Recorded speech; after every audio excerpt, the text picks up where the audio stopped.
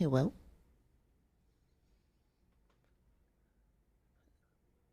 Thank you for your patience. Pardon me for being a little late there. There's a lot of questions. There's a lot of them. A lot more than you might think. Some of them are better than others. Some of them are horrible.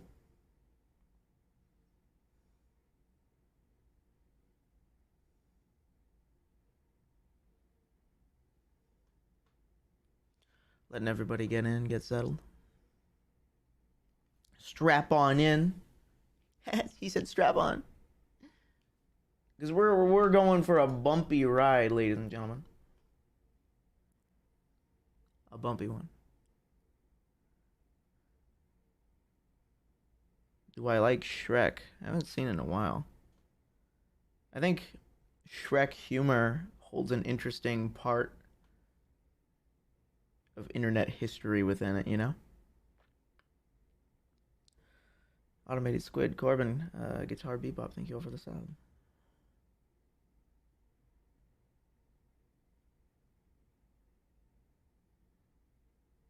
Why is the Discord needed? It's not. It's just so that people will join it.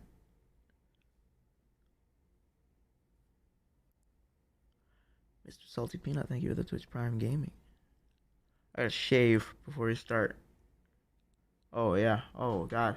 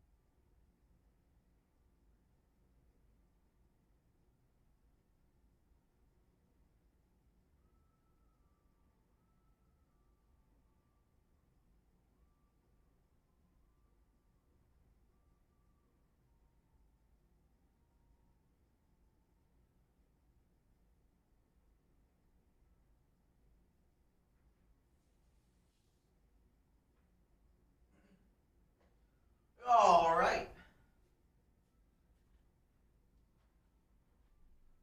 Ladies and gentlemen, came from your interview with Finster. I never did an interview with Finn. What do you mean interview? Do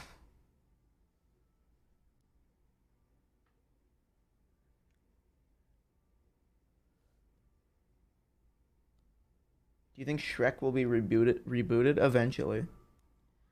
I think we're doomed to a media hellscape where everything gets remade over and over and over again because of copyright law.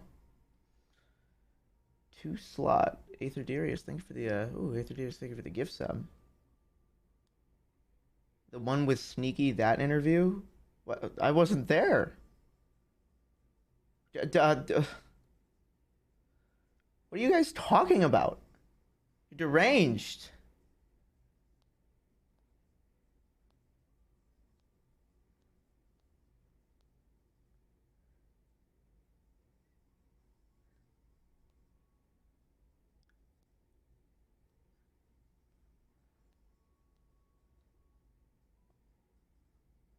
You did awesome with, on the 24-hour stream. Yeah, who the fuck are you talking about a goddamn interview?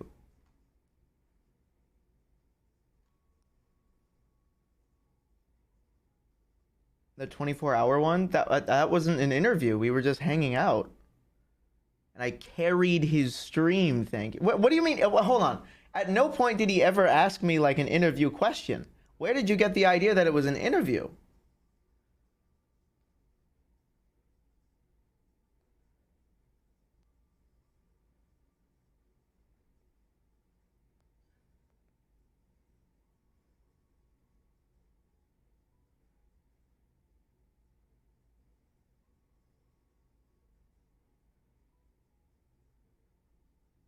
That Choice Awards? Okay, okay. By the way, face cam is off. I'm very well aware.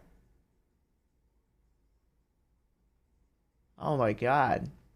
Chat's deranged today, and we haven't even started. We haven't even started with the horrible questions.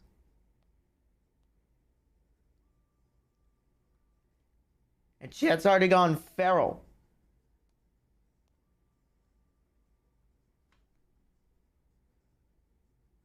Started what? We are answering questions about the pornography interview or the pornography industry, because I want to get it out of everyone's system. What is the name of your haircut? It doesn't have a name. This the only time I'm ever doing it. So I want everyone to just feel like, you don't have to think of it anymore. And I don't either. This is for all of the embarrassing, oh, how do you shaves? How do I get into the porn industry? That sort of thing. Will you be answering all of the how are you type questions separately? Fuck all of you who submitted how are you. That was the one thing that made it so that I couldn't organize this ahead of time. Because there were over like 30 of them. And different variations of, oh, how are you doing today?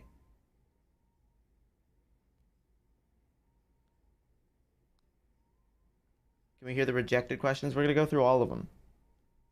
Because it got to a point where there's just too many. Didn't even put a question in the Google form. It's still open. I can close it in like 5 minutes.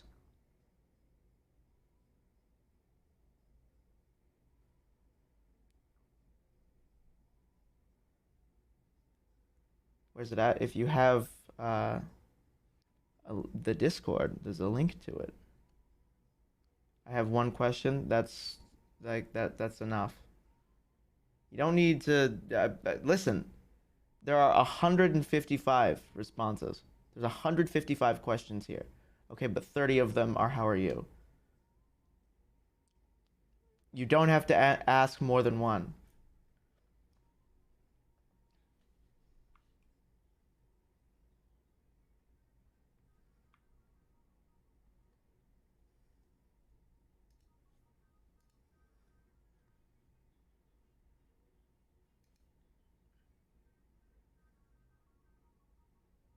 Do I have the most prolific collection of Fortnite skins in the streaming community? No.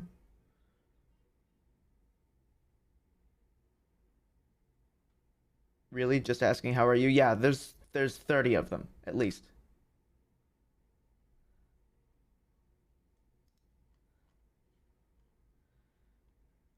Uh, Most people submitted one question.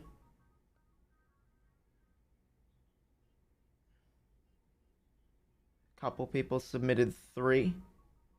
And only one person submitted 2.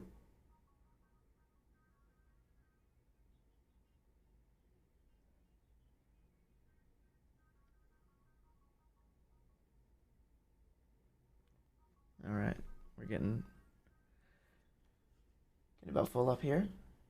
He's ready to get started? All right. I'm gonna indulge in a little bit of the devil's lettuce here, if you don't mind. Oh, ow.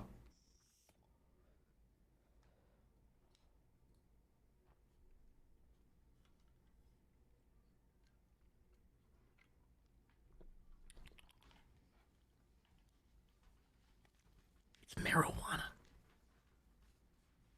Jazz cabbage? Okay, no, that's racist. That's racist, man. Everyone here thinks you're racist. I'm trying to get my jacket on. Cover my little arms. Ugh. Femboy, oh, I don't want to read that. Femboy, get prop. I think. I get pro. You answered the how are you question. I think it would be faster to just skip them. I don't think there's a way I can make responding to the how are you questions funny. Because by the 13th time saying good, thanks, how are you, it just becomes noise.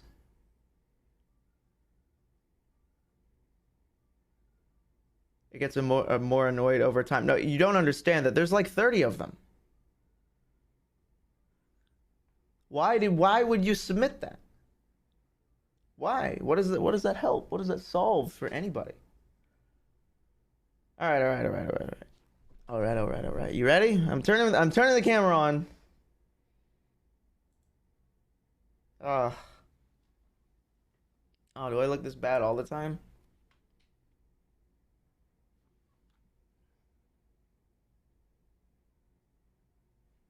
Maybe hold on. Let's see if I change this. Where's my mouse? There it is.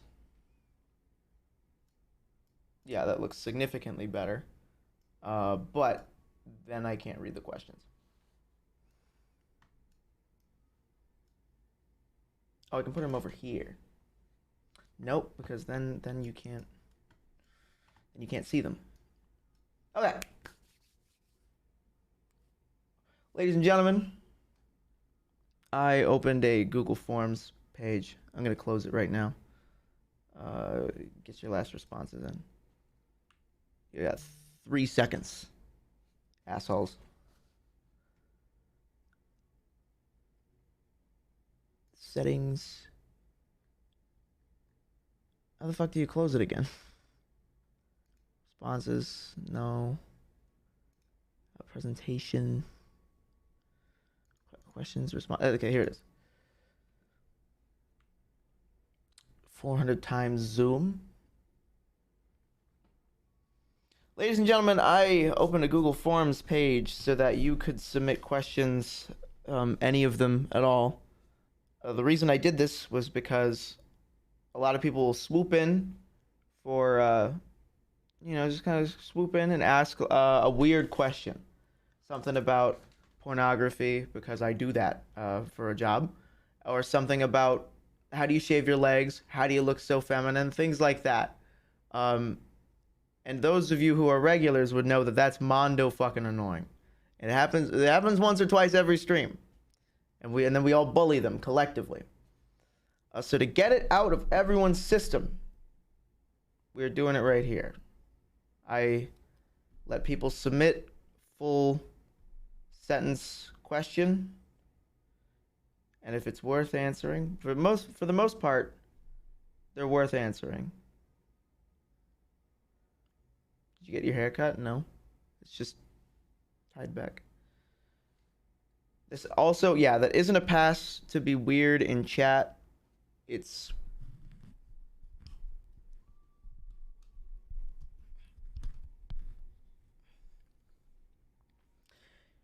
this is just touching the microphone. It's not doing anything if it does that.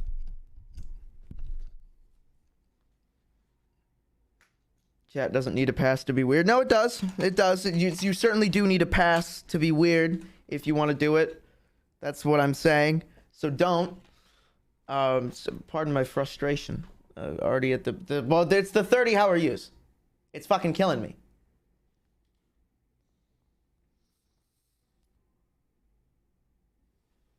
Oh, this is not a safe space for weirdos. No, we're. It's fine to be a weirdo, but it's not fine to be weird. That's prolific. Putting that one in the Louvre. So, is this a safe space for dirtbag leftists? I don't know how to answer that question properly. Cuz I can't tell if you're joking. I don't know. I've never seen you here before. I don't know if you mean that.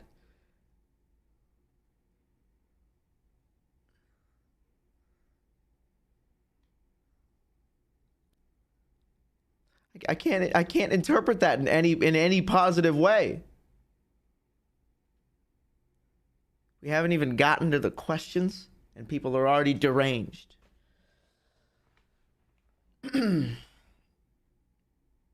All of my homies are commies who chain smoke and say slurs for fun. That's cool. For you. All right. Ooh, wait, hold on. I do have one thing. One thing to show you. Ladies and gentlemen, this is a baseball.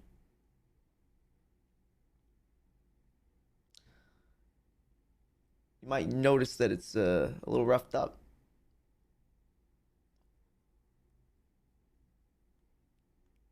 That's a game used signed ball. That's German 985 signature. Come on. That's great. I can't believe I'm collecting sports memorabilia now. I've reached this point in my life.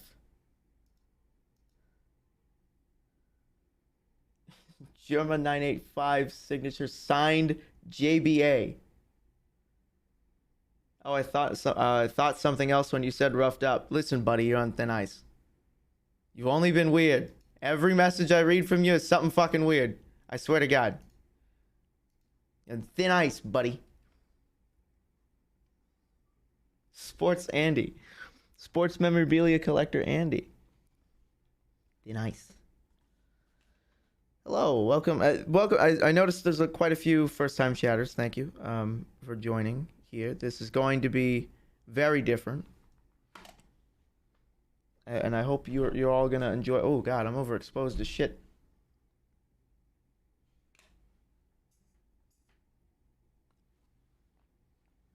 I'm always exposed on camera.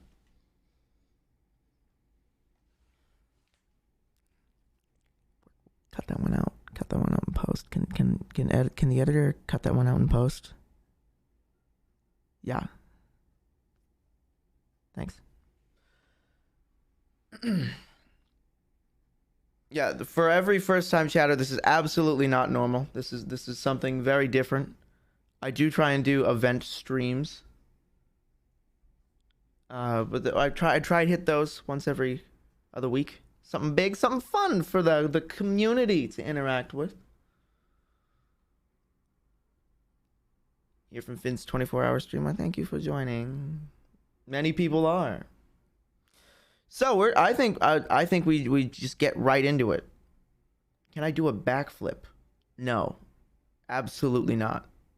Now this isn't from like I'm not going to do it on camera perspective. It's from I'm physically not able to. If I tried to do a backflip, I would hurt myself and possibly someone else. How much you lift? All right, listen, fuck the questions in chat. No, hold on. No. The whole point of this was that I organized it so that you could submit questions anonymously about like the fucking that you would never ask in a normal stream. You don't understand what this was for. Not there. Okay. Because if I just read chat questions, they would all suck.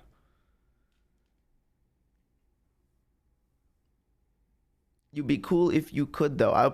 If I'm going to answer fucking chat questions, they're going to be at the end. Because I don't want to give people that didn't realize what was going on an advantage.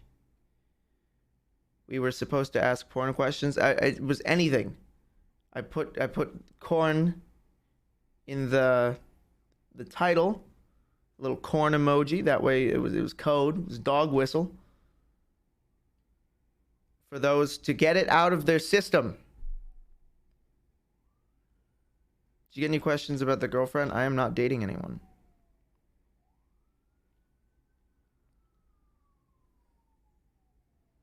Corn. All right.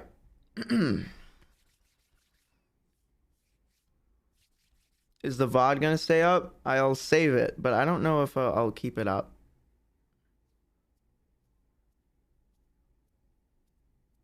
How much he lifts? I don't know. Here, this is how much I lift twice a week. That's if you want to, that gives you a good perspective of where I'm at.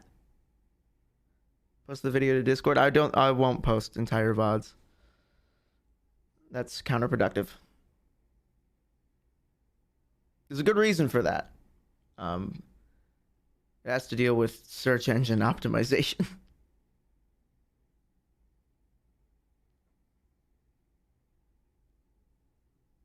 YouTube, yeah, you should not upload whole VODs.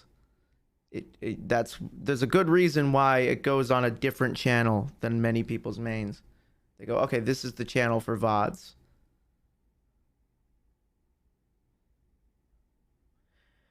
SEO tanks when you post 20 gigabytes of stream footage. Well, like, the thing about YouTube is that you're competing with high production value, highly edited videos.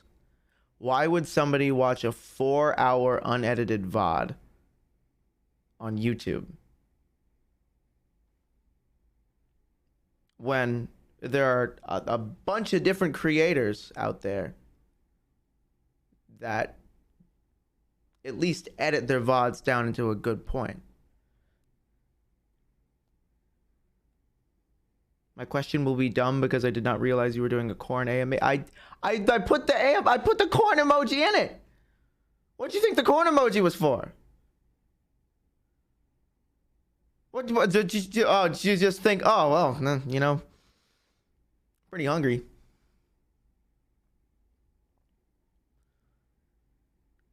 Real corn. I thought I was being silly. You thought I was being a little goofball?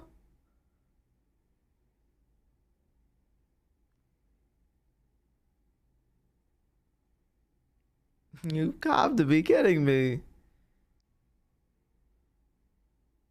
We're not answering chat questions. We're going to answer the ones that have been submitted.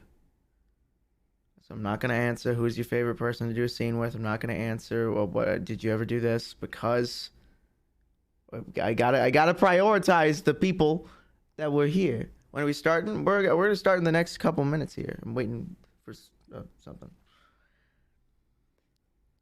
All right, what he's going to start with. At this point, it was not worth it for me to sift through the questions to put them in a good order. Because there was over 100 responses, and that would have taken me a couple hours. So we're going to scroll through them one at a time. And once we get to the bottom, we'll open it to the floor. So the quick question, how's your day? Time that guy out. Time that guy out. Time him out for 5 minutes. Time him out for 5 minutes. Get him out of here. Kind of surprised it's only a few hundred. You have to remember that porn famous isn't real famous. In the porn industry, the moment somebody nuts, you no longer have object permanence to them. You stop existing. Pornography only exists as you're jerking off to it, because you don't talk about it to other people. You don't pay attention to it from a engaged perspective. You're there to jerk off. You're there to do something very particular.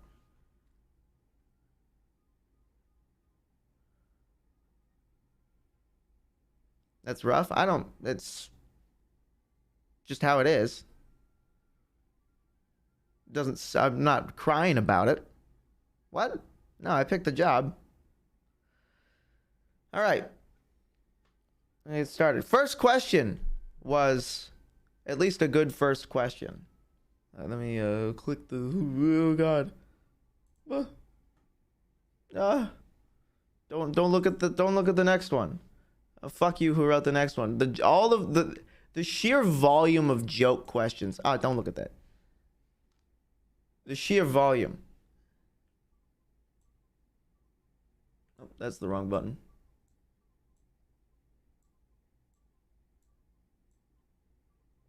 Is that good? I just destroyed your eardrums. I'm sorry. Just make it a little bigger. Is that good?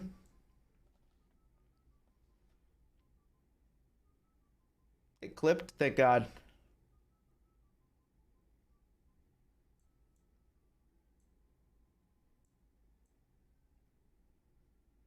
Hold on. Is it? Is this good? Is this big enough? Can I just put the word porn in the middle of the screen? Is that allowed? Can you do that? I don't think you could do that. I think that would be against TOS. I don't know why it would be against TOS, but I feel there it is. Is this okay? Can you do this? I feel like you can't. I'm gonna stop doing that just for the sake of. Oh God, it's too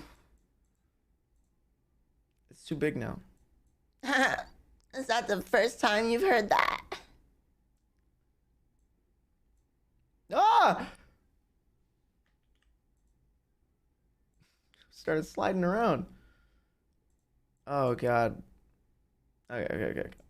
I can move this up here, and then I put it down here, and then can I center it horizontally? Transform and roll out. Center horizontal. There we go. We did it. Ladies and gentlemen, the first question. What got you into the porn industry? I just fell into it. It just sort of happened. I didn't go after it with the idea that I'm gonna be a professional studio porn star. I did not I didn't go into it thinking that. I didn't think it was gonna be my career. I didn't think that I was going to get anywhere with it. It was extra lunch money when I started. It was a little bit. It was just a little small scale for just doing my thing. And then I needed more money because I was living on my own, and just started with Groovy. Groovy, for those of you who don't know, is like an amateur-ish trans women porn studio, or trans and some gender non-conforming porn studio. They shoot a lot of people's first shoots. They don't pay you a lot, and they're not great to work with. But they pretty much accept anyone. You do not have to be good. It could be your first time. You could be absolutely terrible at it, and you would still get paid, and you could just go home knowing that you did something. They might not sell it even. There are tons of people that go onto that site, and they get separated into. There's a bunch of different sub-sites that the larger company owns. Like, oh, this the first one I was on was TS Casting Couch, because it was my first shoot. So they're like, we got to do it. We got to do a casting couch thing. It was a solo, and I just took the Buddy Wood was the photographer, who if you looked into him, he kind of looks like a wizard who can control mud, or something like that. He's a creepy old perv, but it's endearing from him. He's great. We like Buddy Wood here. He is a creepy old perv, and he's a chaser, but he's got a trans wife, and he knows it, and it's great. He's silly. He's a silly guy. He's a funny mud wizard. So he was shooting the photos. He's also very polite, I should say. Like, he's not like, oh, I gotta grab you. He's, like, if he needs to fix your bra, you'd go, hey, is it okay if I touch you? Then fix that. And that's very good from a photographer. There are some that don't. He's a nice guy. Buddy's great. So we shot for TS Casting Couch. I wore a skirt that I no longer have and a gray t-shirt with a little alien on it. And a red Calvin Klein's, I think, if I remember correctly.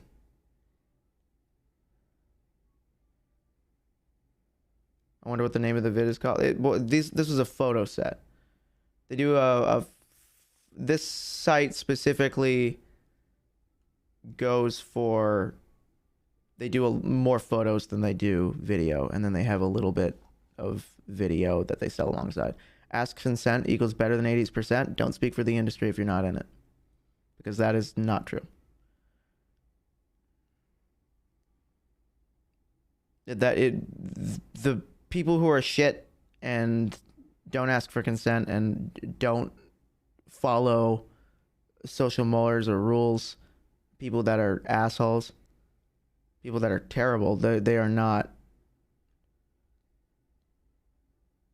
they are the exception, not the rule.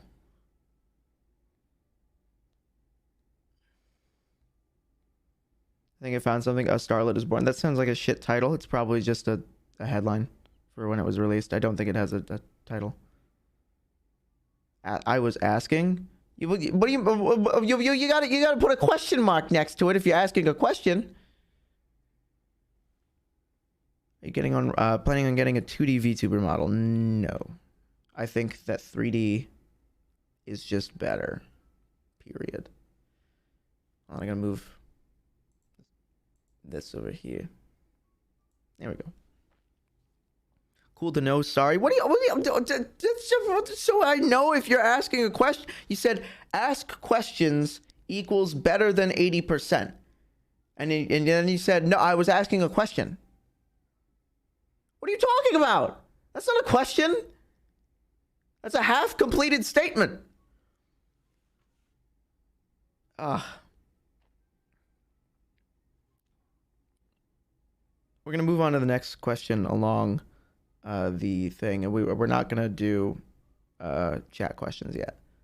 But okay, if it's like really related and it kind of answers the question further, like it kind of pulls that question in a better direction. So for that one specifically, did you only want to do solo stuff? I didn't care. It was a job.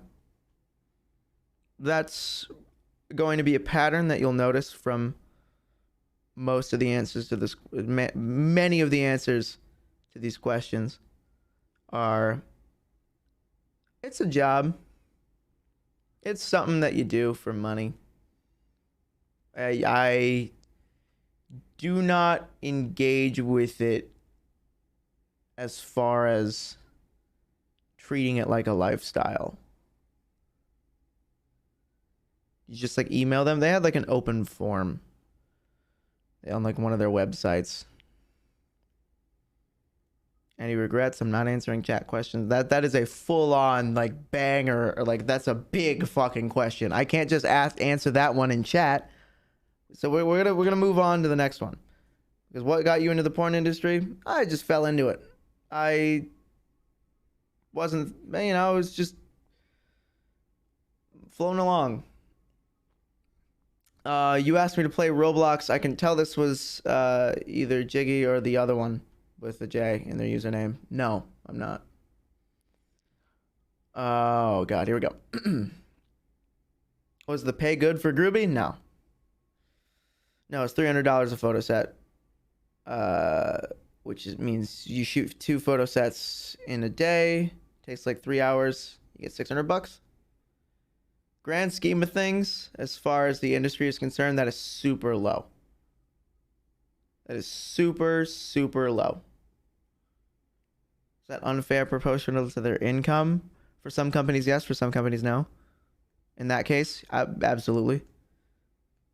It seems like great money when you're starting out. Yeah, exactly. It's like I said, they hire basically everyone. 300, that's it. It was a solo too. It's not like I was fucking anybody. It was essentially an entry level solo photo shoot. And so getting paid 300 for that, yeah, makes sense. What is the best way to build stamina for this line of work? And how, if at all, does it differ from stamina regarding weightlifting slash cardio slash etc.? So I imagine they're saying, how do they last so long? Which is a pretty good question, because this is one that doesn't get answered very frequently. A lot of guys in the industry, when you're looking at male talent, their dicks don't fucking work in their personal lives. Not at all. No, they're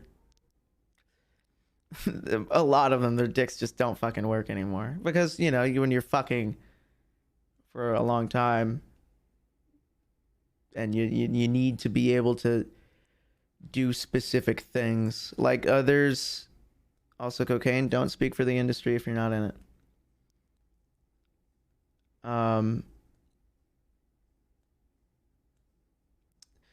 There's,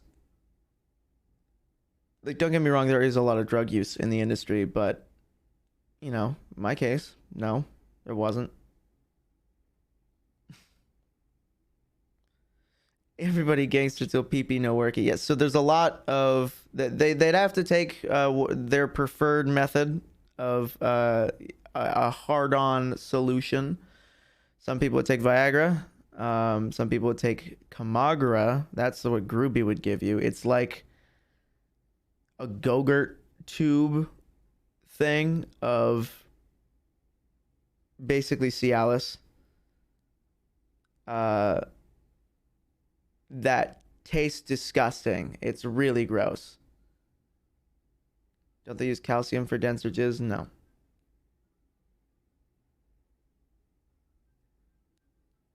If you're seeing denser, quote unquote, denser jizz, it's fake. All of the cum in photos is fake. There is not a single, unless it was taken in the video and it wasn't a sex still on its own. All of the cum that you see in porn is fake in the photos. In the videos, most of the time it's real. How do they fake cum? It is, what is it called? A Cetaphil face wash. It's Cetaphil. If it's in the photos. It's just Cetaphil. So whenever I would see it in somebody else's bathroom, I'd kind of chuckle to myself.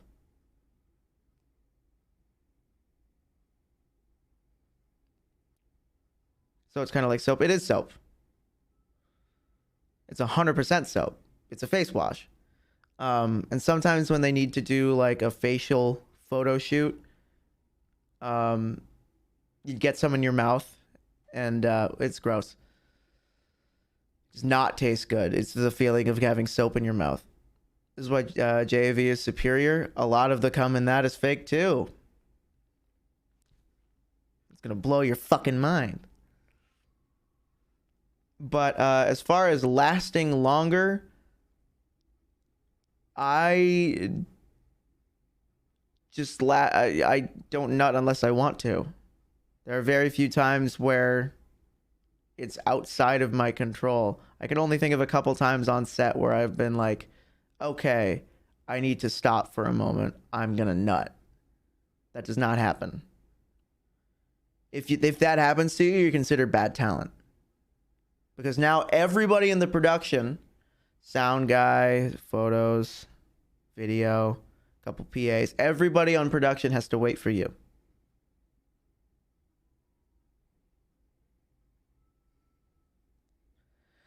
When they do those scenes and it's a performer jerking off onto somebody, how do they make it look like they're ejaculating? Do they hold it under their hand? There's a couple things you can do. In fact, here, I'll start with like the most simple, which is they have a condom with a pinhole in it and they squeeze it. And it's the side that's not the camera side. And so if you get, most of the time in scenes when somebody nuts, you'll notice that there's a cut right before, because people will fake build up to a nut and then cut to when the guy actually nuts. Does pee-pee still work? Yes. What the fuck?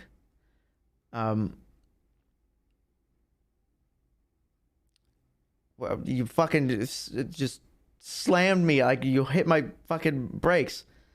I don't know. I don't know. I've lost my place. You made me look up, and I lost my fucking page. What line I was in the book, and now I have to reread the whole fucking chapter.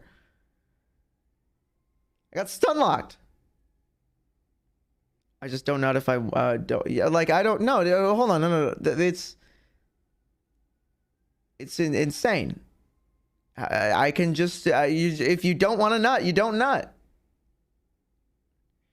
Was that how do they fake it? Okay. They're typically like the fast and easy way is you have a condom because we always have condom on sets just for the sake of having them, even if it's not a condom shoot, which is most shoots. They'll poke a pinhole in the end and fill it with fake cum, whatever they have on set that day. That could be Cetaphil. Hopefully it's not. That could be Spunk, which is a brand of lube. And it could be, sometimes I've seen Bad Dragon cum lube, but it's more expensive. Pina Colada. Actually, yeah, that's one that I've seen only used once. Pina Colada mixer. Because that was what they had. That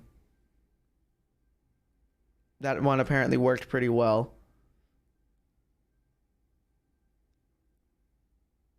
Because, in fact, I was doing gaffing on that set. So I wasn't even on camera.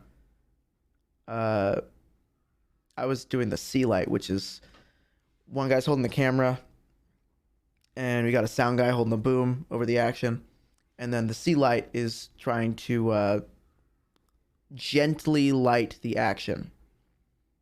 Gaffing, that is a film term. That is the person in control of lights and everything electronic.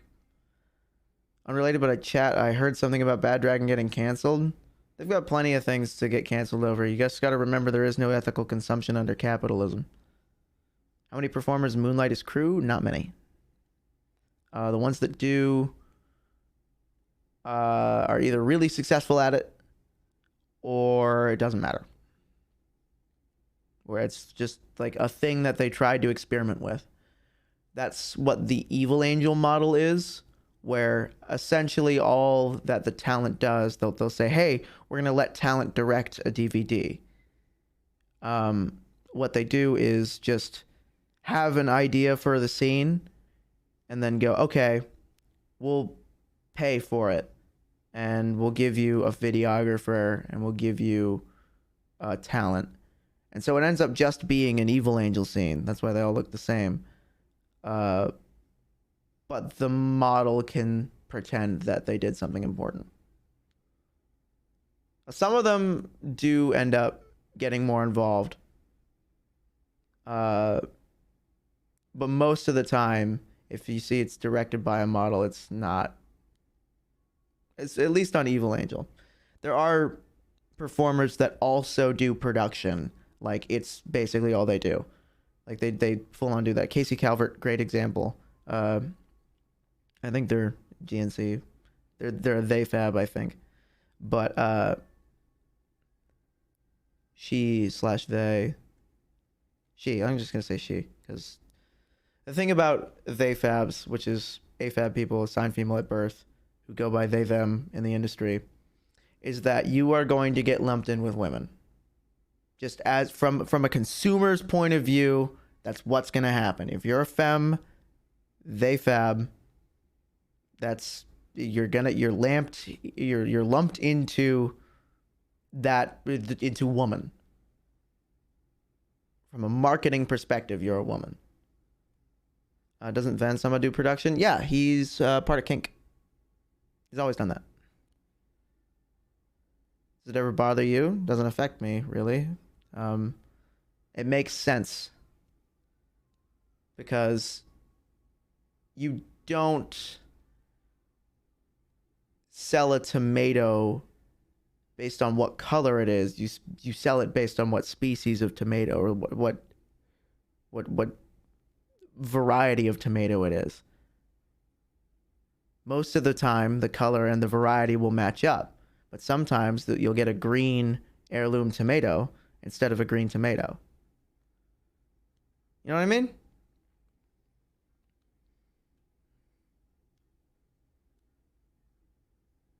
Are Kink professional and courteous as a company? Yeah, they're all right. Kink had an interesting fall.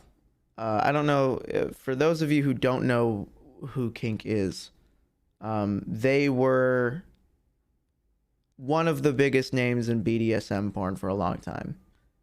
They were at the forefront of it. You could see the intro to their videos was this picture of the San Francisco Armory, which is a building down in San Francisco, and they would hold all of their shoots there.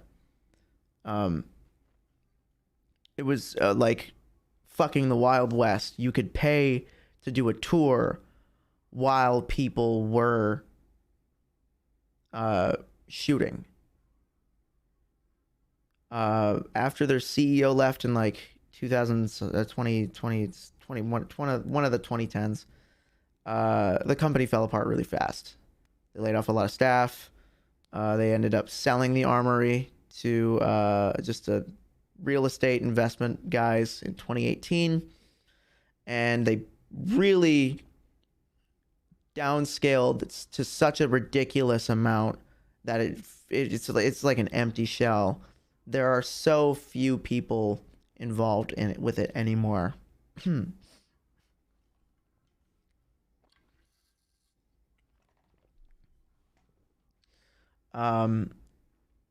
getting stuck on chat questions. I know. It's just I'm stun locked.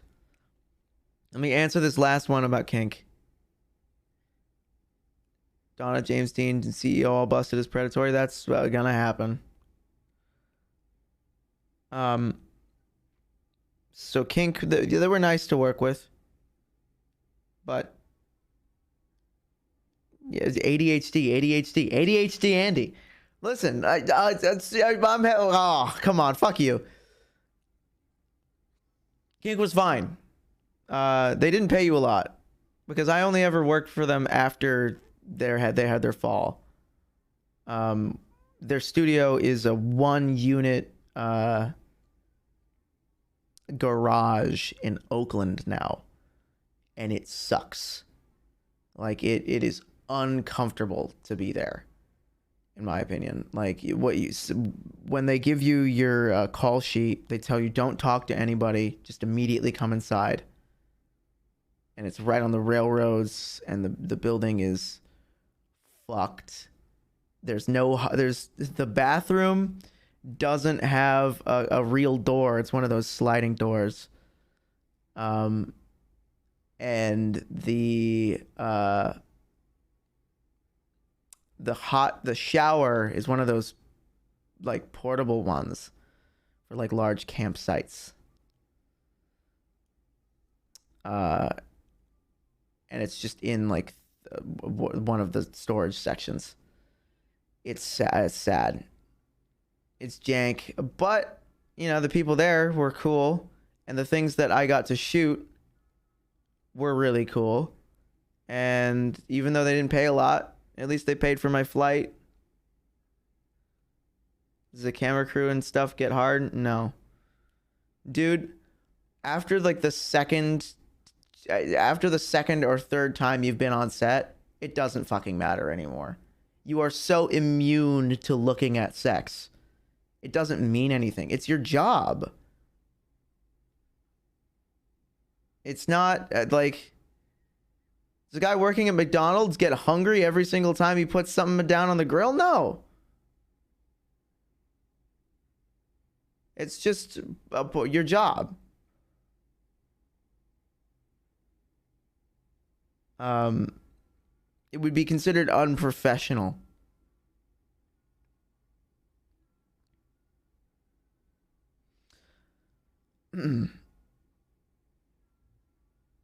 Will this VOD stay up? I don't know. I'm definitely gonna save it, but I don't know if it'll stay up.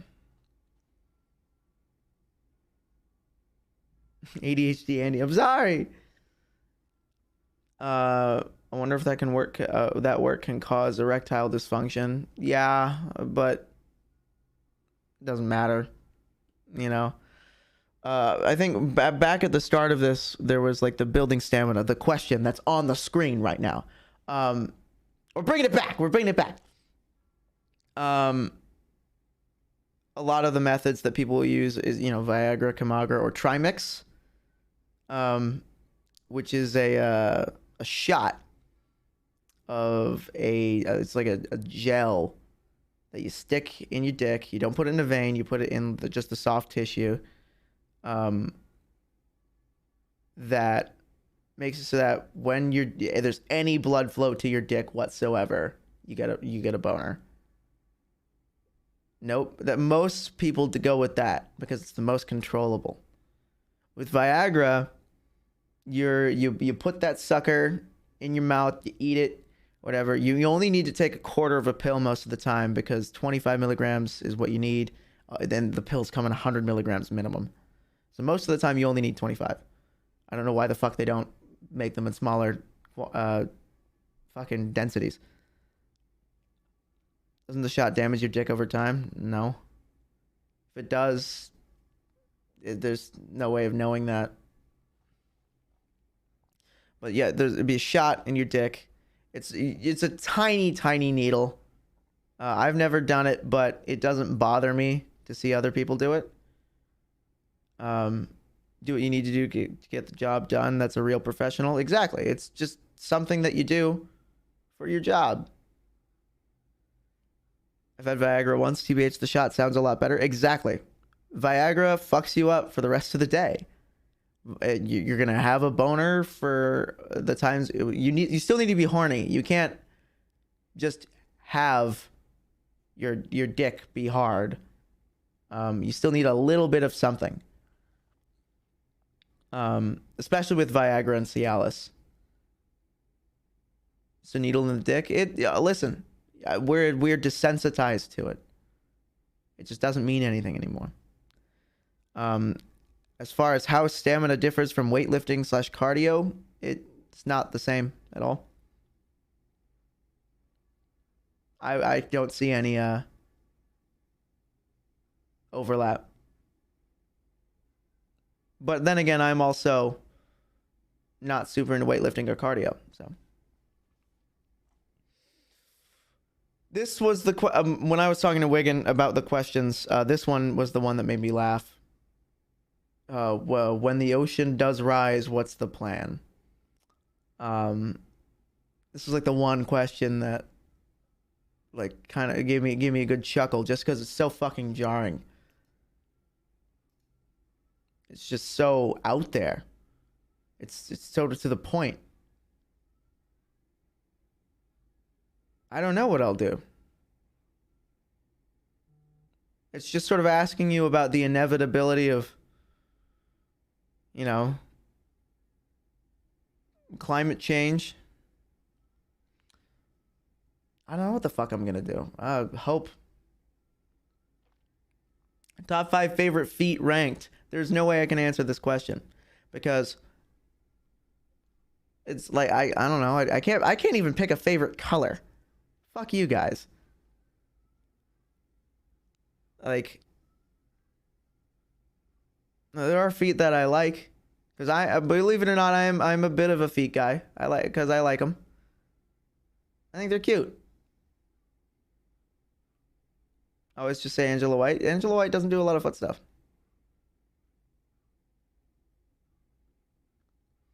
Feet tear stream. I'm not doing that. Wow. What's this question? Did you enjoy working with Kink? I already answered that. Fuck you. Who's your favorite professional model to shoot with? Angela White. I've only shot with her once, but she's great. I know you're done with professional shoots, but just curious. Okay, so I guess they meant in like studio environments.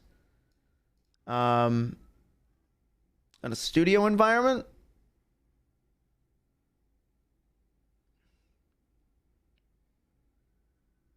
I loved working with cis women, because that was very easy days for me.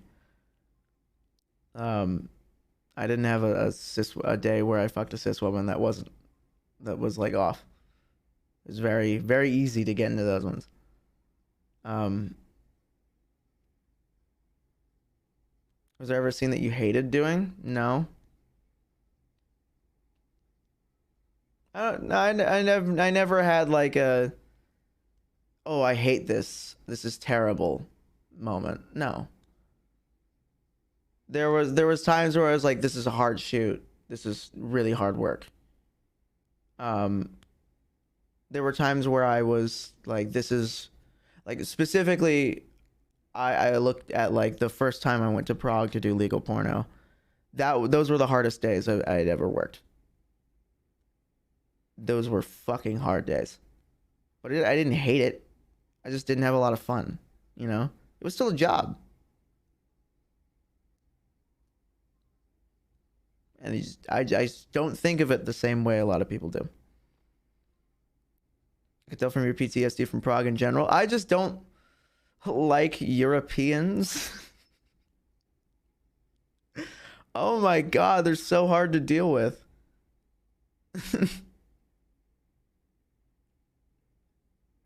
End of statement. Holy fuck. Oh my god.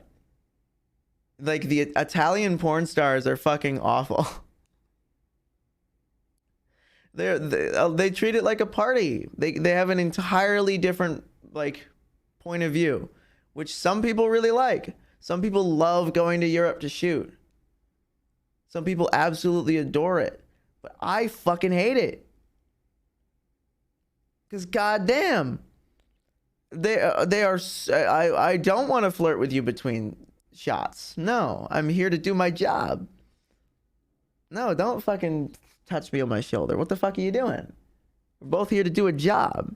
We're not here to have sex. We're here to make porn. Two different fucking things. The Czech guys were great. I loved the Czech guys, even though they all smelled like cigarettes because they all fucking everyone smokes there. They were great, and it was really, really like kind of fucking hypnotizing watching them in like a gangbang scene because they all know exactly where they're moving in every scene. They move so like quickly and into the right positions, and to get everyone like fit, like it was like synchronized swimming. It was amazing. They're all very quiet, very professional. And if you had an off day, they understood, and they would try and make things as easy for you as possible. Fuck the Italian guys. I cannot deal with the Italian guys. Those I hated dealing with the Italian guys.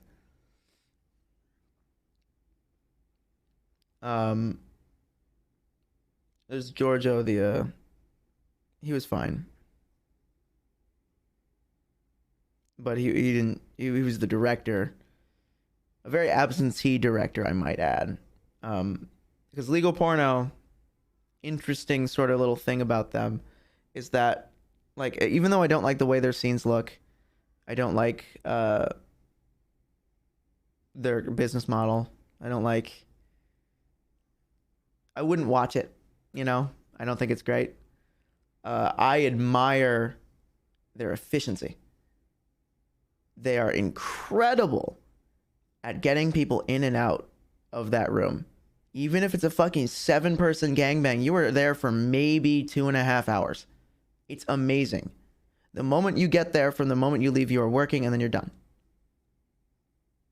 It's amazing. They have this lighting rig. It's this big half aluminum cage, like one of those like wrestling like things that go around the boxing rings or whatever, or like the octagon. And it's got these LED panels all hooked up to it. And they're the same LED panels that are in the ceilings, so that they're perfectly color matched. And you can turn each one on individually or turn them all on to get like a really soft, even glow. So their lighting is 100% consistent every single time. It was pretty amazing.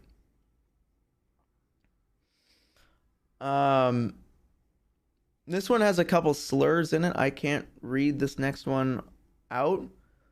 But it was, can I like, Can I even display them? What the fuck? Listen, the question's about slurs. How do you feel about the names given in titles to workers like you? Has it affected your willingness to work? I don't care. Like, I have no effect on that. Most of the time when you see the really weird names and the really weird stuff, it's from fan uploaded videos or from cuts that other people have made. It's not like the title of the DVD. And if it is, it's from an older company. And most of that has been phased out since the time I joined the industry about 5 years ago now. A little less than 5 years. Most of that is phased out. I think the only one that I would see often was TS, which I found annoying because it was more of a misnomer than anything. Like, it didn't really apply. I'm like, that's for a different kind of person than me. You can say trans. You can even say transgender, but TS does not overlap. Now that's a medical thing. High school dropout has sex with a woman with a PhD. Porn people are really smart. It's really weird. They're either really smart or not very smart at all. No in between. I'm gonna scroll past that question because it has slurs in it. And then come back to it. Oh, I got phlegm back there. How'd you build up the confidence to do it? As in being full exposure in front of a camera, not having a thought in your head along the lines of, people will think, ugly, this looks bad, I'm unattractive, too ugly. This is your problem. If you have this problem, that's you, man. How do I build up the confidence to do it? That is a fundamental question that you have to answer to yourself. Yeah, you're probably not in porn. Exactly. That is a question of personal. It's a personal question to you, you know? I can't help with that. I'm not your therapist. If you have issues with your body, if you have issues with the way you look, that's you. There's no way I can do anything about that.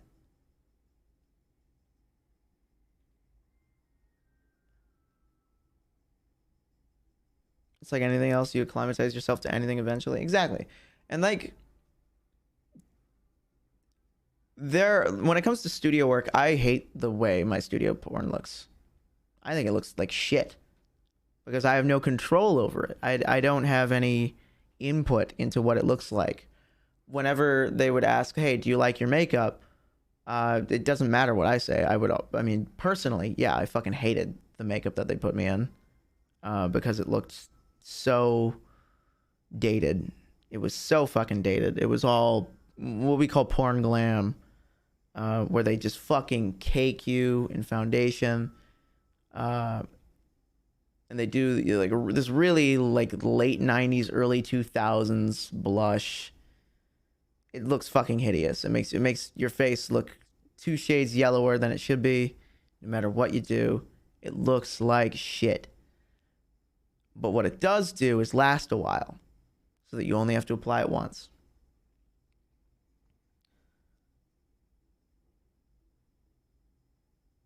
When it comes to how do you build up the confidence to do it, that's a question that you have to ask yourself.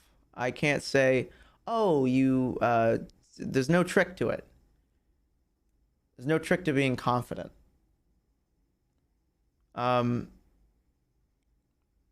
I guess there is a little bit of a thing that I do, which is to just not self-deprecate.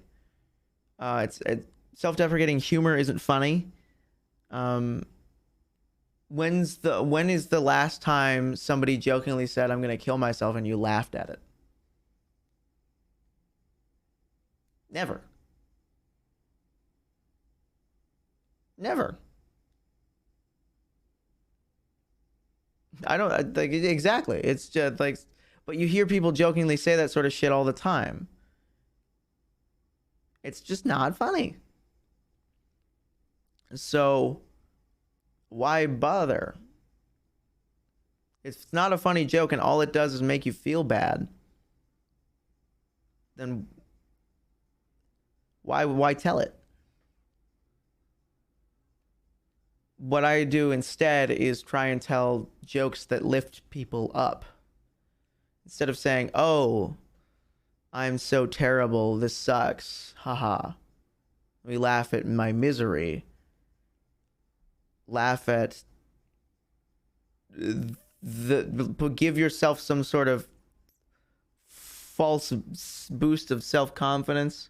Joke about how you have a huge dick and a million friends and everyone loves you. Often it's a cry for help. Yeah, exactly. But it's not a funny joke. So if you're using it as a cry for help, go get help. I don't have these same barriers that a lot of people have as far as mental health is concerned. If I feel like shit, I'm going to say so.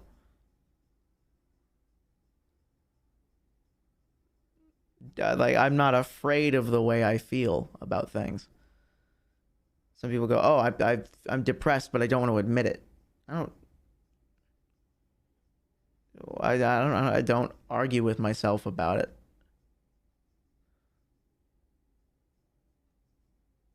No confidence, no need to care. That I don't know how to interpret that.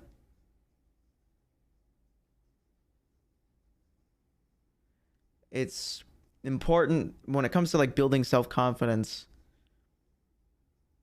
It just doesn't, there's no trick to it. Not keep my depression to yourself. Listen, buddy, you just sat here and chat and went, "I'm depressed," in front of everyone. Get help. I can't help with it. What I can do is entertain you while you're here. That's all. That's all the power I have. And stop shitting on yourself. Let yourself be who you are. Don't talk shit on yourself. There's no point. It's not a funny joke. And if you think it's a funny joke, damn, you need a better sense of humor. That's fucking lame. It's so like bottom of the barrel when it comes to fucking comedy.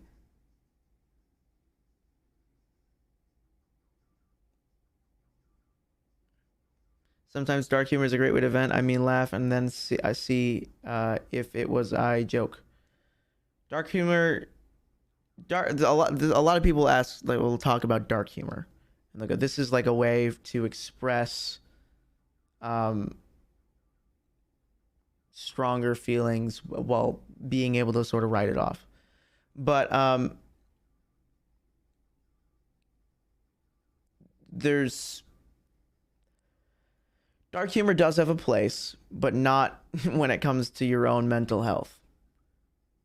Dark humor has a place when it comes to, don't use it as an excuse to make yourself feel bad. Don't use it as an excuse to emotionally self-harm, because that's what you're doing. If you're relying on dark humor all of the time to do any sort of mental effort, what you're doing is emotionally self-harming. And you need a therapist. That's it. I mean, I have no confidence how I look, and I don't care if somebody insults me. See a therapist. That's I can't help with that, man. Don't make yourself the butt end of the jokes. Yeah, exactly. If you're making yourself the butt end of the jokes, at least make it a very funny joke where everyone is happier for it.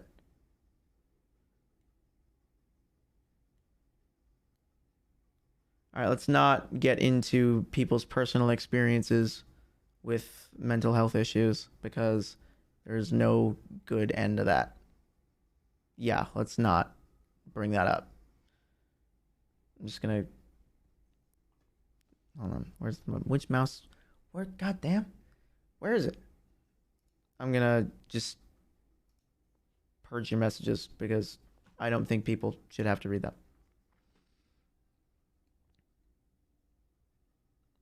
And the people that can use self-deprecating humor, it's not funny. It's not funny. When it comes to building up confidence, I would say see a therapist. That's my answer to the question. There's nothing I can do to help you. That's something you have to help yourself with.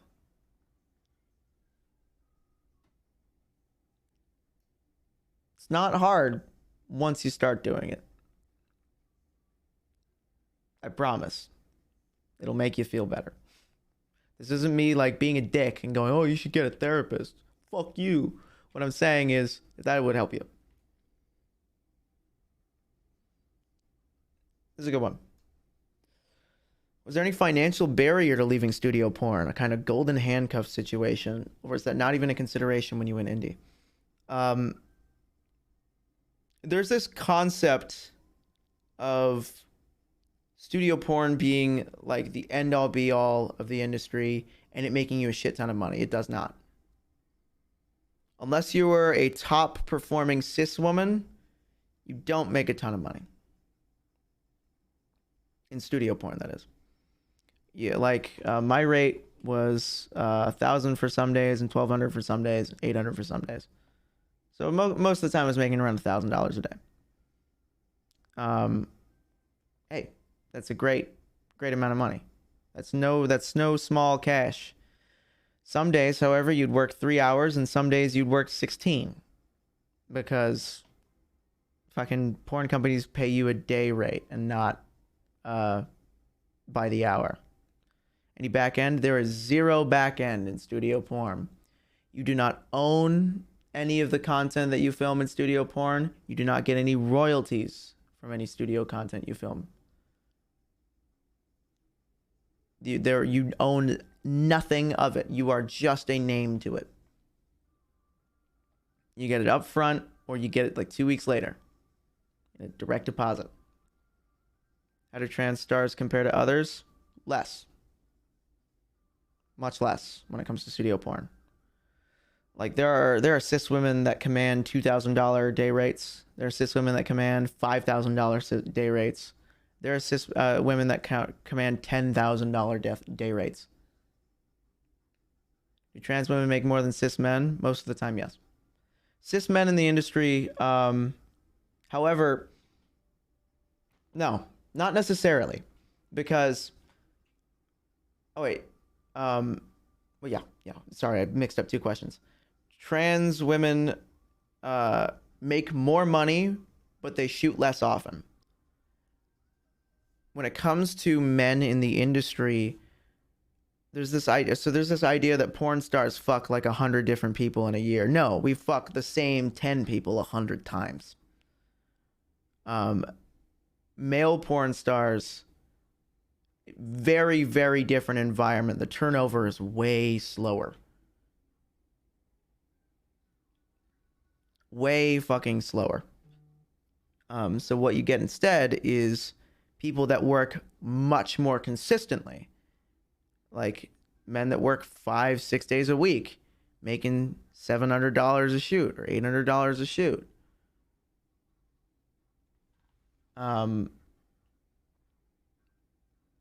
But you'll do that more consistently than people who make $1,000 or $1,200 a shoot. And generally, you'll last longer doing that. Why are there no trans men in porn? There's just no market for it. The market that is for it is a lot of queer people. A lot of queer people don't really look for studio porn. A lot of queer people don't buy studio porn. Most people who buy studio porn, and I know this for a fact, ages 35 to 60. Most people who subscribe to MindGeeks, who subscribe to Adult Time, who subscribe to Brazzers, all these like larger studios, they're age 35 to 60. 35 is the minimum. They don't really know or care about trans men as a market. And the ones that do, it's pretty few and far between, and they're mostly gay men who go, okay, this is an interesting and weird experience. Brazzers is still on top? Nope. I can tell you for a fact, studio porn is not on top. Studio porn is a dying industry. Studio porn is, I think the rats have already left. I think it is a really, really big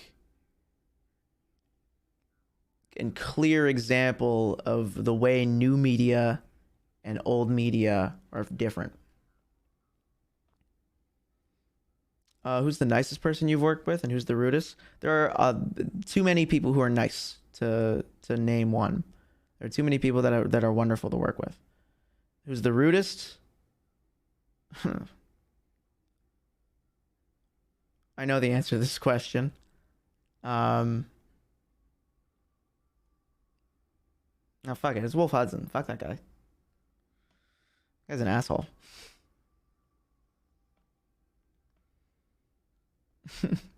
Fuck that guy. Oh, or the Italian guy for illegal porno. Fuck that guy too. I bit his dick on purpose. So when it comes to this question of is there any financial barrier to leaving studio porn? No. Because the way we make our money nowadays is in the stuff that we sell. Studio porn, this is a fucking advertisement. This is for pulling in new customers to the stuff that you fucking sell, that you own. Because the stuff that you own and you sell, you could sell for as long as you fucking want. Ad infinitum, in perpetuity. You own that shit. You can sell it 30 fucking years from now. A shoot that you made however long ago. You own it.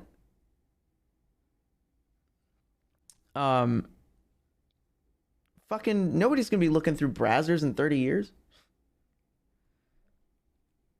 Nobody's gonna care about another stepdaughter fucking in the washing machine scene. Nobody's gonna care about that one. It's gonna fucking fall apart. So what it's more important is that you build a relationship with a fan base. You go, hey, here is the things that I like to make. Here's the style that I like to make it in. Here's my look. Here's something I have unique about me. And you cultivate a market out of a fan base. Which is why I found that my turnover rate for getting new customers in like my OnlyFans thing was very fast, because it was mostly studio porn people coming to go look at this, and they go, well, this isn't anything like what I've seen this person film. This isn't anything like what's on of Trans Angels. This isn't anything like what's on tube sites. This isn't anything like Gender X. What is this? And most of the time, they'll just up and leave. They'll go, this, I'll pay for 1 month. I'll get my thing. And then that's it. But every once in a while, you'll find a fan that gets more interested in what you own and what you're making on your own. And those are the ones that you should be looking for, because they are absolutely 110% vastly more important than some studio porn fan. Studio porn fan doesn't even pay for you.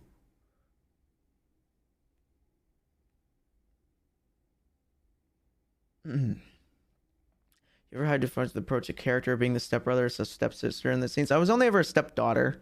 How do you get into character? I don't care. That like that. In my opinion, story in porn should only exist to justify aesthetic. Because I don't care about like some sort of abstract setup. I don't get anything from, oh, but we're step siblings, because I didn't have step siblings. I don't get anything from, but we're childhood best friends, because I didn't have a childhood best friend that I wanted to fuck. I don't get anything from these abstract fucking failed student films, fucking film school dropouts making the shit that they wanted to make, but they couldn't, that they now have access to, and they're just putting a sex scene in the middle so they can sell it. I think at this point I'm gonna talk shit on studio porn all the fuck I want, because goddamn do I hate it. Oh god, dealing with studio porn people and like the business side is a fucking nightmare. It's fucking insane dealing with some of these people. Like, they are so caught up. They were proud when they told them that when they told me that their core demographic was 35 to 60. Fucking proud of 35 to 60? In 6 years, their dick ain't gonna work anymore, man. Then what are you gonna do? Meanwhile, your quote unquote $50 million company, you know, your fucking French Canadian bullshit ass company, there are single performers that make more money than that. I know these, like, and all it comes down to is building this false relationship with your viewers, with your consumers, with your customers, because what you're doing is you're selling them a brand that contains you. Let's look at Amaranth, best example.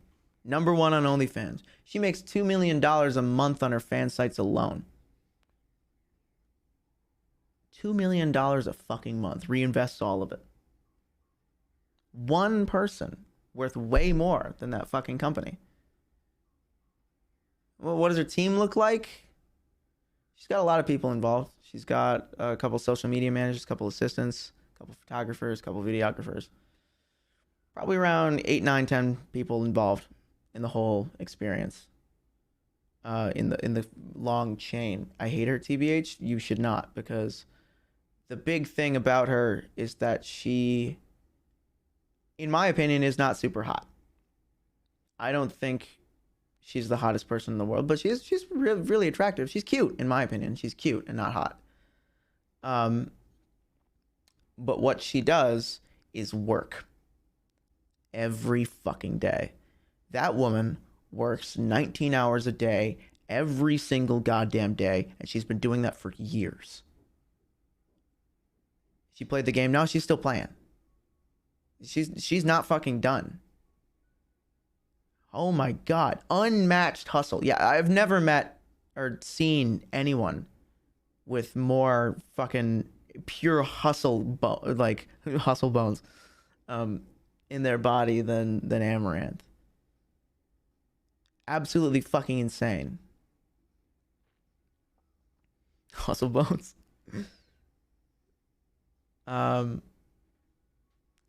She's fucking dialed in. And that's one goddamn person. And she does not do full pornography. And I think that is a very important aspect of it. She's never done a hardcore scene with another human being. And I don't think that'll ever happen.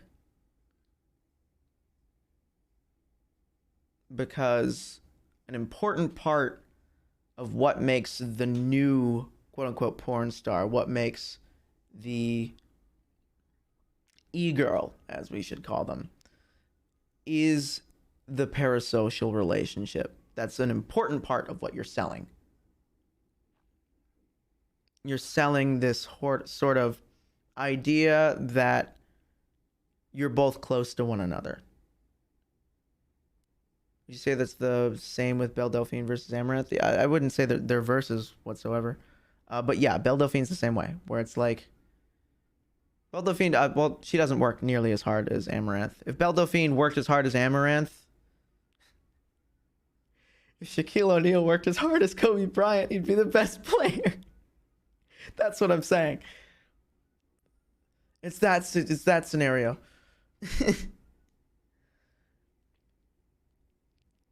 It all comes down to work ethic.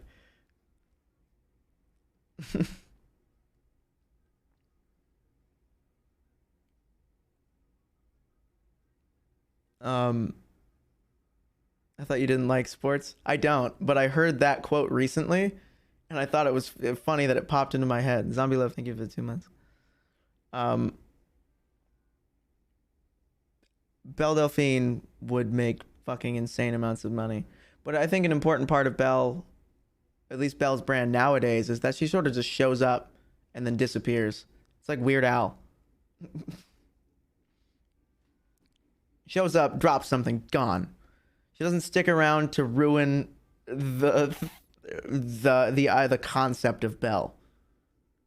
Like, if you tried to figure out anything about her besides her fucking what TV show she likes, the only concept we have for Belle is surface level, and that gives you this sort of mystery that other people can impress what they want onto her, and that makes her a great brand.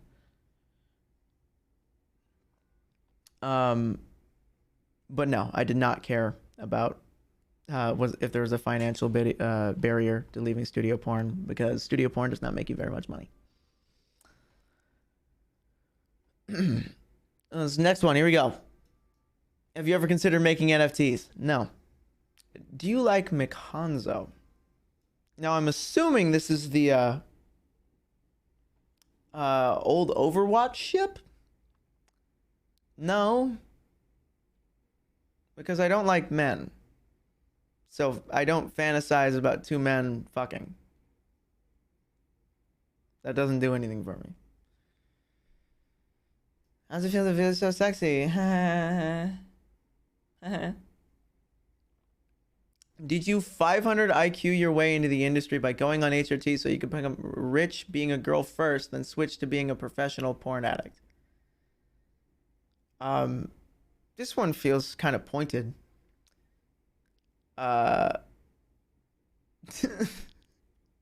This one feels like it's got some venom behind it. This is a little unhinged.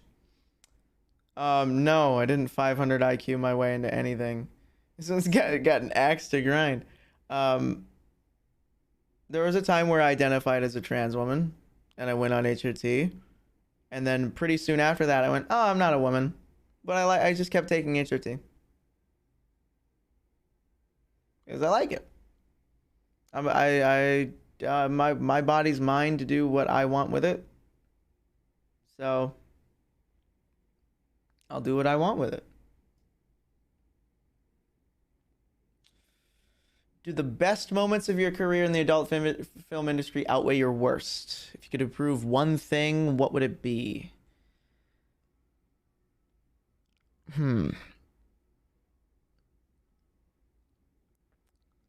Yeah, the best definitely outweigh the worst. There's few like worst moments, because the bad moments are mostly just boring. It's not things like, oh, this was a terrible experience, I hated it, I hated dealing with this person. It's mostly just, it's a mildly shit day at work. That's the worst. Like, damn, I didn't have a great day at work. You lie in an interview before? I don't know what the fuck you're talking about. Also, my answer could just have changed because interviews take place in the past. Is Angela White seen in The Best Day at Work? I don't know. It's hard to compare things like that. Do you think the fact that you don't like men plays into the fact that you saw your studio porn as only a job? Yes, but also most people treat it as just a job. The people that treat it as a party burn out really, really fast. They might make some great fucking scenes. They might do some really hot stuff, but they will burn out and they will disappear very, very fast. And then what sort of hold have they had on the industry, you know?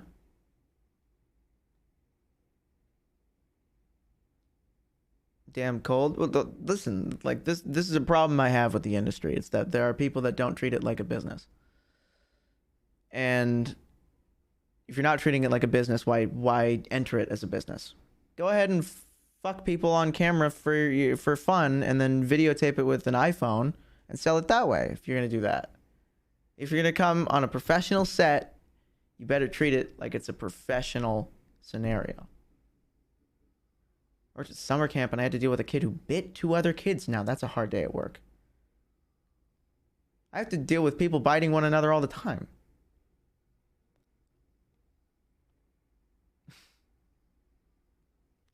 That happens every single day. If I could improve one thing about the film industry, adult film industry, what would it be? I want more people to be involved with it that care. Or I'd want it to die, or I'd want it to keep doing exactly what it's doing, and capturing an audience that I don't care about, so I can market to the people who actually have money and actually are willing to spend it. Because their business model shit. The adult film industry is going to die within the next 10 years. Porn as an industry will not exist the way it used to.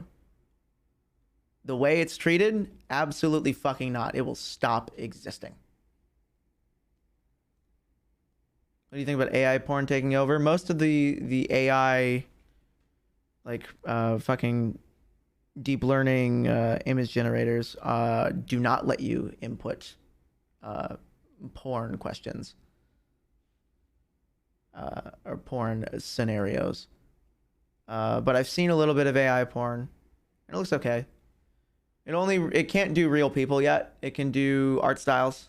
It can do like, oh, let's sample all of Derpy Buru and make like My Little Pony porn randomly generated. And it looks like it. Just looks all right though.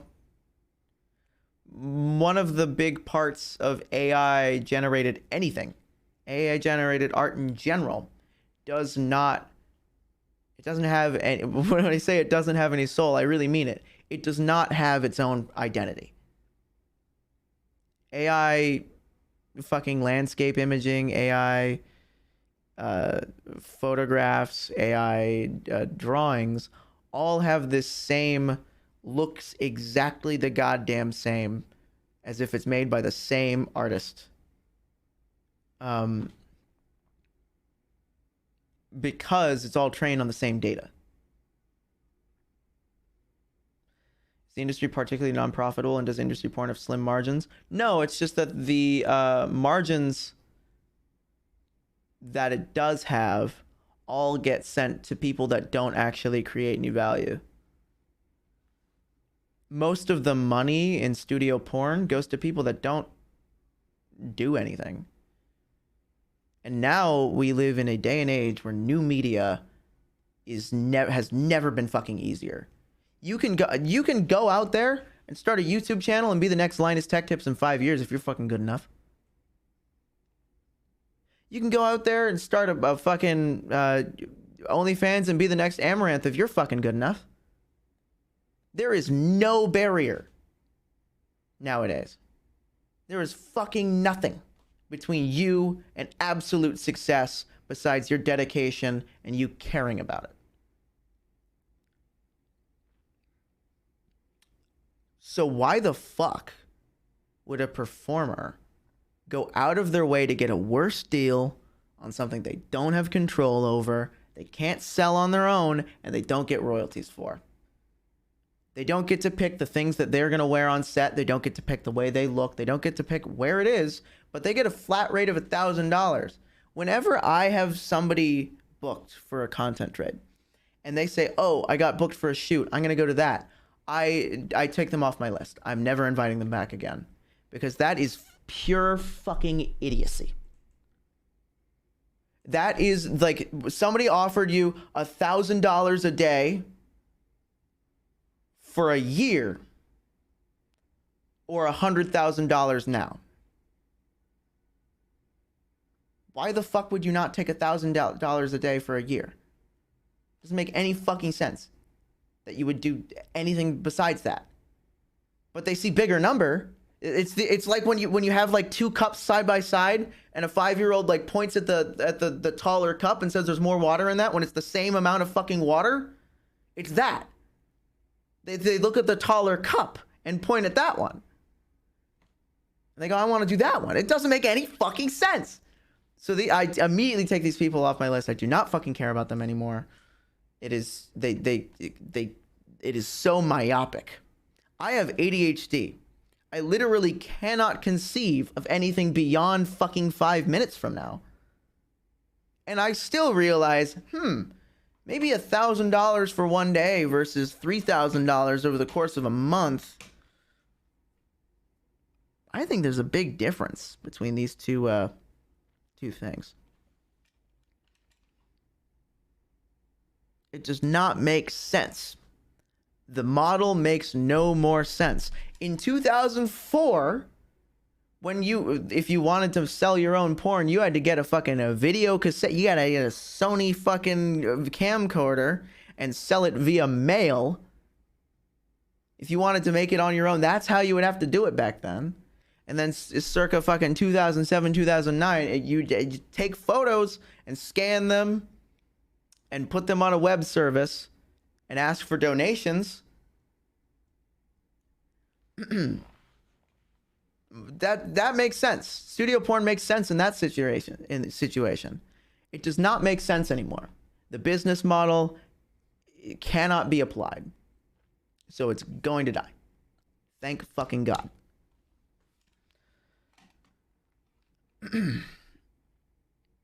Is this some kind of Q&A? Exactly.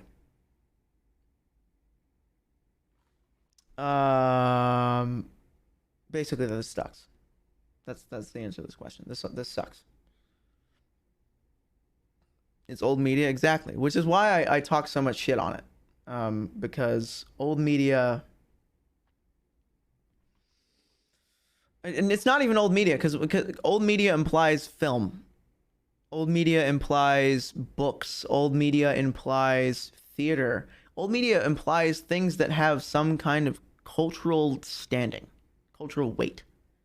Porn is completely ephemeral. Porn disappears the moment you stop looking at it. It's no longer in your conscious mind if you're not actively jerking off. So it's not even old media. It's just media. It's just another thing out there. Another consumable thing. It's not even like cable television, because at least there are, like, when it comes to cable television, all that happened was everybody changed their business model to reinvent cable television. Like, you look at the difference between 2010 TV and now TV is, I used to pay $100 for 1,000 channels, or nowadays I pay $40 a month across 4 different fucking streaming services in order to get about the same amount. You still have to. They reinvented cable, but worse. Don't big brands also have cable channels? Yeah.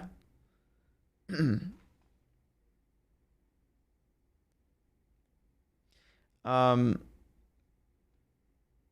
really, there's nothing. There's no way out for the porn industry.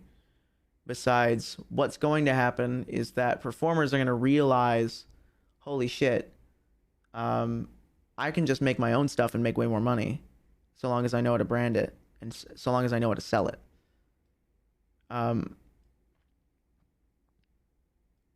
And performers will just stop doing studio porn because it makes no sense. The only people that will are people that are kind of stupid. And if they're kind of stupid, they're probably not great performers.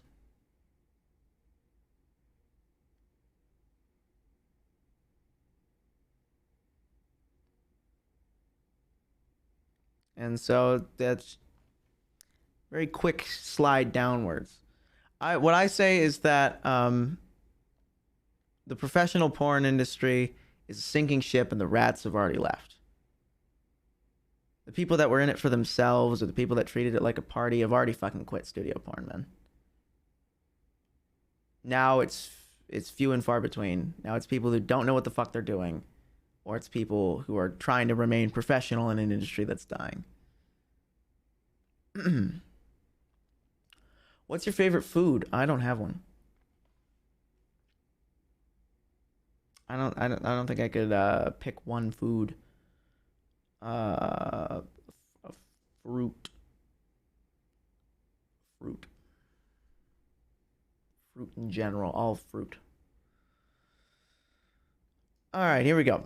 What is the environment generally like when you're on set as a performer? How wild does the atmosphere vary? There's a variety of different atmospheres on set. Some of them are a little bit loosey goosey, and some of them are very professional, very straightforward, very to the point.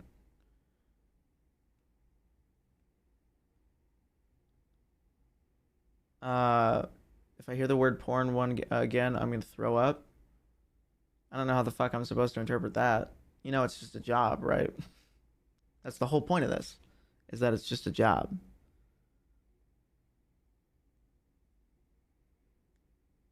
Does my job make you throw up? Damn, that happens. There are people out there that shovel shit for a living. That would probably make me throw up. But you know what? It's a job. How's the set environment change between NA and EU? EU sucks. It sucked. Well, no, the set environment was fine.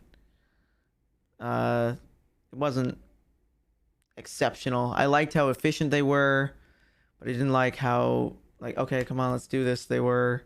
But I didn't like the Italian performers. I did like the Czech performers. US sets are mostly exactly the same. Which is they've got a director or a videographer on set. And they've got a couple sound guys, or a sound guy, a couple lighting guys, a couple PAs. It's typically quiet. That's a big part of it, is that it's pretty quiet. There's a makeup artist typically too. The first like hour and a half are doing makeup and signing papers. Lots of papers that get signed. And after you finish that, if you have lines, you do your lines. If you have sex, you do the sex. And then you go home. A lot of times they'll take a lunch break between them. They'll order some lunch, get some catering, or get some DoorDash from somewhere. And that works, you know. That'll typically be when people will socialize. Sorry, the music fucked up. And it's fine. Environments on set. It's just a job. Some of them were, more loosey-goosey, more sort of more of a bit of a party. And then the others were a bit more to the point. Let's get this done.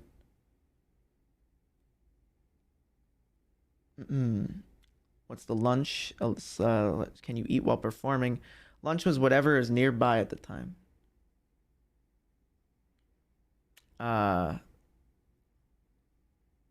Most performers choose to eat after. Some will eat before and just brush their teeth, which is fine. They've always got extra toothbrushes on set. What led you to want to transition and then decide it wasn't for you? It doesn't matter. The answer to that question shouldn't affect you at all. There is nothing you could ever learn from that question that could ever help you in your life. Maybe you might find it mildly interesting, but you'll forget. Did you eat before bottoming scenes? I'd eat gummy bears. I always liked when sets put a lot of effort into craft services. There were some studios that did that. Ever see the same crew a bunch of times? Absolutely. Half the time you're seeing the same crew. You're seeing the same like 4 or 5 crews over and over and over again.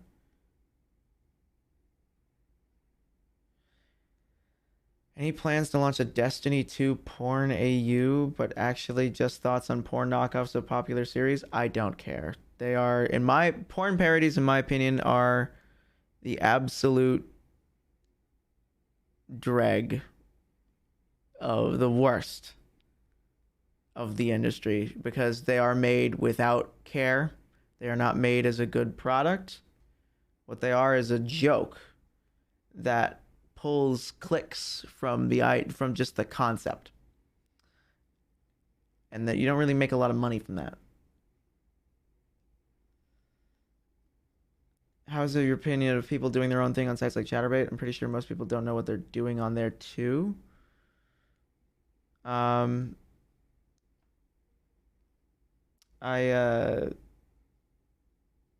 don't really know what you mean by they don't know what they're doing. I think a lot of Chatterbait performers are bad streamers. Which is funny. They're not very good streamers. If you meant that they don't know what they're doing there. But as far as like camming is perfectly valid. Like, you own your own stuff if you cam, which is good. You know? Ever thought of doing Karuma? I don't know what that is. I'm not a weeb. All right, here we go. Next question. How do you feel when people ask you to do feet stuff? I don't care. It's a job. It's just something that you do. It's I guess. Okay, hold on. This is. Let me yes and this for a second. It's not easy to give a foot job. I do not have the pedidexterity of a chimpanzee. It's kind of hard to move your foot in a way that would feel good or even look good on the camera. Is there a Chatterbait streamer with the same energy as Ludwig? There is not a single Chatterbait streamer. I wouldn't call Chatterbait performers streamers. I would say they're cam girls. Different thing. They sell a different product. I think that because of that, there is a very, very empty market right now of people that actually give a shit about streaming and learn how to stream and learn how to, use a live platform to its fullest degree, but also do full hardcore. There are plenty of performers that stream. There are plenty of cam girls that do a lot to make sure their stream is higher production value.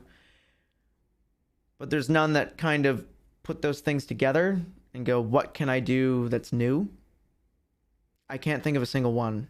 But there was Project Melody. But she's just moved on to pretty much just the streaming aspect of it because she's blown up on that side of things. And I think she's better at that than she is at camming. And I think the digital cam girl is a hard thing to sell.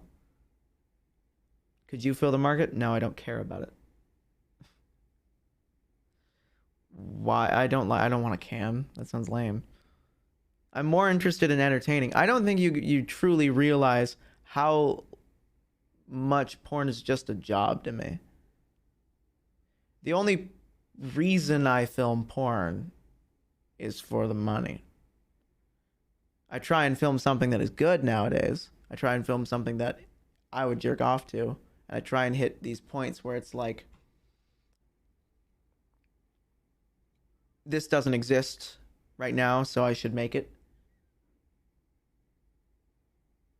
Amaranth is for sure somewhere on innovation. Absolutely. But I feel like Amaranth has sort of transitioned beyond a porn performer. I don't think people even consider Amaranth like a porn star at all. They'll call her a content creator. Not safe for work one, but she's not she's not a product of the professional porn industry.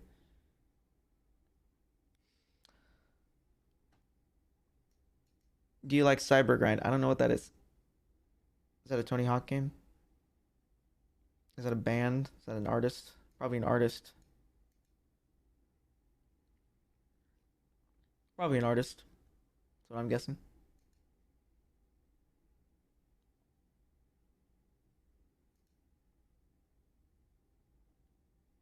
I have no idea what it is.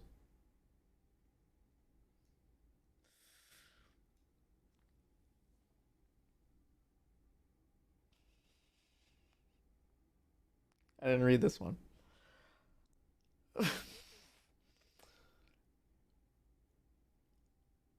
Would you rather have unlimited games but no bacon, or games? Unlimited games but no games. For those of you who don't know, this is a variation of the legendary like early 2000s or the late 2000s, early 2010s forum era of the internet, the GameFAQs era of the internet, where somebody posed the question, would you rather have unlimited bacon but no games, or unlimited games but no games? They had mistyped and not they had meant to say unlimited games but no bacon, and it just invented this horrible catch-22 that then just spread like wildfire in that like early machinima era of YouTube. Yeah, like the epic bacon era of the internet. That's a great way to put the epic bacon era of the internet. The epic bacon arc. My answer to this question in particular: would I rather have unlimited games but no bacon or games? Unlimited games but no games? I think I'd have to go unlimited games but no games. That way I can at least have bacon. That way I don't have to think about the unlimited games but no games part with the catch-22 of this environment. And I can just go, okay, the difference here is no bacon or dividing by 0. This is the conversational equivalent of dividing by 0.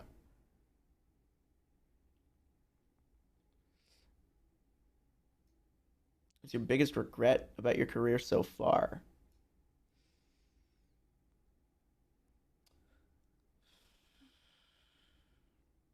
That I didn't know how I should approach it at the beginning, I guess. I would tell myself, like, when it comes to regrets, I don't like, so I'll go, oh, this would suck, I wish it never happened. What I go is, I would wish I could tell myself things ahead of time. That way I don't have to learn it. The importance of building your own platform. Another big one, this is a way that a friend of mine put it, is that when it comes to making content, you should not put all of your eggs in one basket. Of course, don't put all your eggs in OnlyFans. Don't put all your eggs in ManyVids, because someday, you know what? That's going to get pulled. Who cares? And then you're gone. So what you should be doing is, instead of getting into the habit of hatching eggs, getting into the habit of weaving baskets. Diversify your portfolio. So I don't have any regrets.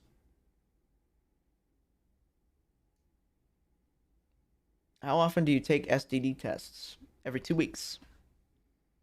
If you don't have a 2 week test, you're not allowed on a professional set. 2 weeks. We have two bigger companies that do this. It's an expensive thing. They draw a couple vials of blood. You piss into a cup. They get your results by the next morning, and you read it. And if you're all good, you can show that to your co-performers. A lot of the time, in order to remain HIPAA compliant, which is, if you're not in the U.S., is laws about sharing medical information. There is what's called the PASS system, PASS. And what that is essentially a liaison between your medical results and the company. So instead of the company showing or asking for your medical records, what they instead ask for is this company, do they have permission to shoot? And you only have to share with PASS what your results are. That way it prevents you from having to sign a ton of more papers. Most studios won't cover the test costs either, from what I've heard. If you tell them that it's your first shoot on a fresh test, sometimes they will. If you go, hey, this is I'm getting a fresh test for this. Is it cool if you pay for it? Most of the time they'll pay for it. You just gotta ask. That being said, you can't just go, hey, this is my first test. Can you give me $200? No, they'll give you a voucher to get tested. They'll pay for your test. They won't give you $200. So you can't go from one person to the next saying that you need a fresh test. You can't do that. That's not an infinite money glitch that you can do. Do you like porn? This is kind of an abstract question. Because as a performer, I don't like studio porn. Do I like making the stuff that I make for my own? Yeah. I love the content that I make for my own platforms. Do I like consuming pornography? Yeah. Specifically, I love me some 3D Blender art. I love me some, mostly art, because I can't jerk off to real people anymore unless I don't know them. It's not a matter of like, oh, it's awkward because I know them. It's a matter of like, oh, I'm just gonna I've got ADHD. I'm gonna think about something that we've talked about, and I'm gonna get distracted. I can't do that. Planet Parenthood testing is free chat. It would not fly with talent testing, though. You would not be able to go, hey, here's some free testing I did as talent. You would not be able to. You need to go through the few companies that offer specific service to the adult industry. Who's your favorite SFM artist? Listen, it's not even SFM anymore. Okay? It's been Blender for the last 6 or 7 years.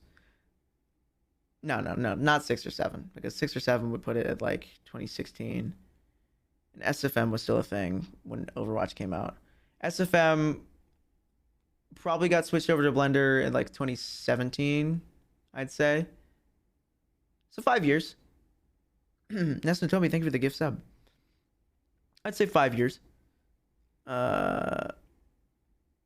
Who's my favorite SFM artist? I can't remember SFM artists anymore.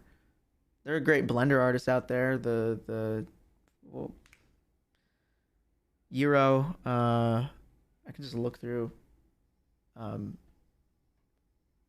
my list. We got Patreon servers 3D Euro, Prevance, Forceball Graphics, Mitzi, Zordel, Fugtrip, Idemi, No Name 55, Salsen, Fie, Alerico 213, Vice R34, Yobo, Kumbot, I can't remember them. Shark 3D, Tekta, Nickdaz, TS3DX, Kinky, what was their name again? I can't remember. Kinky Cat 3D, Bulging Senpai, Griboba, who's a new one. There's General Butch. He doesn't make art anymore. Dark Hole Stuff. I'm just going through my whole Discord. I'm in all of these servers, by the way. Wanksy, Mems 10K. This is Nyalisha, Woozy SFM, Slade.coom. And yeah, that's mostly it.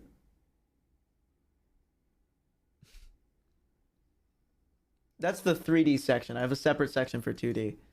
Fellatrix, Rampage, Rake, Albatross, Mode 7, M6, Temix, I can't remember them. Not as many 2D. Krekov, Toasty, that sort of thing. RPGB, yeah, the guy got bullied really hard. Fucking doxed and shit, which is annoying. I didn't like a lot of the concepts he did in his porn because I don't relate or like the BBC stuff. It's like I don't have a big black dick and I like having sex. So I can't really relate to this. I've got an average size white dick. So I can't relate to this porn. Where am I supposed to self-insert? I don't want to self-insert as the guy getting cucked. I'm not the person who gets cucked in this scenario. You are. Not me. No, you don't understand. I'm the one who has sex. I am the one who knocks. What would you consider average? It's like 5. It's like 5 inches. Doesn't matter what I consider average. Because there's porn average and real average. I am the one who cocks. That's pretty big. I think 5 inches, isn't that the actual average? 5.2 or something stupid. I don't care. I've got I think I have a slightly above 5 inches dick. Not 5 inches is huge. Oh, somebody just outed themselves as not having a big dick. Somebody just oh, it's like 5. Global average is like 5 inches. What the fuck are you guys talking about? Like, oh, it's huge. Haha. Found out you have a small dick. It doesn't matter. You know, the whole thing of like, oh, size doesn't matter. It's how you use it. That's honestly the case. Nobody cares about how big your dick is besides you. To be fair, you can entirely care about the size of your dick because it's on you, you know? The dick is on your person. It's okay to go, oh, my dick is small. But it doesn't matter, you know? Nobody else cares.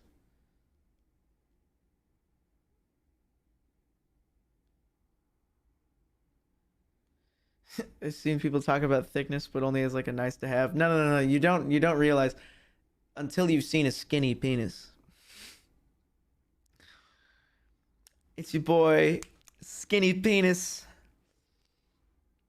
No, they're it's not a nice to have. There's a minimum amount. There's a minimum requirement.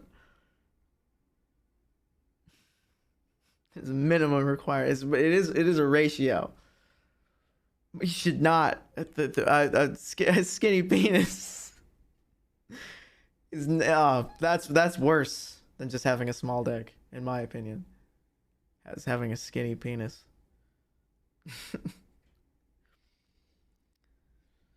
All right.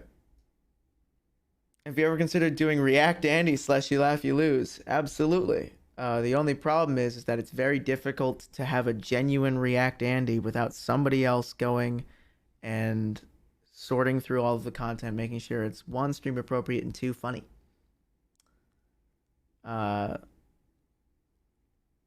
don't have mods that I pay, so I don't really have anyone that I could do that with. And I could take in viewer submissions, but then somebody still has to go through all of them.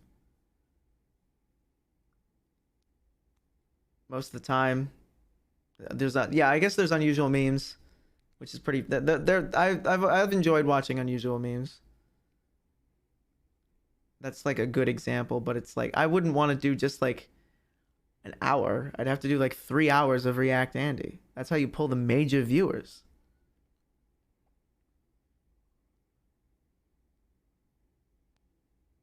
Make people upload them to YouTube? No, you don't understand how this works.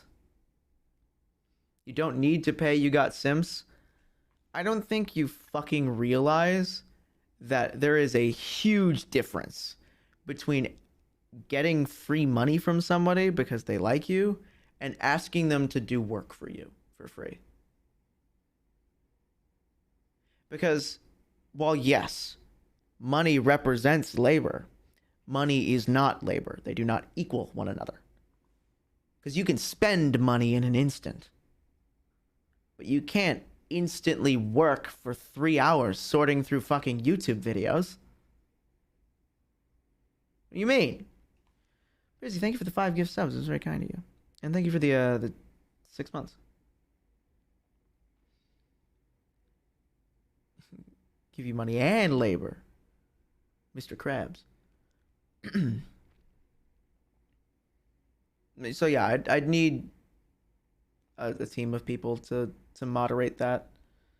And like recently, Finster's, I was on his 24-hour stream, and we had gone through some TikToks that his fans had submitted, and they were all bad. Not a single fucking one made me like fucking guffaw laughing, except for there was one where a guy where it was he didn't have legs, and he went up to like a leg lift machine at the gym, and when you forgot something at home for leg day, and I thought that was it wasn't really funny, and that somebody typed Geodude, and that made me laugh. That was fucked up. Do you consider yourself a Marxist? Don't ask that fucking question. There is no answer I could give that could possibly be right. There is no right answer to that question, and you know that. Fuck you, man. Oh, you're just walking in here going like, so gun to your head, who would you rather fuck, your mom or your dad?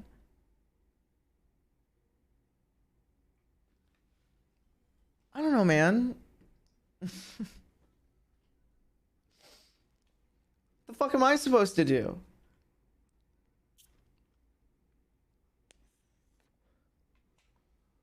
Yeah, not fun. Ah! I would like to do React Andy content. Over the past 5 years, has porn gotten better or worse? Worse. Any particular scenes or anything you want to do that you haven't done yet in the industry? There are like scene ideas that I had, but over time, I came to realize that most people who buy porn don't really care about high production value. In fact, sometimes high production value is a detriment to the product you're going to sell, where something more amateur feels more personal. That way you can sell more of the parasocial aspect of it. And so why would I spend more money and work harder to make less money? It's more creatively fulfilling, yeah, but I can get creative fulfillment in other places. Here we go. What's your number one thing that's hot in theory but not at all in practice? Yeah, I guess a foot job. Or like any of the jobs that aren't a blow job. Because logistically they make no fucking sense. A boob job does not make sense. It's not going to feel good. An ass job does not make sense. It's not going to feel great. Armpit job doesn't feel great. Hand job, nope. It doesn't feel as good as jerking off. I know how to jerk my dick off optimally. I've min-maxed jerking off, okay? Thigh jobs are a close second? Fuck no. Like that. Have you tried? Have you tried to fuck somebody's thighs? Have you tried? It doesn't work. Unless you have a gargantuan dick. If you've got a 13-inch fucking anaconda schlong hanging between your legs, bouncing between your fucking knees, and there is a tiny woman that also like is like perfectly, like she's standing on top of an apple box so that everything is lined up exactly, and she's putting lube on, then it would maybe feel okay. That's it. There are so many requirements for it to feel okay that it does not make any sense. Does not make any sense.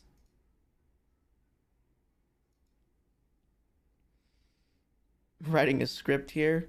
Not writing a script. I'm describing a scenario. Okay? I'm a visual thinker. And it just ass job, tit job, none of it makes sense. What about with a bigger woman? Then you're not going to get any fucking sensation out of it because it'll be just... It's like, have you ever like put your finger in your belly button? It's not going to do anything. Like that doesn't feel great. It just sort of like pushes things around. It doesn't give you like a proper like friction to movement ratio. It doesn't let you get a proper angle to hit like the same thing consistently. That's a very important part of like good sex is consistency. Okay? There you go. You guys want like how do you have good sex? Fucking ask your partner what they want. Use your fucking words like a big boy, okay? And ask. 2, just nail the same thing. If you can get it right and you know they're having a good time, do that consistently. See, as long as you can make it. HRT makes it harder to come, low consistency for sure. Yeah, for some people. HRT did not, when I was on my full dose, I did not have issues getting hard. And if it was a day on set where I wasn't really feeling it, I could just take Viagra. And then it would last, you know? It's easy. I'm lucky, though. I'm the exception, not the rule. Somebody asked about HRT. Somebody definitely did. I just haven't gotten to that point. So, what's the number one thing that's hot in theory but not at all in practice? Any of the jobs that aren't a blowjob. After getting said first gig, how long will it take for more work or just start a career/reliable income? That depends how good you are. If you're not a good performer and you do a first gig, you're never getting booked again. So don't look at your first gig. This doesn't fucking matter. This is meaningless, okay? Your first gig? Why? Why would you care? Start a career and a reliable income on things that you own.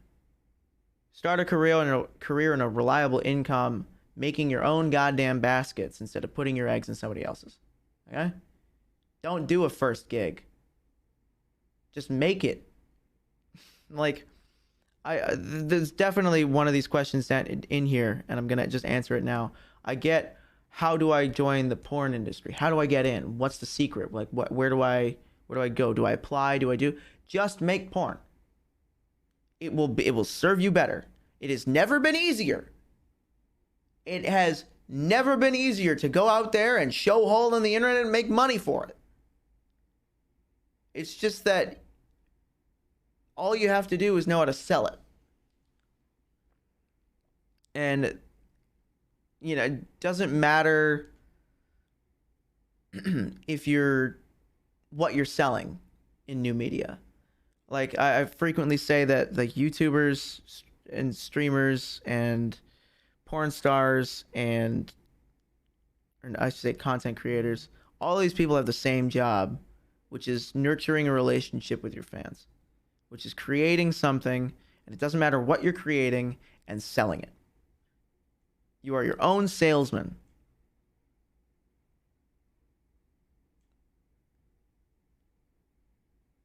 Just start posting on Reddit and Twitter. Yeah, build a portfolio. Make things that you enjoy, things that you would watch, things that you would get off to, things that you would like, things that you want to see, a market that you realized isn't filled. Make something unique, something different, and then focus in on that. Try and shoot for higher quality, and more importantly, consistency. Build it and they will come. Literally. Brody, voice your mama. Xbox Live. Oh God. I gotta stretch this bad boy out. Talked a lot about your frustrations with mainstream porn industry and its lack of artistic passion or innovation. I was wondering what you felt like actual innovation or progress would look like. What kind of content, technology, methods could more independent artists / designers / creators use that could really help better make more interesting porn? I'm not going to tell you because that I'd turn you into a competitor.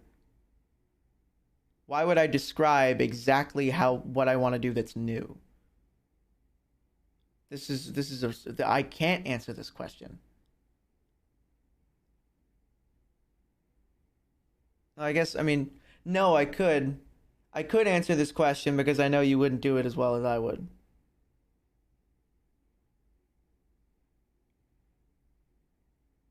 So, how's the streaming going? Believe it or not, chat was worse before we started the questions.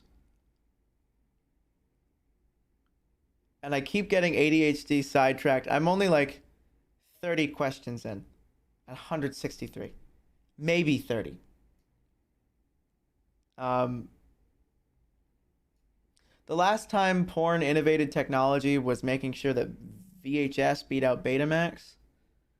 I don't think it'll ever do that again.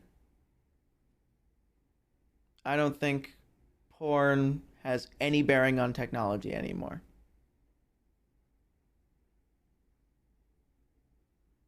Everything else in new media has eaten up porn as an industry, and now porn is just sort of like, it's like Pinocchio in the whale's stomach, you know, just sitting there eating the fish that the whale has already eaten.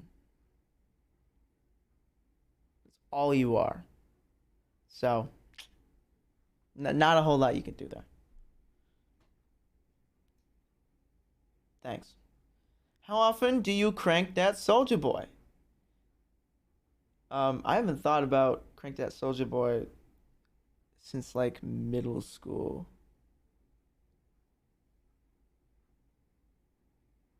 I don't think I've ever done it. I've never done the actual. I've never cranked a Soulja Boy. I've never done it. I'm not gonna do it yet. We will someday. That'll be my promise to the stream, is that I will at some point crank that Soulja Boy. At some point. Oh, great. Have you ever struggled with depression? And how do you shave without getting the red spot things? Have you ever struggled with depression? Yes. I got a therapist. I got medicated. And then when I was out of that position, I weaned off medication and now no longer suffer from that bad of a depression. I'm still on a different medication for it, but it's my depression doesn't manifest as suicidal ideation. It doesn't manifest as, you know, generally feeling like shit. It just manifests in fatigue. Just sleeping in. Not really. Nah, I'll work on it tomorrow. I'll work on it tomorrow. That's what my depression would manifest as. And so it doesn't really do a ton. Weed does wonder for some, how my depression sounds is for some, but yeah, everything in moderation. That's important. There are some people that will start smoking weed when they get depressed, and then they'll just hard dive into that. And well, hold on, because yes, weed is not chemically addictive at all, but goddamn, have I met some stoners that could never stop smoking weed. That they would lose their mind if they did. So I would say try and avoid that. And everything in moderation. When will you do foot jobs? I don't have great feet. I'm going to talk about it now. For some reason, my feet are ripped. My feet are shredded.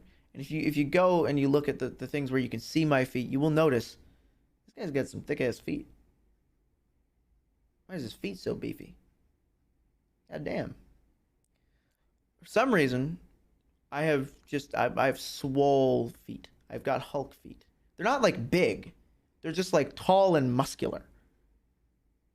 But they're not like calloused on the bottom. They're soft.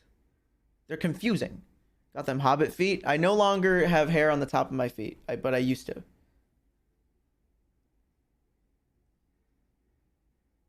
How come dudes are always sucking on them though? They're not. I can't remember the last time I had my toes sucked. I don't think I ever have.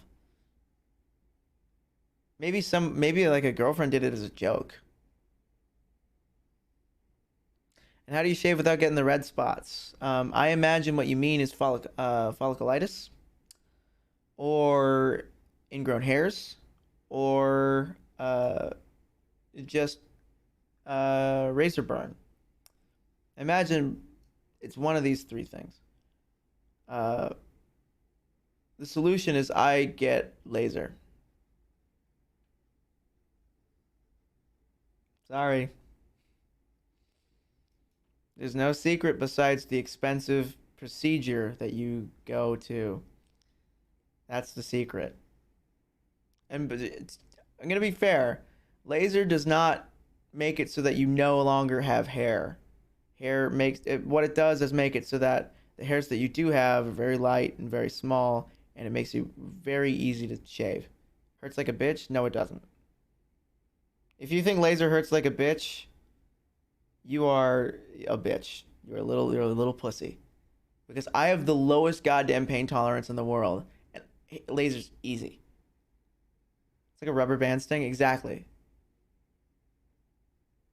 You only have to do laser once. No, you need to do it like every 6 weeks for. Depends a lot on your your skin tone, the darkness of your hair, the thickness of your hair. Generally, darker hair is better. Lighter skin is better.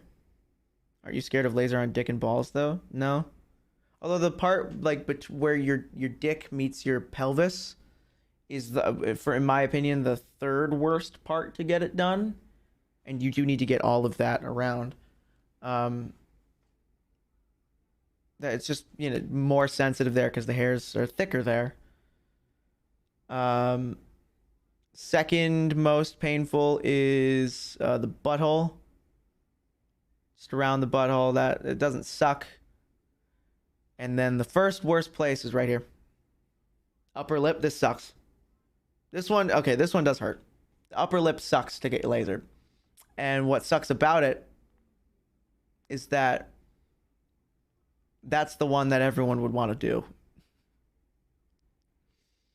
That's what you've had? Okay, that makes more sense if you're complaining about how it hurts like a bitch.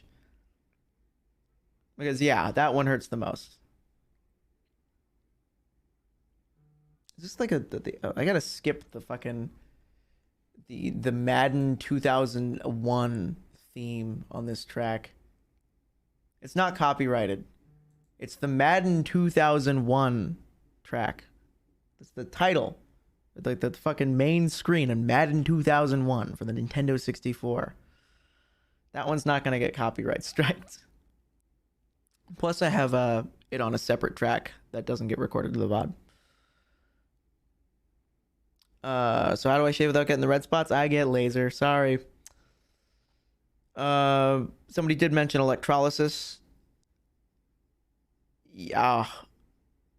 Ow. I've had friends who have had it, and I've heard that one sucks way bad.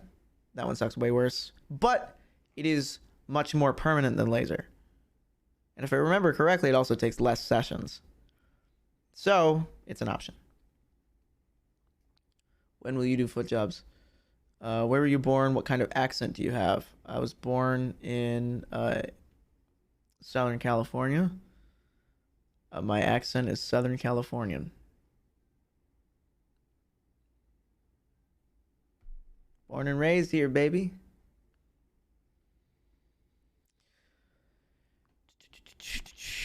Have you worked with studios after the name change? If so, how did they let your role be Jean rather than your previous name? If they do, I have worked with a couple. How do they let my role be Jean rather than my previous name? The ones that I've worked with, my name didn't matter to begin with, so it really wasn't different. Not a question, but you should film with Faith Ordway. I don't know who that is. I gotta Google someone. Faith Ordway. Who is this?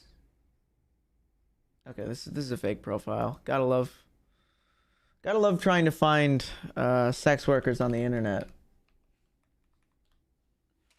Faith Ordway, Instagram, TikTok, dude. Listen. TikTok and Instagram girls don't fuck porn stars. It doesn't happen. You can't say, "Oh, you should film with this porn person," because the only people that e-girls fuck if they do hardcore is their boyfriends. But most of the time, they just don't do hardcore because that ruins part of their brand. They're pretty.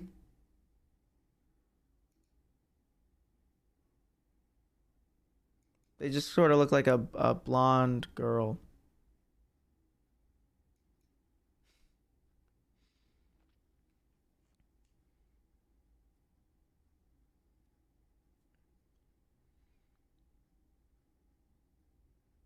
Everyone Googling in unison. Pumpkin Spice Girl, exactly. Except for Hassan, who pipes like crazy. So I've heard, but also Hassan isn't a porn person and also not an e-girl, so it doesn't really apply. You mentioned Prague and said it was bad. Why was it bad? When I mentioned Prague, I explained what happened. So I'm just not going to answer your questions because they've been ridiculous the whole time.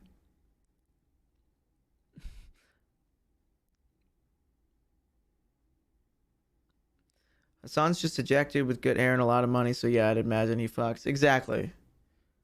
I know that there was a porn girl that he did fuck, but that's not really congruent. But that's again not really applicable. He's dating Janice Griffith. I don't know who that is. Janice Griffith, is that the porn girl? I don't know who that is. Listen, cis porn women, unless you're like top billing, you will fade into obscurity in fucking 3 months. There are 15 cis women joining the industry every goddamn day and another 15 leaving it. Work with Natalie Mars again? Not the kind of questions that we're answering here. Maybe she's retired.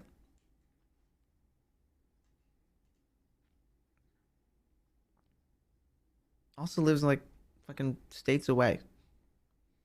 I don't know. She's if it happens, it happens. I can't go to somebody and go, "Hey, would you like to work again?" If they're retired. You know? Any interest in hiring an assistant? Nope. Nope. Not at all. Wait, what? When did she retire? Did you notice that she hasn't posted anything new in months? And the thing that she has posted was a single selfie. She might be posting on her fan sites, but from what I've heard, she's basically retired, is what I said. She's not working with studios anymore, definitely. Or if she is, it's few and far between.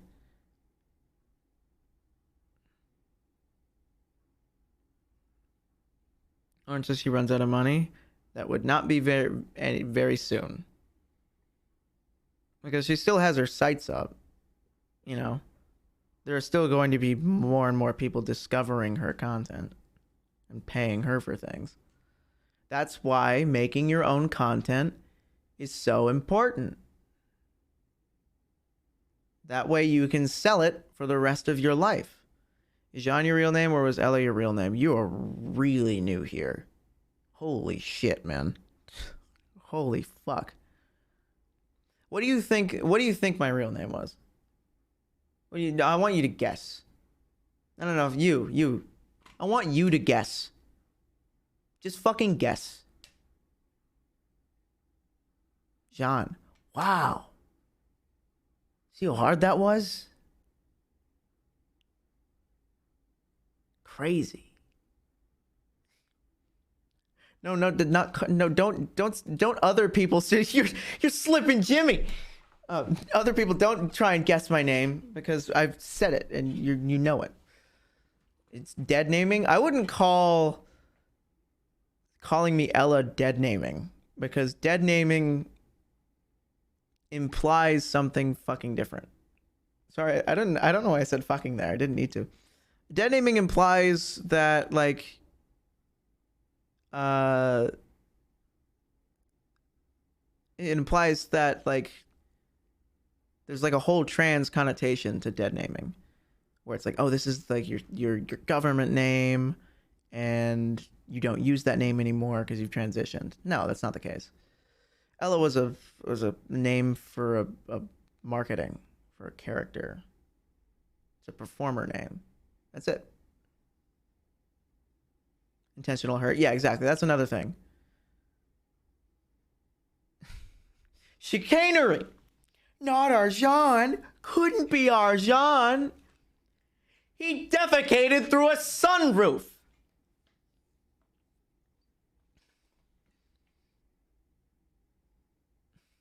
All right. What was that? What was you film with Faith Orway? I don't know who that is. What's your favorite type of music? This is a hard question to answer. I like aggressive EDM. I like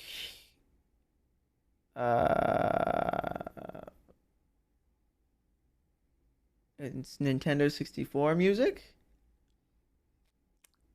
I like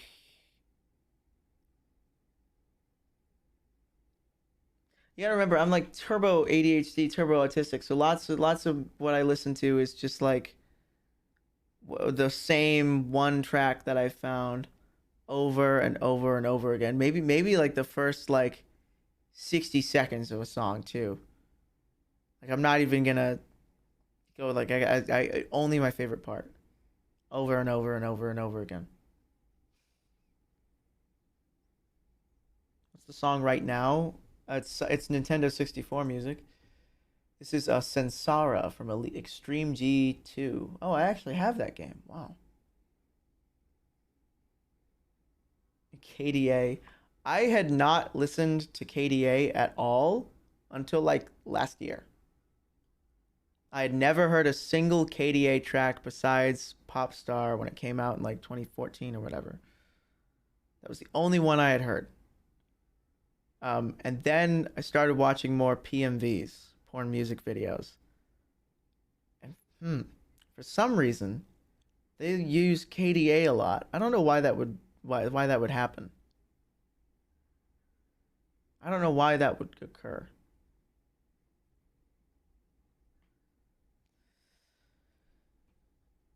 And so I had listened to all of that. Do you like metal slash punk? No. No. Conceptually, I can appreciate it. I can appreciate what they mean. I can appreciate the way it's made. I can appreciate parts of it. Uh, God, I don't listen to it though. Never been a big fan of mixing porn and music, then you do not know how to look for the right PMVs. Because a good PMV is way fucking better than anything that you can get on a studio website, my guy. My guy. Ooh. You don't even fucking understand, okay? Because when it comes to like a PMV, it really points out the fact that the vast majority of porn is edited terribly. That what we're exposed to really super well, highly optimized, super edited media all the time nowadays. You know, we are just given the fucking gnarliest, coolest goddamn YouTube videos on the planet that are made by teams of people that put a shit ton of effort into making something cool and unique with footage that they have. Look at music videos, dude. So ignoring the aspect of media, ignoring editing is like it's like you're forgetting about an entire aspect of the video. Because I'll give you this. If you've ever watched like studio porn, and I'm sure most of you have, it's all shot like a church, like the video portion of a church fucking stage play, dude. You're super flat, and everyone's always showing everything to the screen, and you get a wide, and then you get a close up on penetration, then you get a wide again while they switch positions, and you get a close up portion of penetration, wide while they change positions, close up, wide, cum shot. That's it. It's every single fucking scene. That's all that happens. So, if I'm going to shoot everything that fucking boring, I might as well present it in an interesting way. So, I found that porn with 4 camera angles, when there is porn with multiple camera angles, but you don't even know that because it's edited like shit, so it doesn't really affect you. It doesn't affect your viewing experience. VR porn sucks. VR porn is fucking horrible. VR porn is some of the worst porn that you can get, and I filmed it. I've won an award for my VR porn before, okay? And so I know exactly how to make it, and I think it sucks. Because I have full room scale fucking setup in here. And VR is like POV only mostly. VR is only POV, like pretty much by definition. Because what it is we set up a 2-lens camera that you put down, and it's got on a big tripod, and then a guy sits under it and has his head somewhere. And then the other part, the performer that isn't moving, or that isn't static, moves around the scene and fucking completely improvs all of it as they're doing it. And then you nut. That's it. Uh, it sucks because the moment you try and watch that VR porn, you put on your VR headset. Let's say you got your Valve Index out for this one. It's really important. You put this bad boy on, and the moment you can turn this way and see a little bit. Okay, maybe the video cuts off here, but it's okay. Okay, I'll stay facing this way. Okay, it cuts off right around here too, about 90 degrees in your peripheral, so you can't really turn this far. You can look up a little bit. You can look down a little bit. Hopefully, you can look down all the way down at your junk. But the biggest issue is at the moment you do this. Congratulations, you've made everything fall apart. If you translate your head rather than rotate it, you have fucked up the entire perspective of the video, and all of it falls apart. All of it. Now everything is completely fucked. Perspective is fucked. It's all no longer. It gives you a complete different fucking experience. It's terrible. What I do appreciate, however, is VR sex sims and VR sex games and not safe work models for VR chat. Those are certainly like great ways to leverage that. That being said, VR sex sims are really, really rough around the edges. ERP for VR chat, you can't stream it, you can't record it, you're not allowed. It's against terms of service. They find out that you did that, then they'll ban your account. And most VR sex sims, yeah, rare, really rough around the edges. You got to be a Unity dev if you want to use it. Ugh. Whew.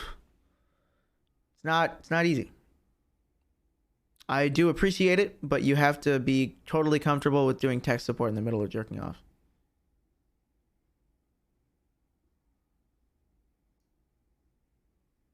I don't want to answer this next question. Is there anything you regret doing or found gross to do? I don't regret doing anything because it's a job. It's work. Are there things that I found gross? Not really. Like, there are things that I wouldn't do again. Like, I don't think I'd do any piss stuff again just because it's not for me. And I mean, there is an amount of money. There's an amount of money for pretty much everything.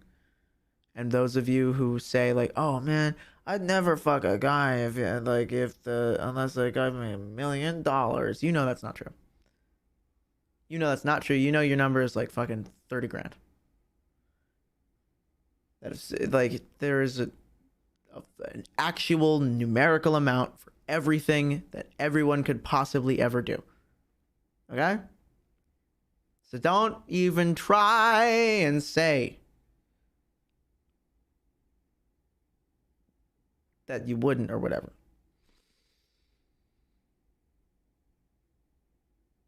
Oh, where's my mouse? Oh god.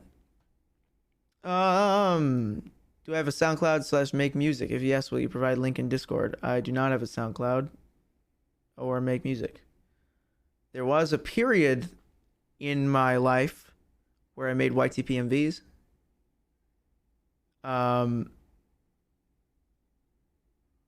I love YTP-MV culture.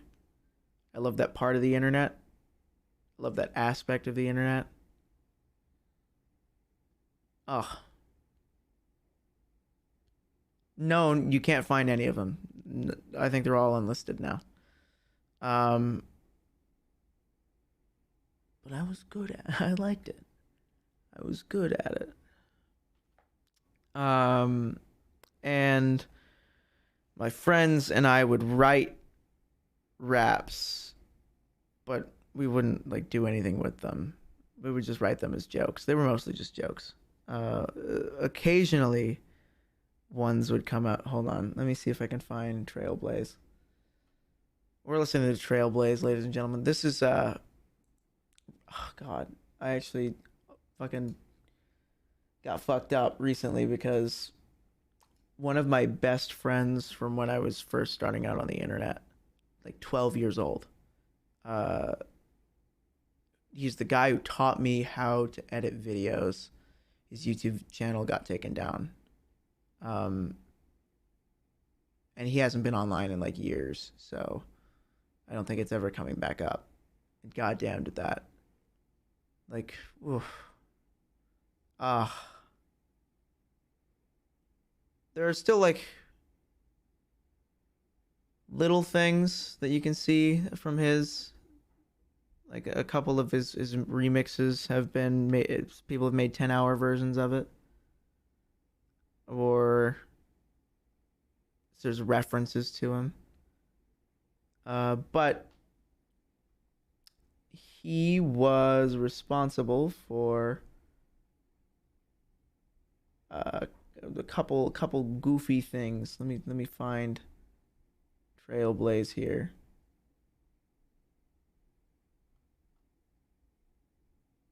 No.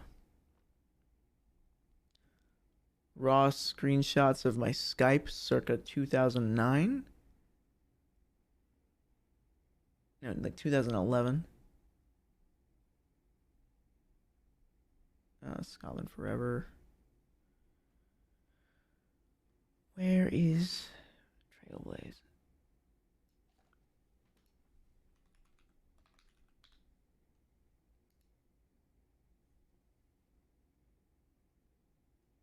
This is me telling my friend unlist it. I think I might have saved it somewhere else. Fuck it. I'm looking for it. I'm looking for it. This is important. This is important. We're finding Trailblaze. God, we gotta go to my friend's YouTube channel. Last uploaded 5 years ago. Description: poopy in my diaper.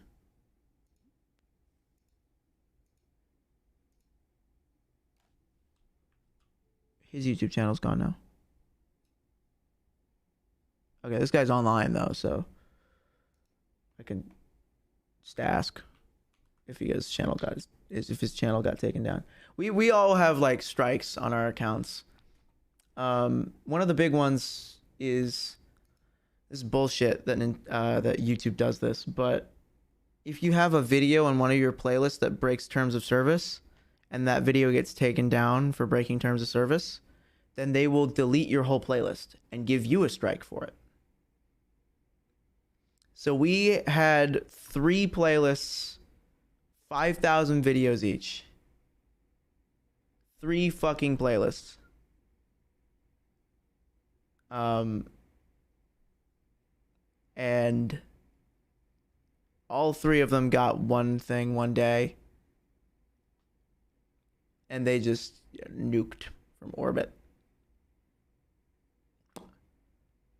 15,000 videos. These are all like Utah Gateway to Nevada level videos. These sub 10,000 view bangers, and they all just got fucking nuked. Oh, that one hurt my little bones.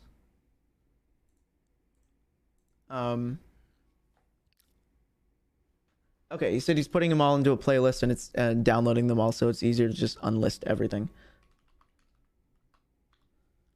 So yeah, his channel's not gone. He's just unlisting everything so that he could organize it. So that's not as bad. But I can't let you guys listen to Trailblaze because I don't have the original file anymore. Anyway, I do not make music. Having read your backstage professional profile, are you still interested in mainstream movie roles? Nope. Easy question to answer because fuck, I do not give a shit about mainstream acting.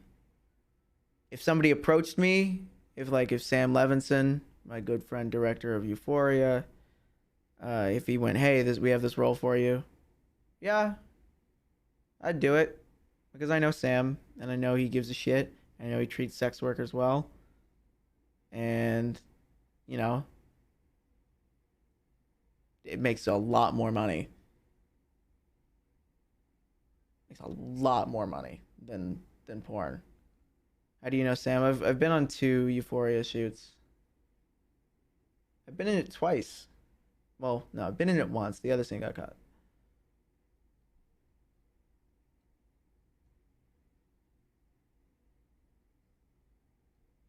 A super minor role.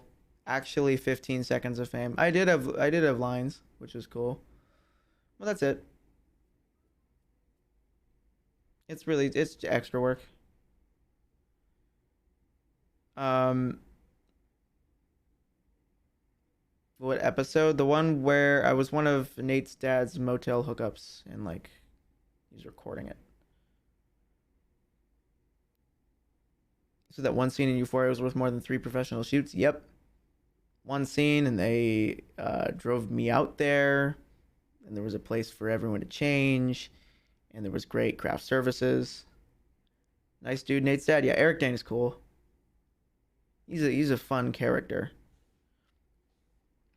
Um, what was your first big kink obsession? I don't know. Pegging? I guess pegging. It's like a power exchange thing. I like it. Pogging for pegging. When Banjo Kazooie stream? I have never played Banjo Kazooie.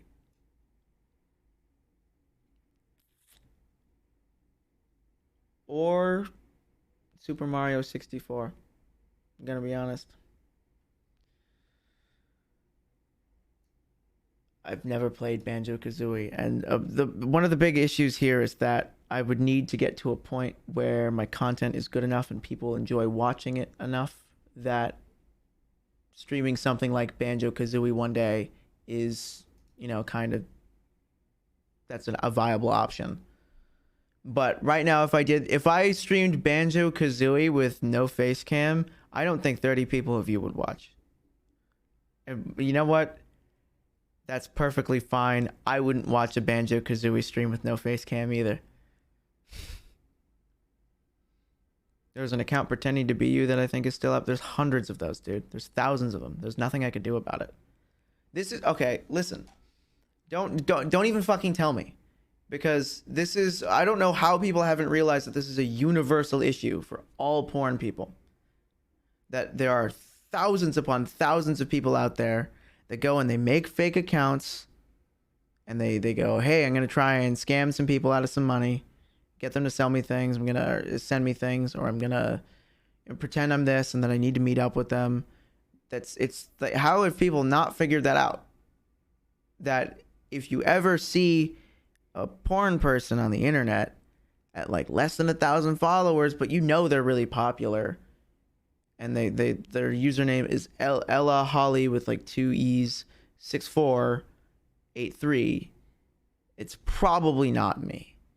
Oh, and if it says that I'm in Philadelphia or something, or Indonesia,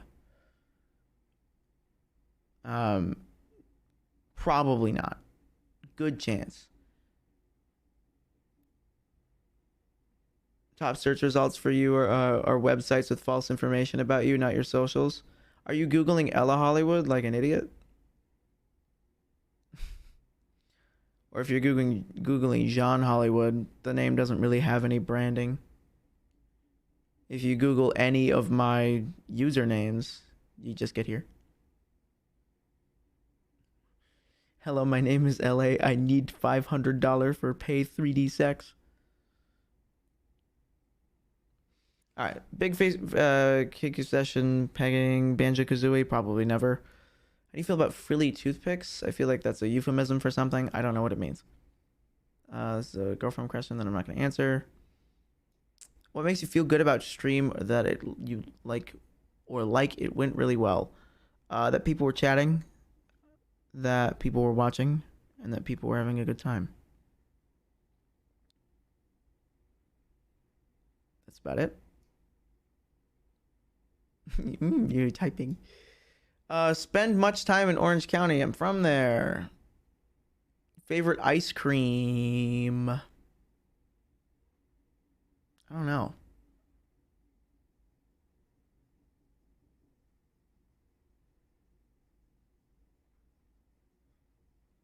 Ice cream. Favorite ice cream. Uh, chocolate. Chocolate. Why can't we be friends? Fuck you. How the fuck does somebody make the decision to start HRT when they're gender fluid as fuck? I don't know. I'm not you.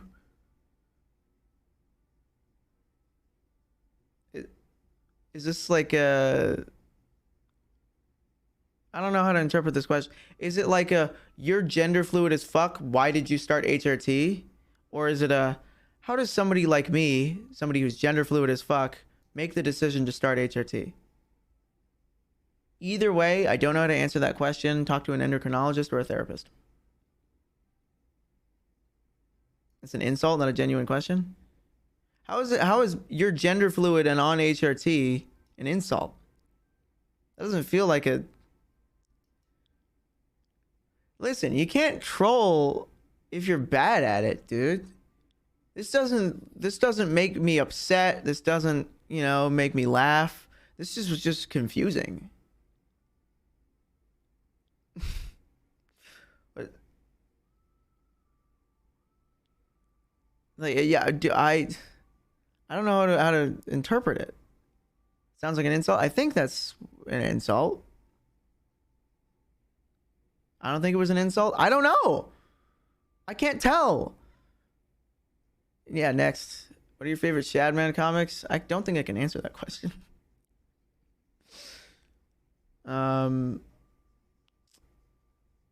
What do you use to get a clean shave for your money makers?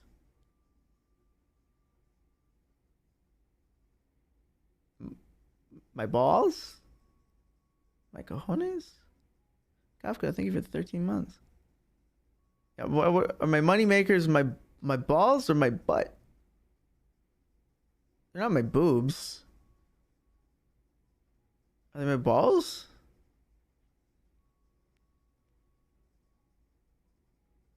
Money is stored in the balls. It can be used to exchange for goods and services. A razor and laser. Here, I guess I've already answered this question, but when it comes to shaving, don't use a fucking like 16 blade turbo fuck Omega razor that's like $69.95 and the refills cost $38. Just use a fucking two blade razor. If you're not using a safety razor, use a two blade. The fewer blades, the better. There you go. How does one get to remove or shave body hair off of harder to reach places? Not talking about anything explicit. Harder to reach places. Not talking about anything explicit.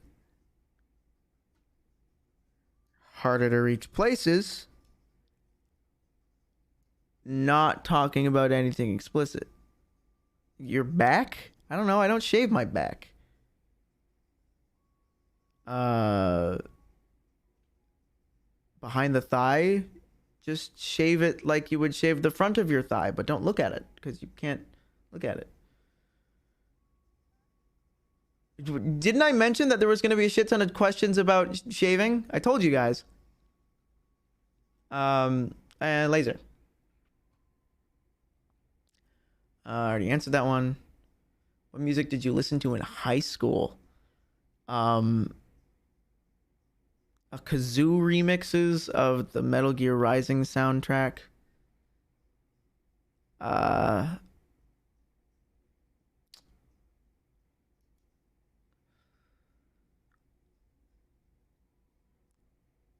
Death Grips.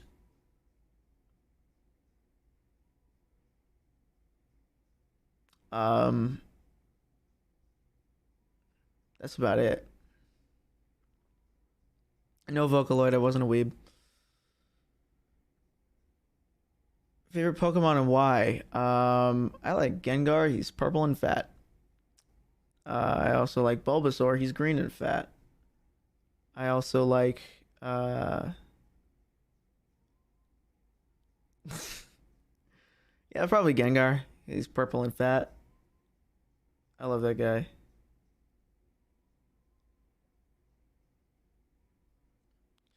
What do you like in bed when there's no cameras? That happens sometimes, right? Um, I don't have a lot of sex off camera because believe it or not, when you have sex for your job, it's not as fun. It loses all of its intimate meaning. You can still have intimate sex, but it's not intimate by default anymore. You'd have to make it intimate. You'd have to make it special. You'd have to make it important. Which, hey, if you're going through that much effort, you're probably not even gonna have sex because you're gonna do a whole lot of fucking different emotional stuff. That's a whole lot of fun. It's a great bonding, great stuff. However, it's not always sex. I don't know where I was going with that. Cuddling, not really. I don't think I cuddle. I don't cuddle very often. I don't sleep with other people very often. Uh, like I had a partner for a little bit. Uh, we had some sex, and before that, I had a partner that we didn't have sex. That's about it. What's the most boring slash banal be anal part of the industry that no one ever talks about, but which you find interesting? Um, I don't think there's anything interesting about the industry.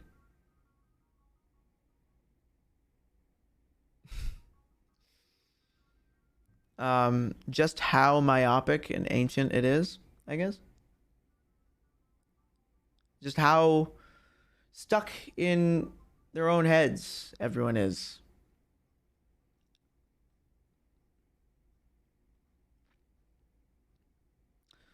One of my opinions on Warhammer 40K, I guess it's cool.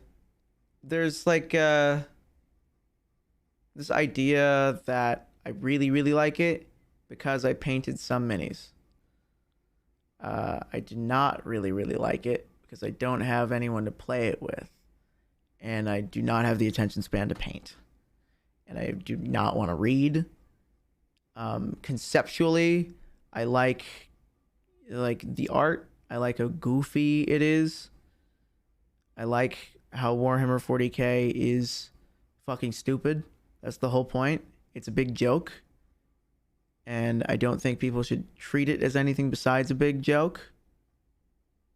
That's all right. It's evil. Everything is evil and miserable. It's grimdark, you know. So you should just treat it like it's a weird parody and not like it's a lifestyle, like some people do. What's your favorite cocktail to prepare for somebody you're trying to impress? A mojito. I'll do a variation depending on what fruit I have and what is in season. I'll add that in. But a mojito. What is it about HRT that you enjoy?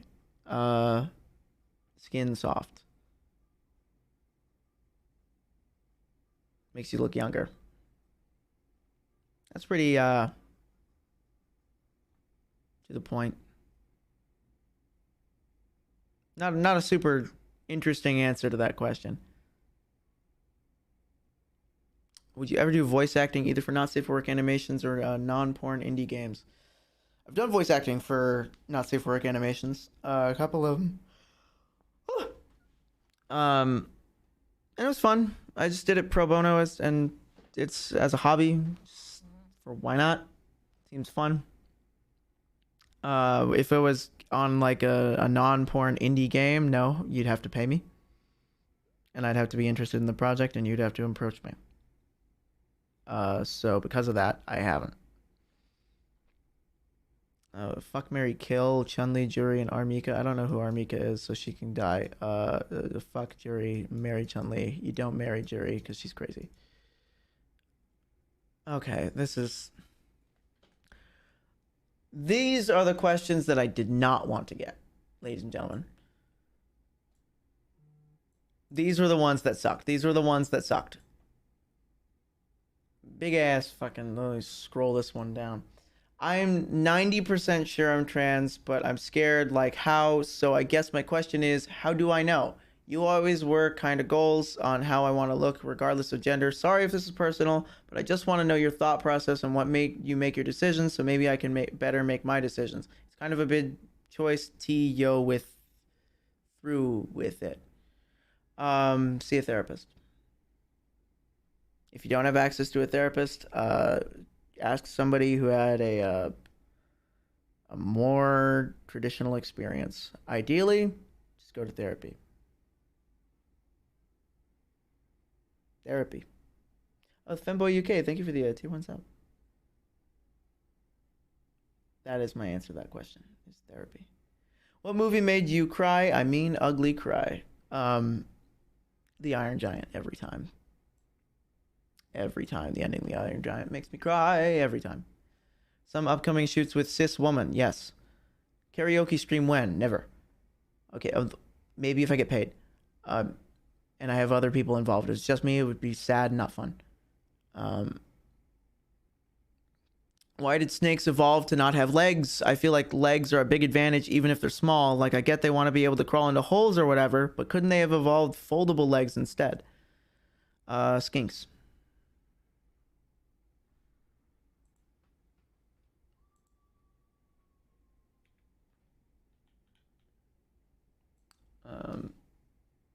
Let me just show you a skink real quick.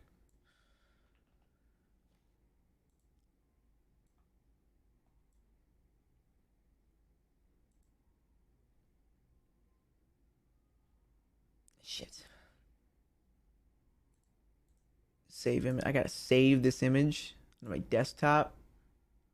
Okay, now can I drag it here? There we go. That's what a skink looks like. I love these little guys. Aren't they great? Like, look at that little fuck. That thing's great. Woo!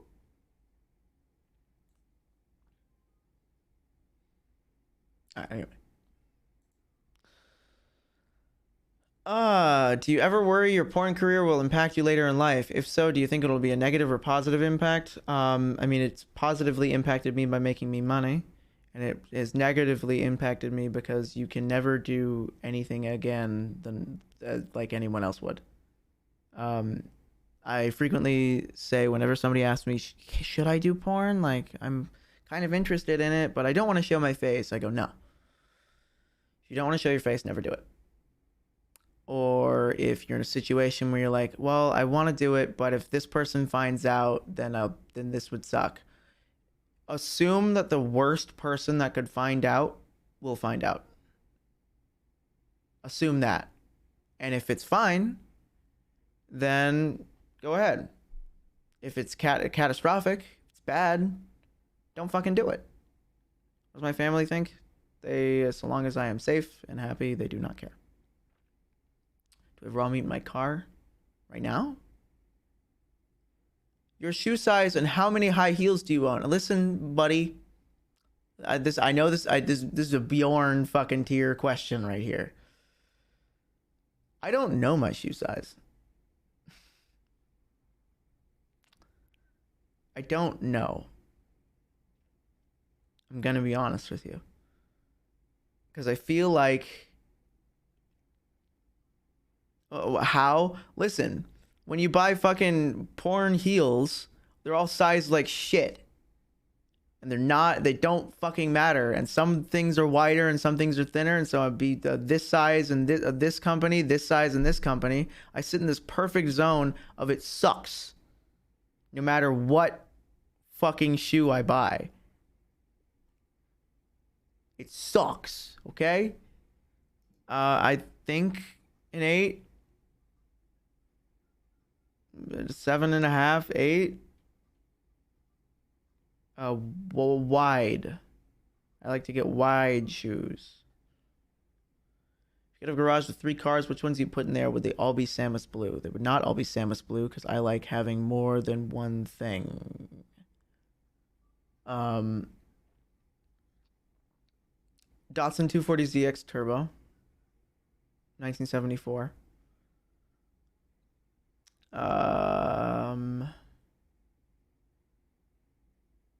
Tesla Cybertruck. And whatever that Nissan electric concept car was. The one that looked all cool in 8-bit. That one. All right, here we go. Are you willing to... Oh, Jesus Christ. Fucking Christ, man. Hey, were you groomed? What a fucking question. Oh, my God. Oh, Jesus. How's your day going? Fuck you. I don't know what that means. Tell me about your gender and sexuality. How do you identify, gamer? Mind your own fucking business.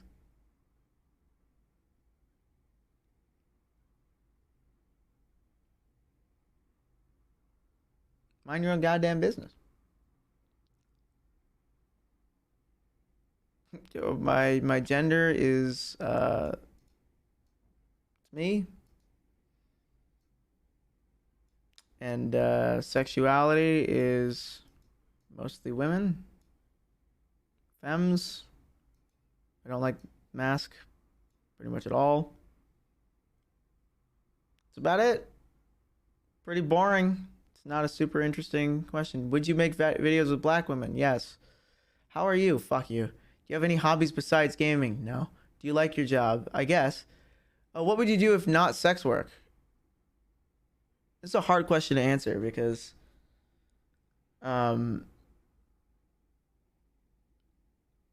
is it like, oh, I'm not allowed to do sex work anymore, but I have as many like as the resources that I have now? Or is it, what would you do if you never did sex work?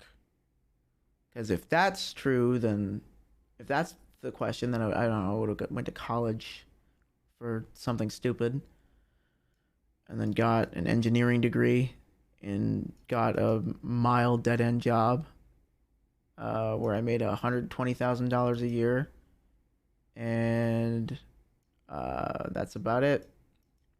I would have died in my apartment. That's it.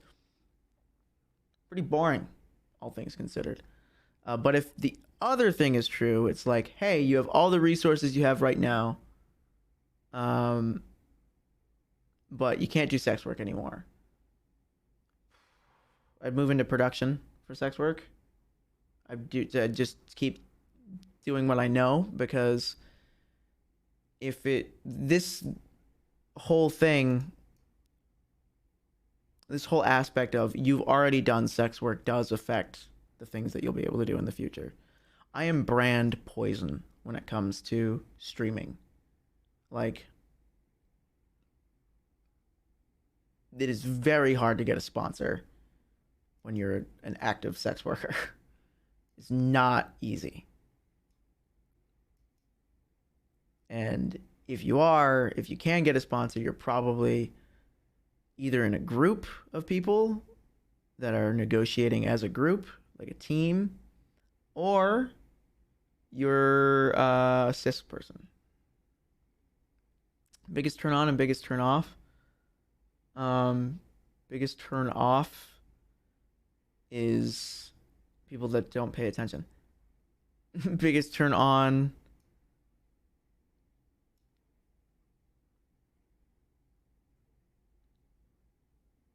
attention to detail. It's really weird. Best/worst part about sex work. Best part, very low barrier to entry. You can get to a point where, so long as you care, you can be successful at it. Worst part about it, kind of mars you for the rest of your life. You become a public figure, but not one that holds any meaning. And you're going to get a lot of shit for it. You get a lot of shit for it. From weird people. And it doesn't really matter. Grand scheme of things, it doesn't affect your life. But hey, it's a part that happens and it sucks. Would you recommend other people get into the porn industry? No. I've already answered this question, but make your own content. More worth it. How tall are you? 5'8". Do I fake orgasms in porn? Is it mostly real? I used to fake them at the start, but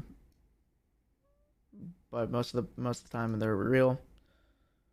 When it was like difficult for me to nut on camera, but I could stay hard, I would just and then squeeze out a little pre-cum, and then use the excuse of, oh, if you're on HRT, you don't come a lot.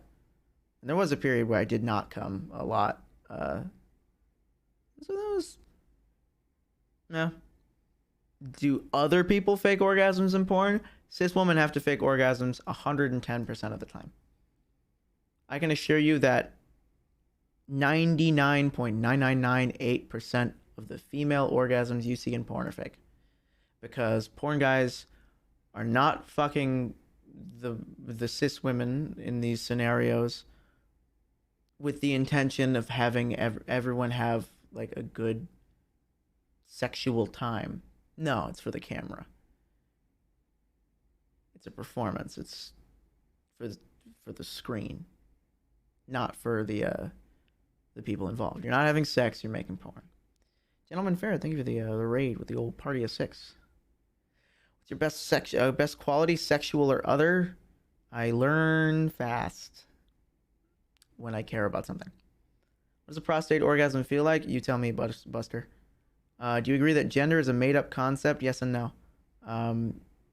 Yes, in that absolutely it is, because the days of the week are a made-up concept. But I disagree in that we still do things based on the day of the week. You know? It's a common ground that everyone can sort of use as a frame of reference. That's my opinion of it. Is that, yeah, absolutely it's made up. The calendar's made up, though, and we use that all the time. Yeah, sometimes it matters more to some people and matters less to others. Doesn't matter a whole lot to me. Have you ever had a number 2 accident during a sex scene? So this is, a lot of you guys probably think this is a fetish question, and it probably is, but I'm going to give you the honest answer. I never have, but other people have, and it does not matter. It is an occupational hazard. If you have a shit ton of anal sex, literally a shit ton, and you clean out every morning for your shoot, and you fuck asses and you get your ass fucked, eventually somebody's going to poop on somebody on accident. It's just going to happen. It doesn't matter, you know? It's an occupational hazard. You signed up for that. Nobody's taking a big fat doo-doo on like the middle of somebody's chest unless that person had paid for it. That does happen. But if it's like, shoot, just go to the bathroom, wipe real quick, everybody, cleans up a bit. What has this guy been saying?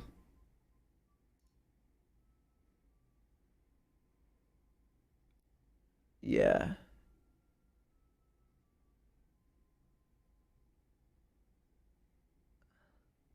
I went through that guy's message history and they were all confusing.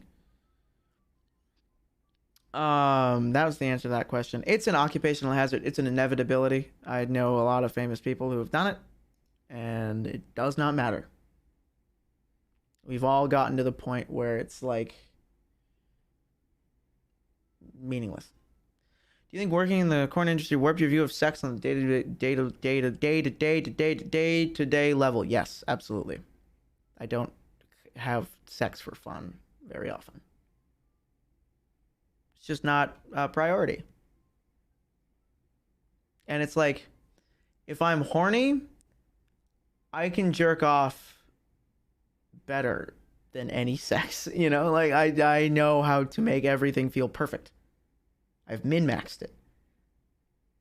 Adding another person's adding another variable that I can't control. So why would I do that? I've got full scale fucking room scale VR in here, baby. And a machine that automatically jerks me off. And I can fucking time it with music, dude. You don't even know what level of jerking off I'm on. What is your dick size preference and how much do you enjoy in Noji taking until you come? My dick size preference is my dick size, and I don't take a lot of dick in my personal life. If you could fuck a Bionicle, which Bionicle would you fuck? Okay, I'm about to give you guys a hot take. I hate how like the big meme lately has been trans girls love Bionicle, because I can tell you for a fucking fact, half of the girls who say it don't know anything about Bionicle. I can tell you that for a fucking fact. There's no way there are these many trans girls out there. I bet you every single time you see like the same like retweet engagement, one of the dolls trans girls out there saying, haha, I love Bionicle. The last time they had looked at a fucking Bionicle was 2006 when they were fucking taking their nephew to Toys R Us and they walked past and went, oh, that looks kind of weird. That's it. I am tired of it. Yeah, they don't know what a fucking mock is. Exactly. They were not plugged the fuck in. Okay? A mock, ladies and gentlemen. It's a phrase. It's an acronym for my own creation. It's what in the early days of Lego would call when you build your own thing is a mock, my own creation. So I had plenty of Bionicle mocks growing up that I took photos of. I wish I had them, like the photos of them. Neat. Do you even write in the language of Mata Nui? Listen, you said Mati Nui, so I know you don't even know what you're talking about. And it's called Matoran, thank you. Fuck you, man.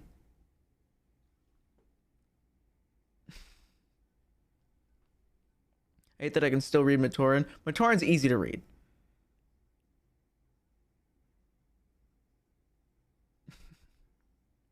Fuck you.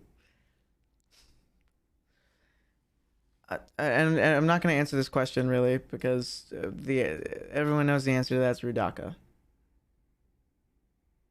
There's no way you answer anything besides Rudaka here. If you think there's no way you say anything besides Rudaka here. There's no answer besides Rudaka. If you think anything besides Rudaka, you're lying. Fuck you. Hold on. For context, let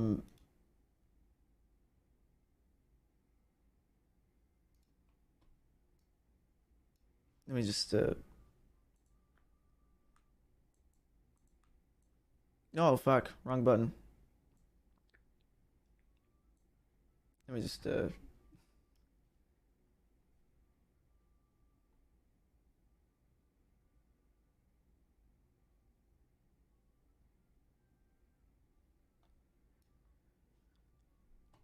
point made, okay?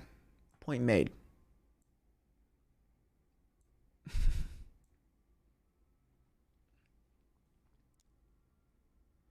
How do you like to prep for butt stuff? How long is the process for you? Okay, this is a complicated question, believe it or not. And this is a question that's worth answering, believe it or not. Because this is a very difficult question to answer. It's very different for every person. It's very... It could vary a lot between individuals. What do I do to prep? The day before, I don't eat dairy. And I eat as I would normally, otherwise. I might eat light if it's something that I like know is going to be super hardcore. Um, I used to fast. It doesn't make a difference. Don't do that. And how do I clean for butt stuff? Is I do a small enema, and water is clear. I go for it. For the vast majority of stuff that you need to do, uh, like in the porn industry specifically, all of the dick only goes through into the end of the rectum at most, which if you know anything about butthole biology, you got the rectum that goes up this way, and then the sigmoid bend curls back, and then you get more colon space that goes around there. So that's sort of like a second chamber. And so the if you just have this closed up here, which is it's closed most of the time, and you clean out everything below it, then you're fine. And so most of the time I would just have to do that. If it was something super hardcore, then you do a more liquid over more time, and it sucks way worse because it makes your stomach cramp and it takes way longer. So an enema, that's how you do it. All right. What is your vision for the kind of porn you want to make now, and has it changed over the years? I want to make stuff that looks good.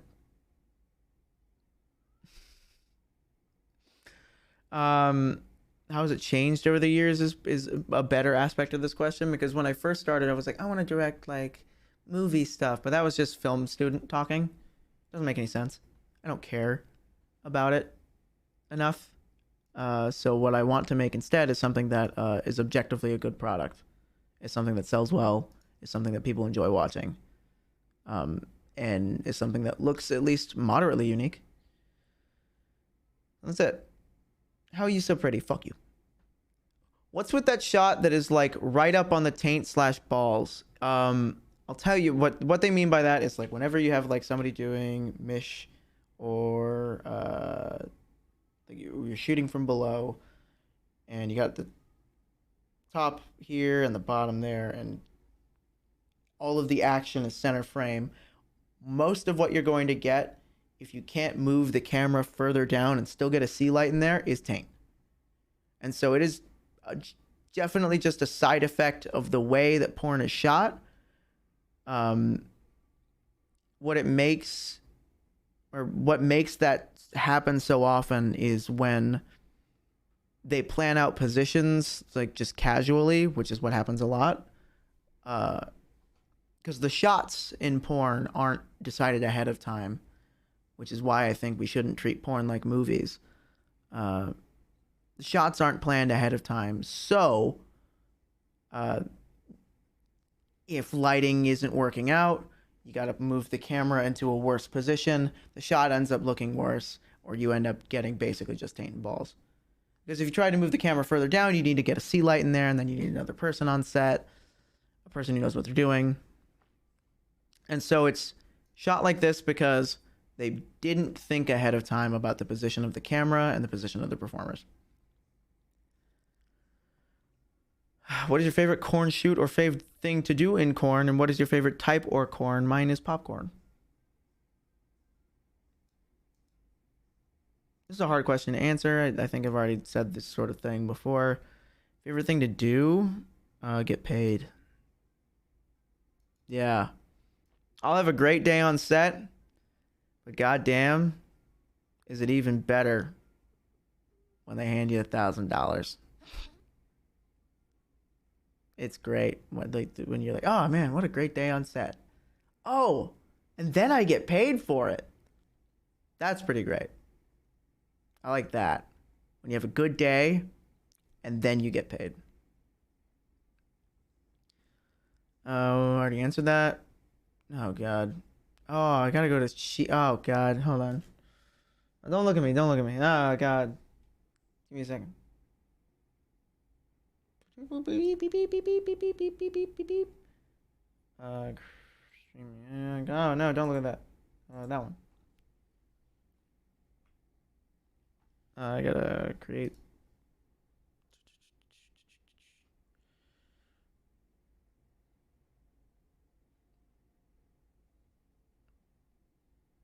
Okay, raw meat in your car. Where were we just at? What's your gender identity? Okay, here it is. Scroll up.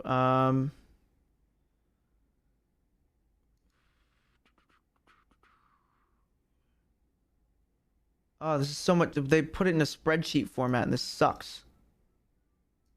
Oh God.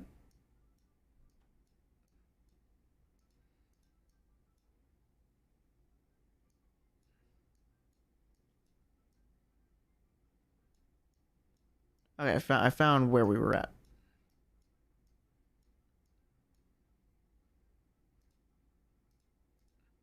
I put a field for if you have your Twitch username linked as well.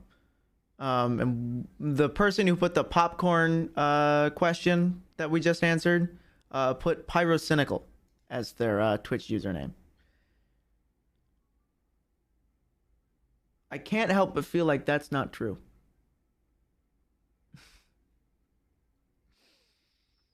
But you know what?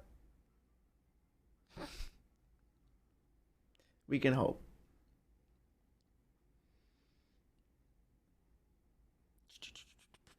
IRL stream react. Oh God, not that one. This one.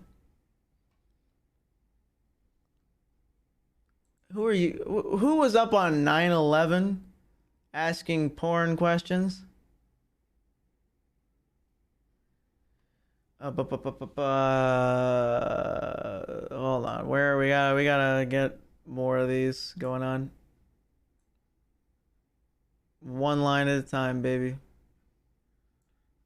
I'll cut off your name so that people don't see it.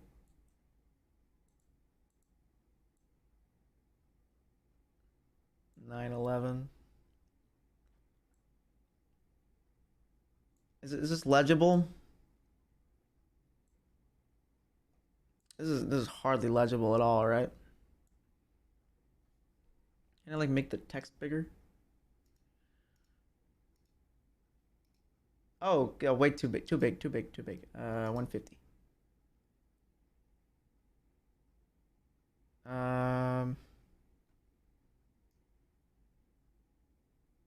Here it is. Where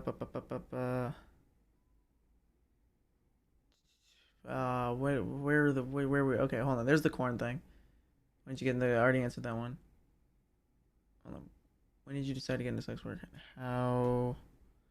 God, this is so. It's so hard to fit these things. Okay, there we go. When did you first decide to get into sex work, and how did you come into that decision? I already sort of answered that one. This may be too not safe work for Twitch. Sorry, if so, but like, what's your fave slash dirtiest kink? Dirtiest. What's your dirtiest kink? What's your dirtiest kink? What's your dirtiest kink? I don't have a favorite. I like.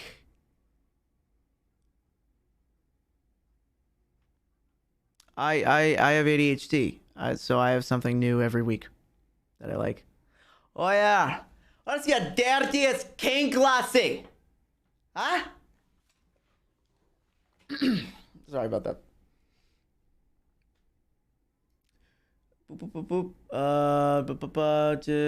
Does they them puthy really hit different? If yes, good or bad? Yes, good. For the most part. Does chastity have any part of your life outside of porn? What's the longest you'd be willing to? Oh, willing to be. I can't read the rest of the question. Okay, willing to be locked. No, it doesn't because. It's a lot to fit in your pants, and it's obnoxious to wear. It's obnoxious. Hold on, okay, I was gonna see if we can see who it was. Whoa, okay, here we go. Are you good at math, and how did you get into Calc BC? I was in Calc BC. I quit halfway through. I was good at math. I liked math. I think math is fun. I think math is underrated. Lots of people talk about how much they hate math. And they like writing and shit like that. It's the same thing. You're problem solving. It's just that this one takes less movements of your hand. They're both problem solving. Whoa, hey. Why did you decide to stop being trans? Okay, this is a very loaded one. This bad boy's loaded the fuck up. I'll tell you that. This bad boy is loaded like a fucking quesadilla at Taco Bell, my guy. Because so this is a double barrel question, yeah. By some people's standards, I'm not trans. By other people's standards, I'm trans. The truth is, it does not matter. And why did I decide to stop being a trans woman? Because I'm not a woman, and I came to realize that over time. Did I decide to stop being trans and go, no, suddenly I am a man. I am a cis man. No, doesn't work like that. I'm just me.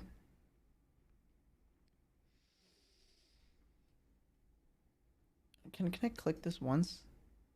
Okay. Oh, hey, no. Why did you stop PC trans? What do you think about JOI? This is jack off instructions. Do you like it? Most of the time, no, because it's too boring. It's too slow. It's too slow. I want to go my pace, dude. Like, theoretically, it'd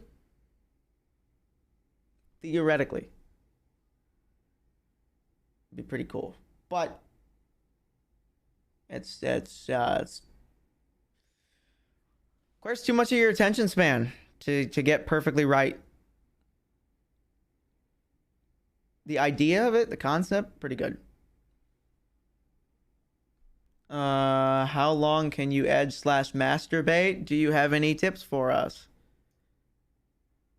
I don't know why this one broke. As long as I want to. And my tip for jerking off longer is take breaks.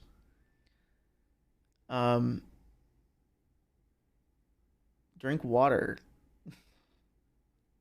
Get up out of your chair every 30 minutes and get yourself a snack. Set things up so that you don't have to do a lot of effort to get anywhere. Hey. Oh, this is gonna be a good one. This is gonna be a good one. You ready? What is your type of guy? A woman.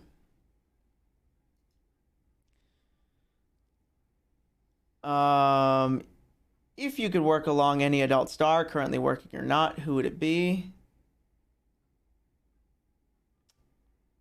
Currently working or not?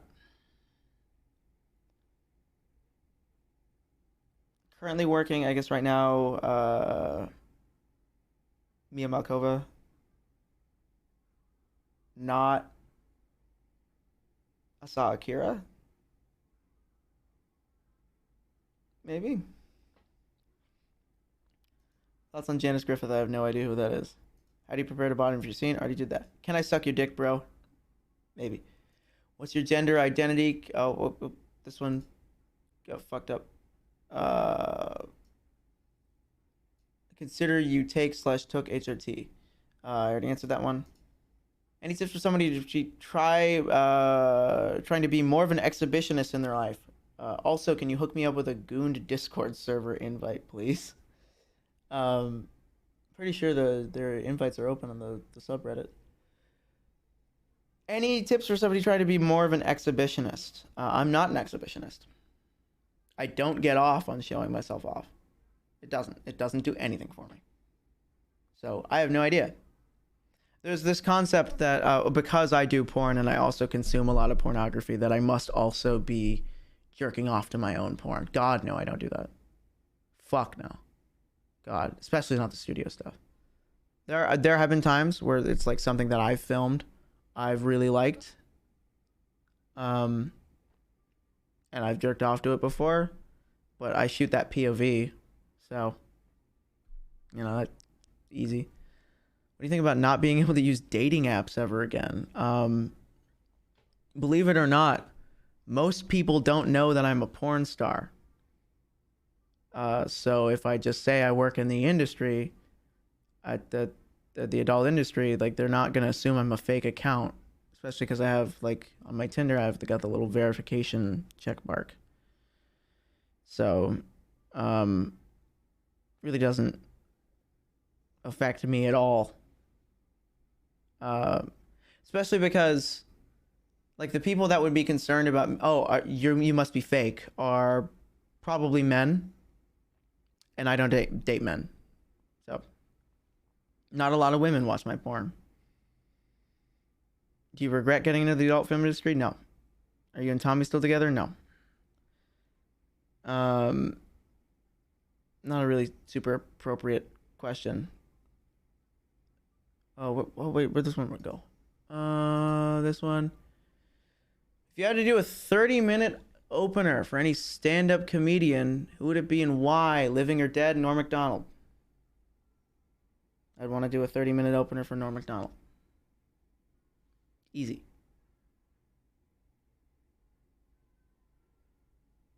Easy. It says living or dead right after that. What is the best animal? 9/11. What is the best animal? Not what's your favorite. What's the best animal?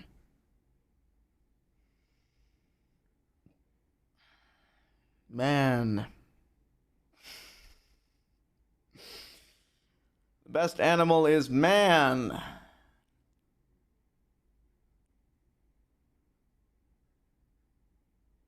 Best animal.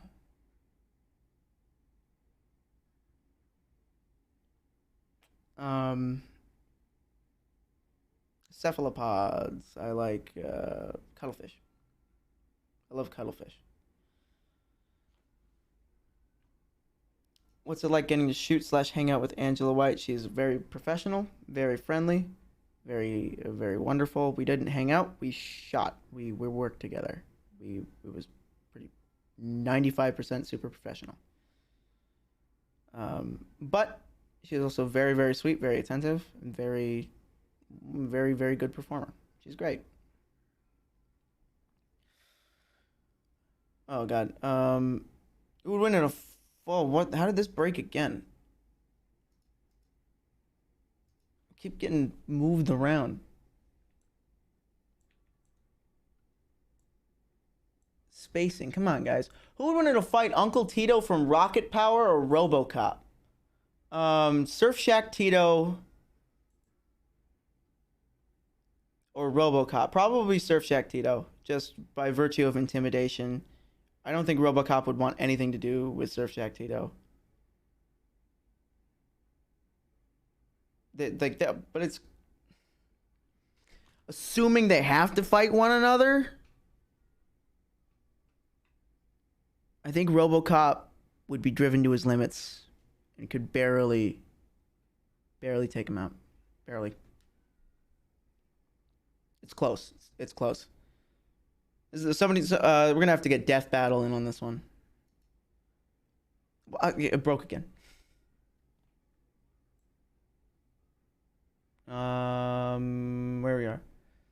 If you could live in any country other than the USA, where would you like to live? I wouldn't want to live anywhere but the USA.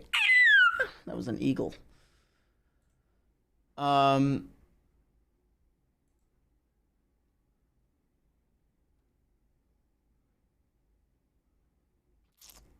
Canada. Vancouver, Canada. Um, because it's the most America of the not America countries.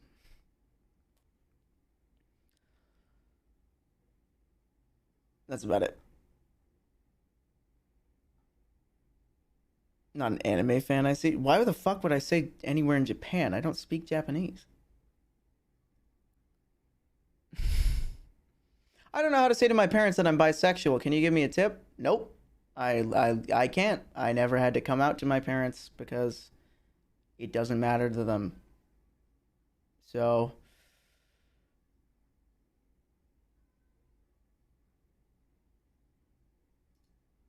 I need to know what's going to happen when, if finally happens, please. It's devastating. There's like three, just like goofy ass questions, one after another, but they didn't ask a real question somewhere. Oh, these are all the same question. I think this person was having a panic attack, or they were drunk.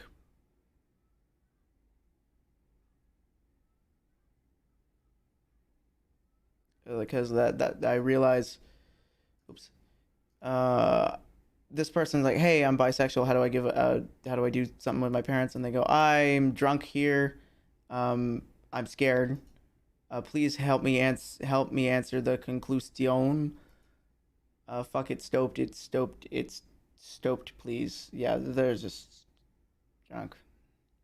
When is the next time you work with Angela White? Eventually.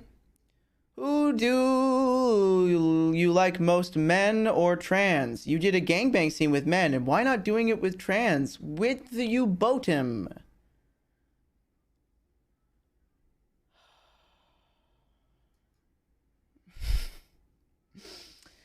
I think I've answered this question.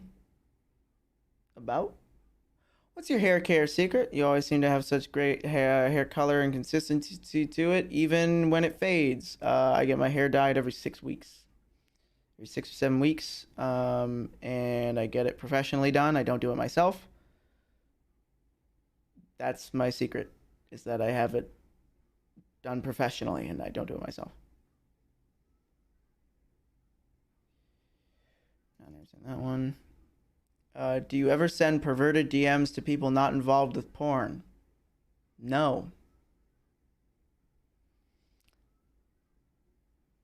Oh, I guess technically, but that's like, no, no, I don't.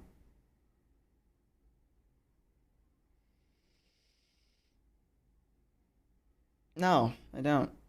Not that I can think of. What's the funniest thing that's happened during a shoot?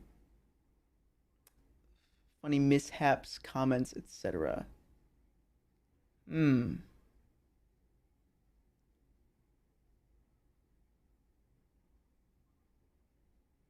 Funniest thing that's happened during a shoot.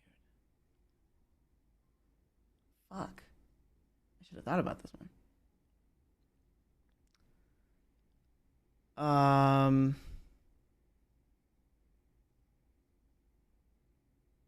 Funniest thing that's happened during a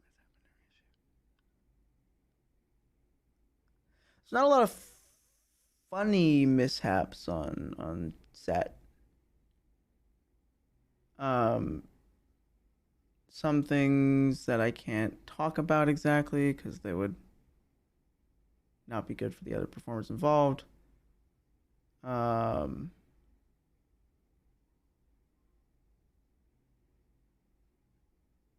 Everyone in porn is pretty funny, I'd say. Or maybe dealing with what's his name? Joey Silvera is funny because he's very old and he will get in his own head sometimes, and you'll have to snap him out of it and go, Joey, we're on set. We got to do work.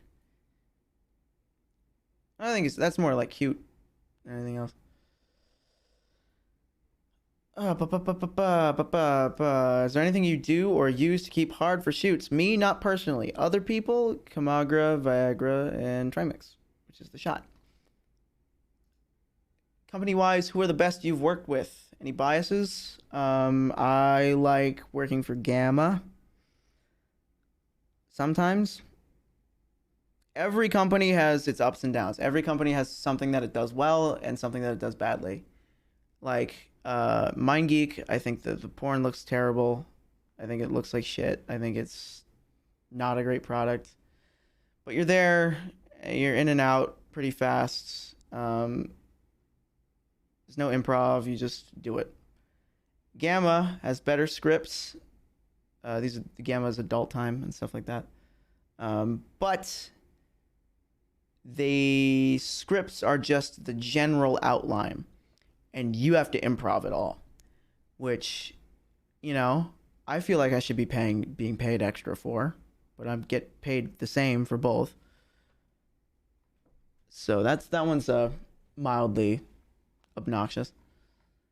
Kink doesn't pay me enough.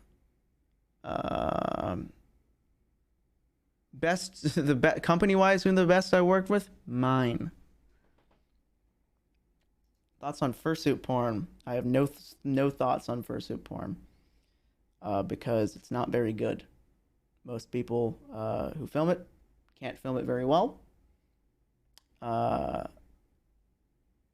And so you can't really see a lot of what's going on. It doesn't do anything for me. It's a realistic timeline to be able to take horsecock sized toys. Years. You beat my ass, please. Yes. Hey John, our king, our lord and liege. What do you think it was about Bionicle that made it infect? Okay, come on, guys. Infect the minds and imaginations of so many. Oh my god, this is a long ass question. So many. Oh god. Young creative kids in the early 2000s. Thank God it didn't say trans women. I feel like so many imaginative people I knew were drawn to it as children. I would love to hear your thoughts. Oh,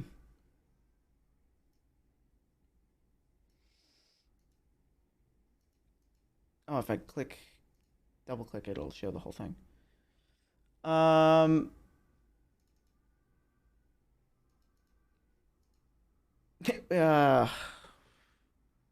What made it a good toy? I guess that's a good question, because I do have a mild passion for toy design. What made Bionicle a good toy? With other competing toys at the time, let's look at early 2000. This is 2001. G.I. Joe is sort of being phased out because they're not posable enough, and the sheer volume of plastic made it a little expensive.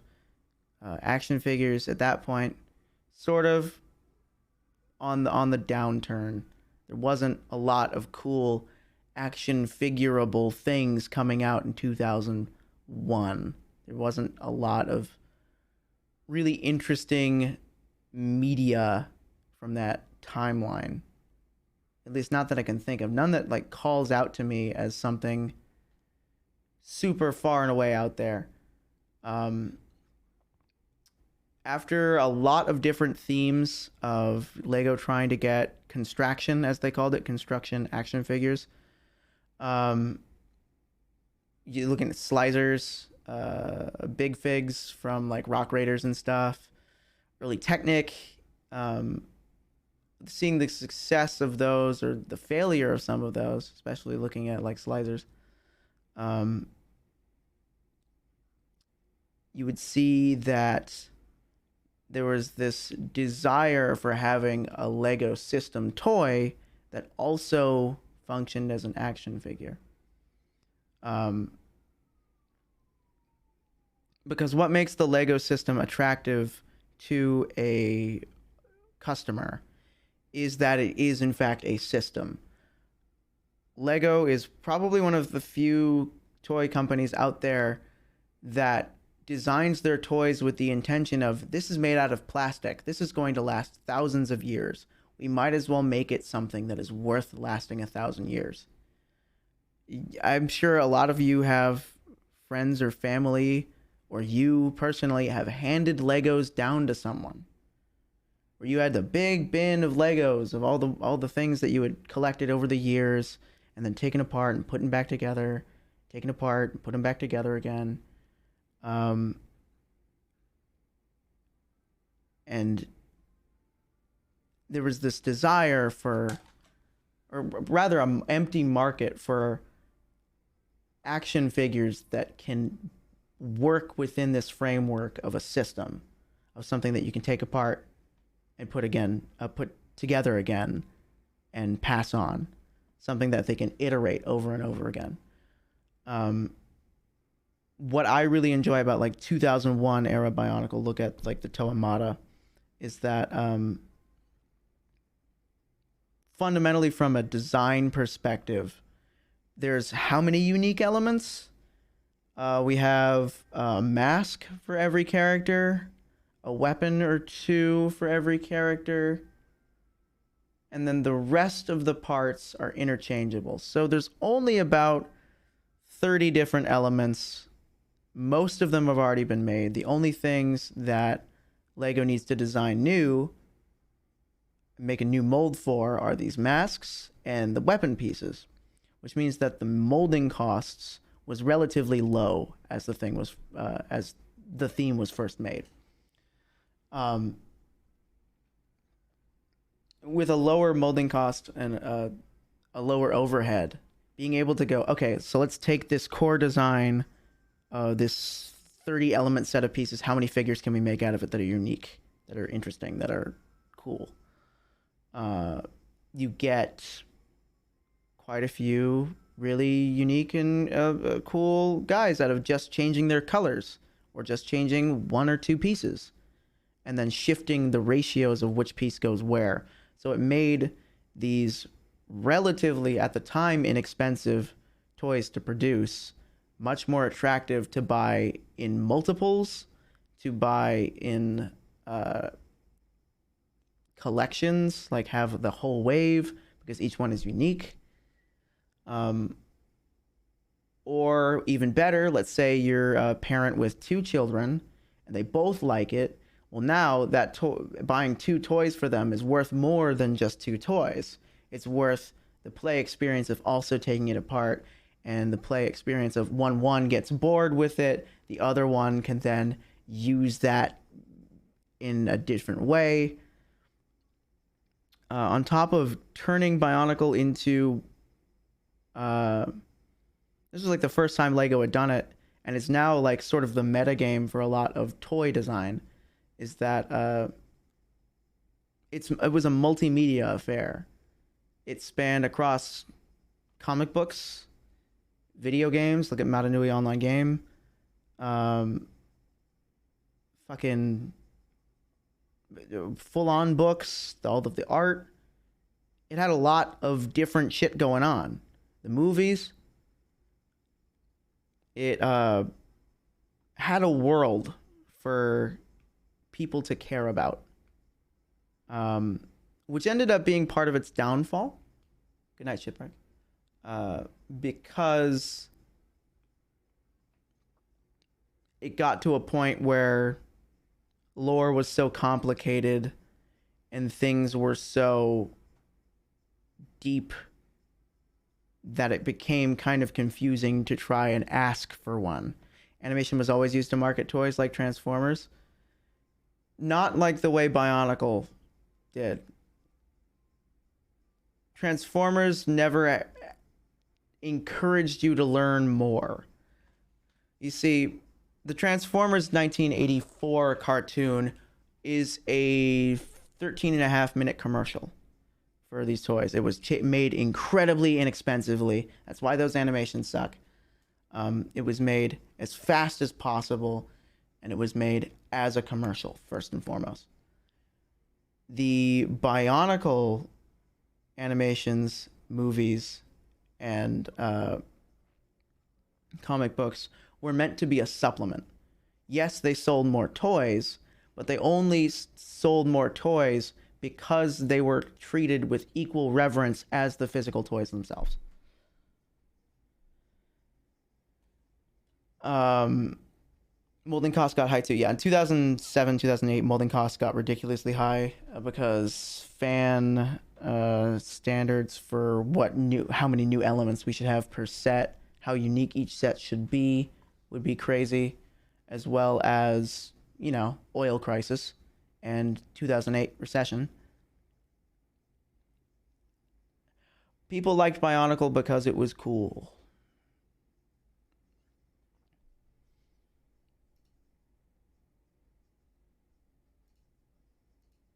Did working with other male talent impact your decision to leave studio work? And if not, do you plan to work with male talent going forward now that you're solely producing your own content? No, they did not impact my decision to leave studio work because male talent are there to also just do a job. It's not like I thought all the men were dicks or something. Do I plan on working with male talent? No. Oh, God. How many followers would I need to be moots with you on Twitter? I want to be friends. You seem so funny. This is not the ideal place to ask for that sort of thing. Not a great start. I hope that you didn't put your Twitch username here. Okay, you didn't.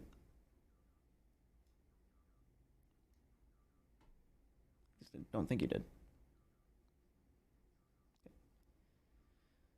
Where can I get a cool jacket?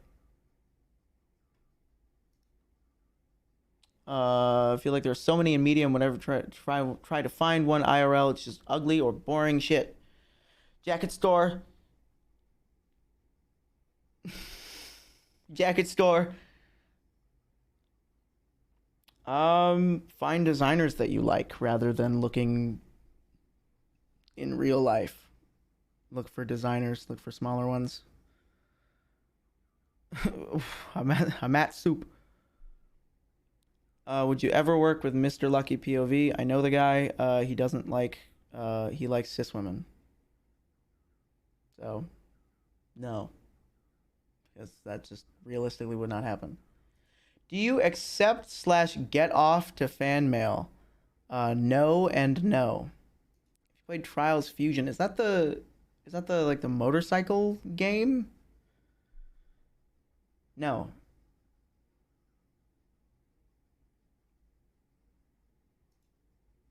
What percentage of your fan base would you say are women? Not enough. Does a king stand alone? Defiant against God. How are you doing? God damn it. HRT doses. I'm not going to tell you. Because that's an endocrinologist question. Why are you white? Mom, Dad, white. Will you wear makeup on stream again? I'm wearing makeup right now. I really like to know what product you use for your freckles. Google what e-girls use, and it's that. Between the Mario Bros, who do you think has the fattest cock? Mario has a fatter cock. Luigi has a longer cock. Do you believe in porn addiction can make you impotent? Maybe if you're a fucking loser. How do you manage to stay hard and last in porno shoots? I am just a god. How can you still be hard and jerk off normally while... Oh, what? This one's skip. I guess skipped one. God damn.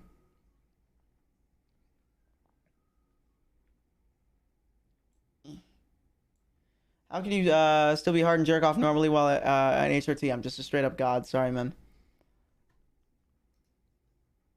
Somebody said, what's your popper's brand of choice? Am I allowed to say? They're not illegal here.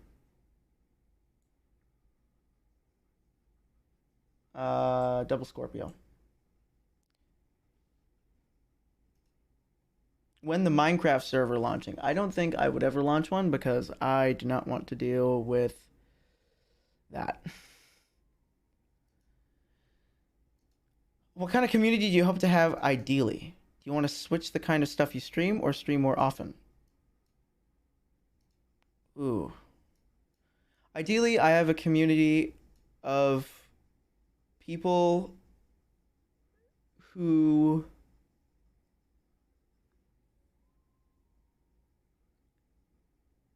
sincerely like the things that I make and aren't just here for the novelty of a porn star also being on Twitch. People that enjoy and want to feel like they're a part of making something positive. People that are entertained, people that are um aware. Yeah.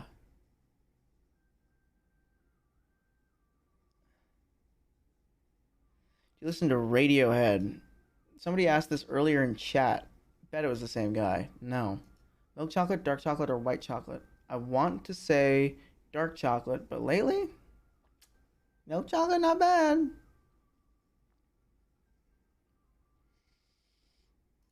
Okay, here you go. This one's a loaded one. What do you think about BBC/Black New World Order vids? Half Gooner vids are like that. Um, I think they're boring and I can't relate to them at all. So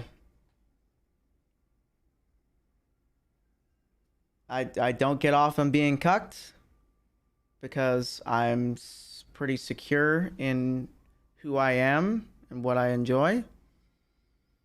Uh, a big part of race play is at some point you had to be racist, which I do not share that experience. A huge part of race play is at some point you needed to be a little racist. Because otherwise, what is the appeal? You know? Because this whole concept, this whole fetish is built on the idea of, okay, I in real life or in the past previously believed that black people were inferior. But now, as I explore my own sexuality and I explore complex feelings of power exchange, you get to this point where it's more attractive to relinquish power than it is to hold it. Because that demonstrates at least a little bit of a modicum of control. That's all sexuality is based on power exchange and control. And so in order to enjoy this stuff, the implication is that you truly believe the opposite.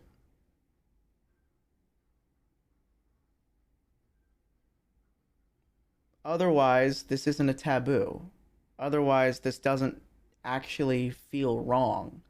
And that's what's attractive to these people, is that it feels contradictory to something. It feels like they're rebelling in some way against either themselves or they're taking control over the scenario with which that they came to terms with this sort of thing or came to terms with feelings that they've had.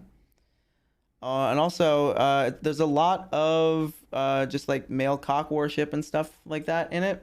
And I don't like men. What are your top 5 indie games? Does it mean if you like femdom, it's because women are inferior? Typically. You'd be amazed by how many CEOs hire dominatrixes. By how many like super asshole alpha ass dudes are into it.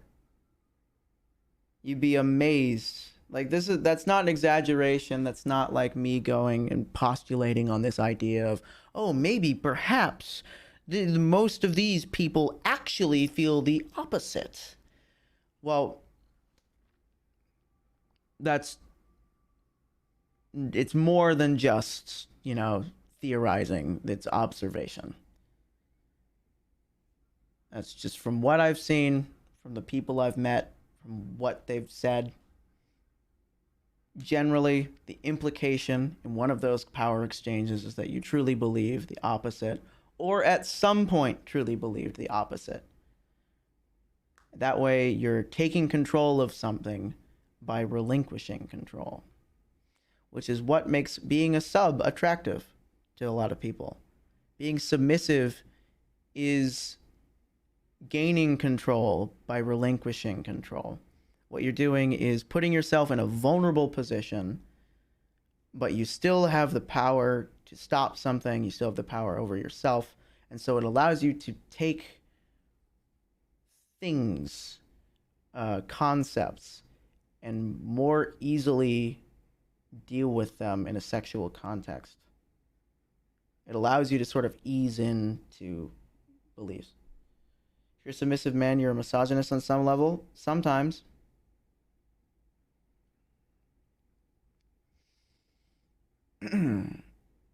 Top 5 indie games? Nice indie games. Top 5 indie games. I liked Hollow Knight. I never finished it. Top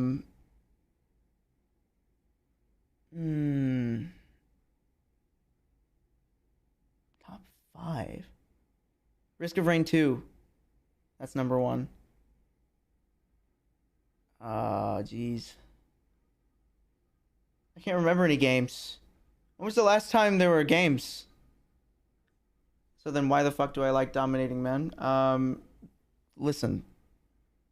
Sexuality is different for everyone, but it is all fundamentally built on power exchange. Lol, Limbo? Limbo is one of your favorite indie games? You're a fucking liar. You mean Hold Right Simulator? Limbo fucking ruined indie games for a good time. Where it was like every fucking game was that. Where you hold the right, you hold the stick to the right, and then you'll stop, and then you'll hold the stick to the right some more, and then you'll stop, and then you'll hold the stick to the left some, and then you'll stop, and then back to the right, and then they draw all of these stuff. We'll make it up with the art style. Isn't that platforming? Limbo isn't a hard game. You see, with platformers, a lot of the attractive part of it is that most platformers are really fucking hard. Is that they're pretty intense. They're mechanically intensive games, platformers. At least when it comes to indie ones. Limbo, Inside, and other games of its ilk are like the absolute lowest mechanical requirements, and I do not really enjoy that. I need my fingers to do something, because when in those scenarios when you're playing Limbo, you will see the answer to what you're doing 35 seconds before your stupid little fucking black and white character waddles over to the side of the room that you need to be on to press the button to pull the lever to jump on the thing, and then waddle right fucking back for you to get to the goddamn next screen. You will solve every puzzle immediately, just upon instantly looking at it.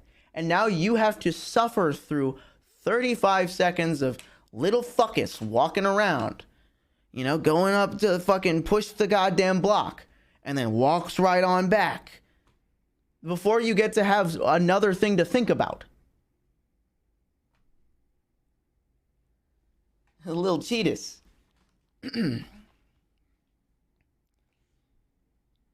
Hades was good. I didn't play it, and I don't like it. I don't like how it made people pay attention to roguelites. I love my genre. Don't touch it. Weebs. Weirdos.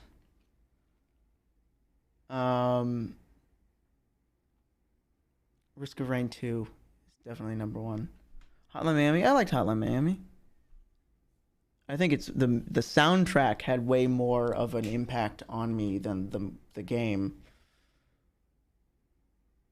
I think a lot of people can agree with that, though. Inscription? I wouldn't call it Inscription one of my favorites. But it was really good. Ooh, Ultra Kill. Ultra Kill. 100%.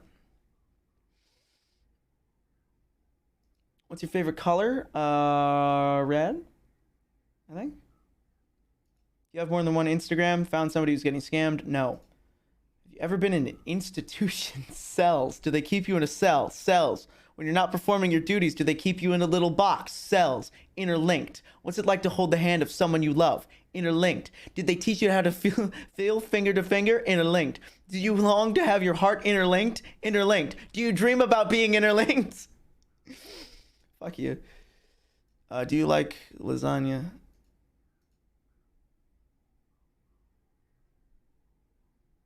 Yeah, I like lasagna. Said you worked for an artist once, applying gold. Do you still like art and plan on doing it more? I worked for an artist. I didn't make art. Way off baseline. I like art, but I don't make art. God damn. The cells question was really long. That's it. That's all of them.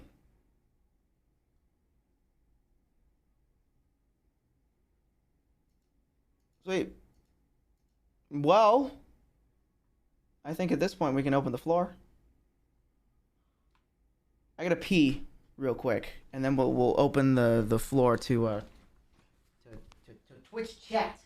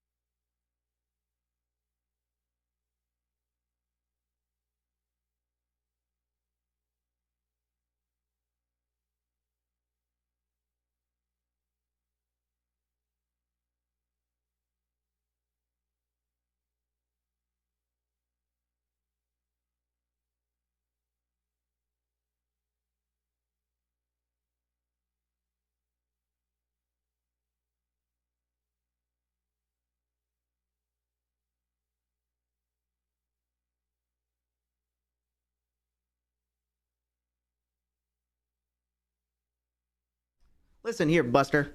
Ah! Yes, I did wash my hands. That's why I picked up Persephone, because I was drying my hands off on her.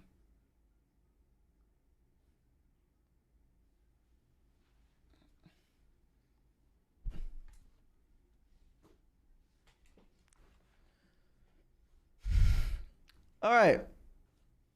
Oh, God. My lint roller. There it is. The fuck, cat?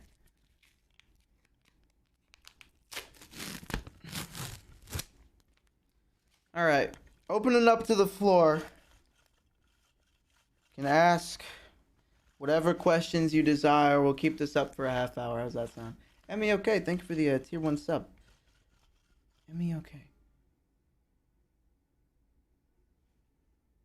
I know that name. Where do I know that username from? Did we talk? Hold on. Finn. Yeah, that's it. Okay. I'm shit at names and faces and anything that isn't numbers. Me am no remember am good. But hello, Emmy. How's it going? We're answering questions about my job, which is pornography, and I'm rolling the lint off myself. Do you go to companies for work, or they come to you more? You do not go to companies to work at all, basically. They come to you. The only time I ever went to a company for work was my first shoot. From then on out, it was people contacting me. And that is not always the case. Like, I can tell you for cis women, most of them, at least the successful ones, will have a agent who will find shoots for them or find things that are fitting for them. Would you do porn with Finster? Do a porn with Finster. Oh, you're getting fucking old school with it. If he was down for it. I'm going to give you the biggest surprise of your life. Most people aren't down to do hardcore pornography on camera.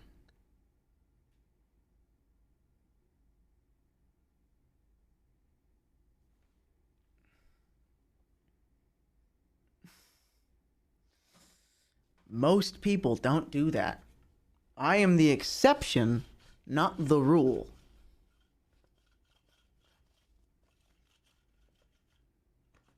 Goddamn fucking piece of shit.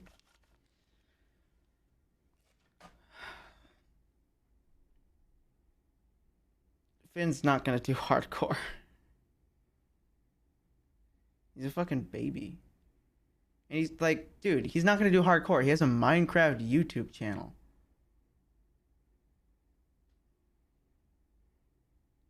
What is he gonna do? He's got a Minecraft YouTube channel. That is bad optics. We're not playing Minecraft hardcore here.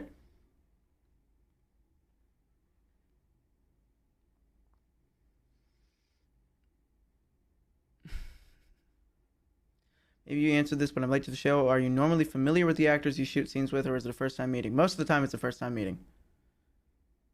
Most of the time, when you show up on set, at least when it came to like working with women, with men, it got to a point where it's like, okay, I know these 4 guys. It's not a problem. But with women, yeah, it was me meeting them for the first time. How'd you meet Finn? I think just through Miariza, really. Or maybe on Twitter, I think. I showed up in their stream one day. That's about it. I think they found me through Miariza. And I found them worth talking to because of Miariza. Miariza and I were like, we were Tumblr mutuals. Are you friends with Finster, or is it more of a professional relationship to obtain Twitch clout? Whoa. Whoa. Jesus Christ. Here, I'll put some perspective for you. Out of like the last 3 or 4 days, I think the one person to like just hit me up and say, "Hey man, how you doing?" was Finn.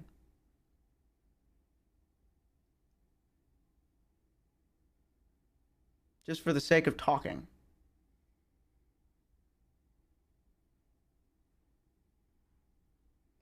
How was getting "Did You All" by Christian? Was that a question asking what I think it's asking?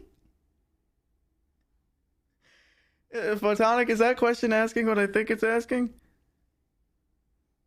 How was getting "Did You All" by Christian? Finn's scared you're gonna steal 10 muses from him. I'm not. For a very good reason. So, for those of you who don't know, or who don't watch Finn's stream, the 6 of you, yeah, because Christian does them all. Is this guy following me? Even unexpected error. Damn.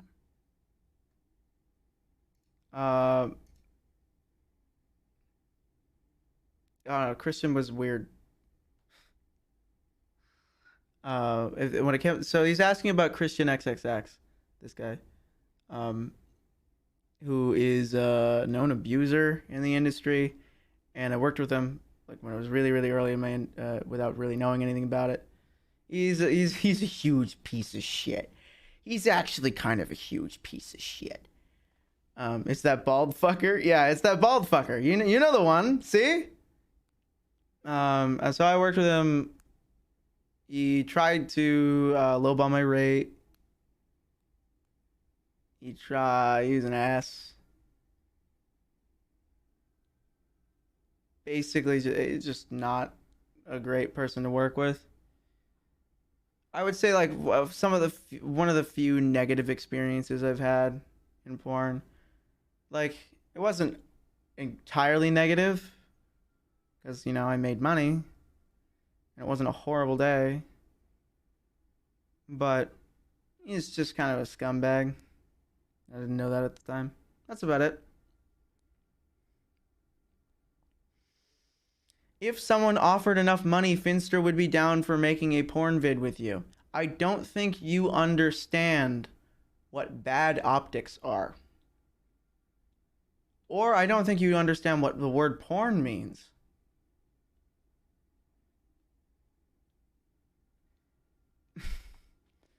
Finster has a Minecraft YouTube channel. He can't be having hardcore gay sex showing hole on camera. It's bad optics. Have you worked with many AFAB MBs? Not a whole lot, but a couple.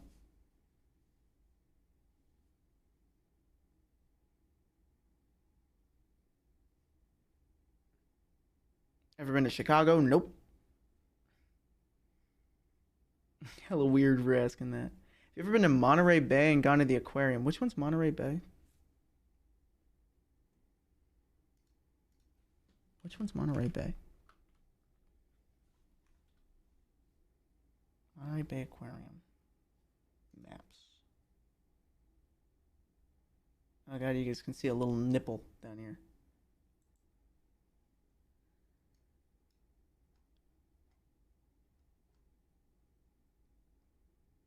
Fuck no, I haven't. What? What the fuck is this?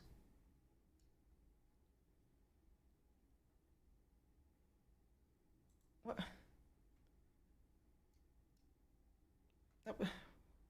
I'm down here, guys.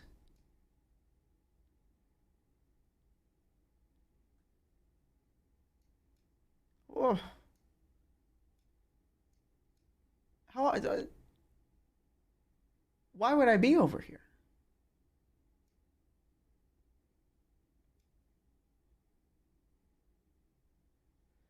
All right. I have been to aquariums before. They're cool. Don't go to them super often. Aquariums are a date spot, and I'm not dating anyone right now, so don't go to the aquarium very often. No one goes to the aquarium on their own. Or if you are going to the aquarium and you're not on a date, it's because you are 7 and you're going with your family.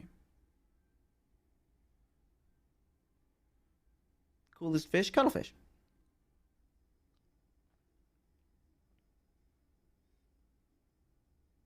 You mentioned you had sugar daddies. I had them in the past. You weren't attracted to them? Nope. Just the money? Yep. If safe for work content creation would be one day as lucrative as not safe for work, would you stop not safe for work and focus solely on safe for work? No, because if safe for work content creation would be as lucrative as not safe for work, I would just do not safe for work less. But I would still do both because I like money. But I'd feel more fulfilled doing safe for work. If I had to choose one and they both made me the same amount of money, I'd choose safe for work. But as it stands right now, that's not the case. Pizza or pasta for the rest of your life? Pasta, there's more variation.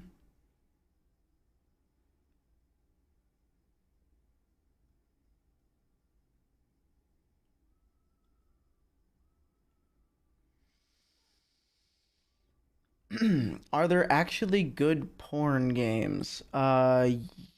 Yes and no. The ones I've played are VR sex sims. Um, and once you get them working and you put a lot of time and effort into making sure that it goes like perfectly fucking smoothly, um, they can be pretty great. As far as just playable sex games, no, they're all just flash animations in different packages. The VR sex sim ones are pretty cool if you can put the effort, the time, and the space in. That's a big part of it. Do you climb or see or ski or surf or anything? No.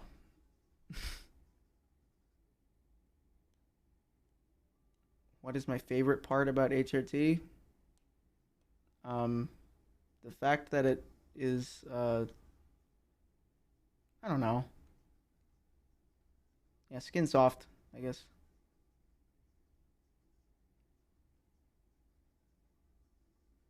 I took it at the right time, so it set my bone structure a little bit. Not a ton. Didn't set it in my face, but it did set it in my little hips a little bit. I got a little bit of wider hips.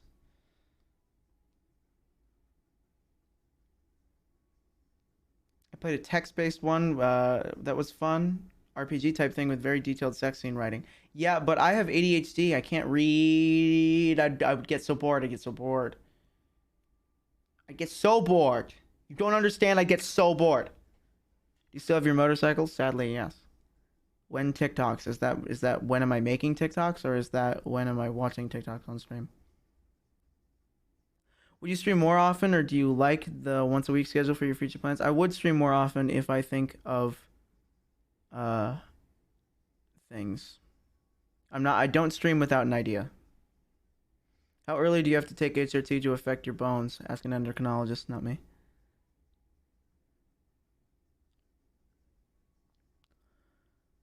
Posture check.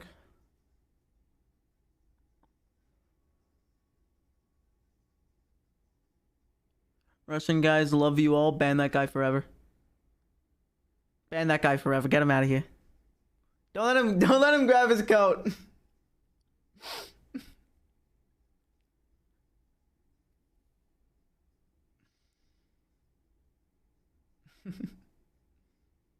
Ban him, then unban him, then ban him again. Would you stream something like chess? I'm bad at chess, so no. Uh, would I ever play D&D? I played Dungeons and Dragons before it was fucking cool, okay? I played Dungeons and Dragons while it was still a fucking goblin nerd game. And then Critical Role had to show up and make everybody fucking love it. It's still not cool. Critical Role is the #1 Twitch channel. #1 in earnings. Don't say it's not cool, because it's fucking marketable, dude. What's wrong with everyone loving it? It just I enjoyed the fact that it was a little weird, a little out of the way, that you kind of had to put a lot of effort into it, but it was rewarding. You know? It's a very rewarding experience for you and all of your friends, spending a lot of time to make an interesting experience with one another. And now, if you jump into Dungeons and Dragons, there are so many goddamn people that have turned it into this absolute product. There are services and different fucking tables and different all of these different ways to buy into Dungeons and Dragons as a brand. D&D was cool before you were born. I'm very well aware of Satanic Panic. And also, that didn't make it cool. That it was still a nerd game. It's a very, very aggressive nerd game. D&D made it made it really normie, and they made it trendy to be a metalhead with the new season. I think you mean Critical Role. Yeah. But yeah, Critical Role turned something that I really liked into Stranger Things, made it really normie. No, it was right. It was just before Stranger Things, but Stranger Things didn't fucking help. It made it way worse.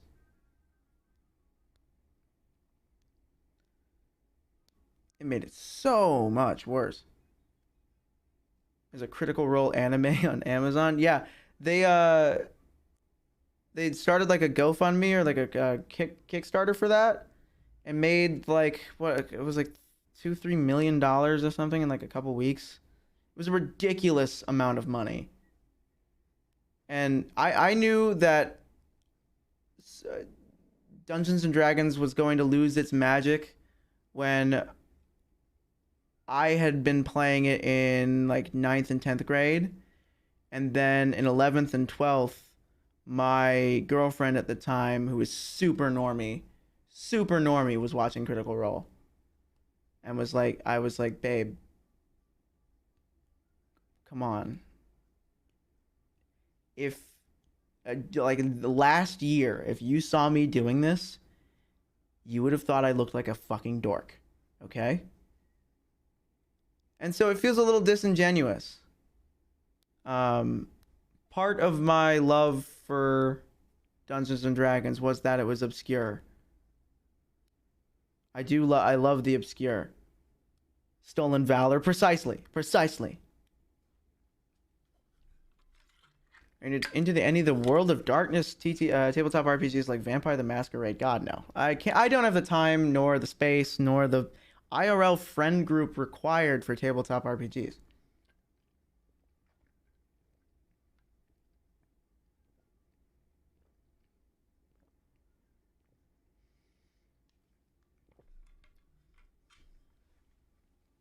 Critical Role show is okay, decent story, but too many jokes that were obviously thought of in the moment of the original game and feel ham-fisted into the animated show. Yeah, that absolutely tracks. I didn't watch it, but that feels like that would be a very significant issue where, you know, you're improvising the whole time, and if you improv a joke and it goes on for 5 minutes, the joke ends and then you keep going. And in the grand scheme of things, you don't remember that joke. You might remember like the experience you had in general, but the purpose of the game was not the joke. The purpose of the game was building a role and playing it. And when you're going from a live medium that's improv and off the cuff, something like Twitch, into a very well edited, a very controlled medium, something like YouTube, it's very, very important that you cut out all of the fat. You need to cut out everything that does not need to be there, whittle it down to the bare nub of its meaning. Xavier took over for a second. You need to whittle it down to just what its core idea, rather than trying to keep it as is.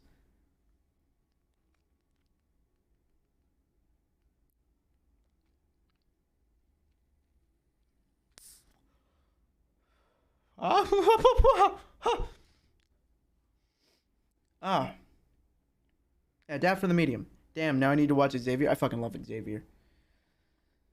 I love Xavier. It's great.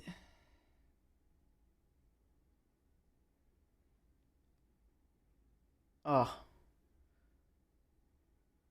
Xavier is God, good, good God, and it still holds up. God, yeah, it's fucking great. It's amazing. It's there's a lot of I hate when people do that thing where they go, oh, you have to be high to enjoy this. I think I've made this joke before. You gotta be high if you want to watch something like this, that sort of thing. When the ideal way to experience Xavier Renegade Angel, the ideal way to experience Smiling Friends is stone cold sober. Because that shit is going to make you feel like you were high. Retroactively. If you're high, you're going to miss all of the jokes. You're going to miss all of the fucking humor. Every fucking sentence in Xavier is 3 puns of wordplay.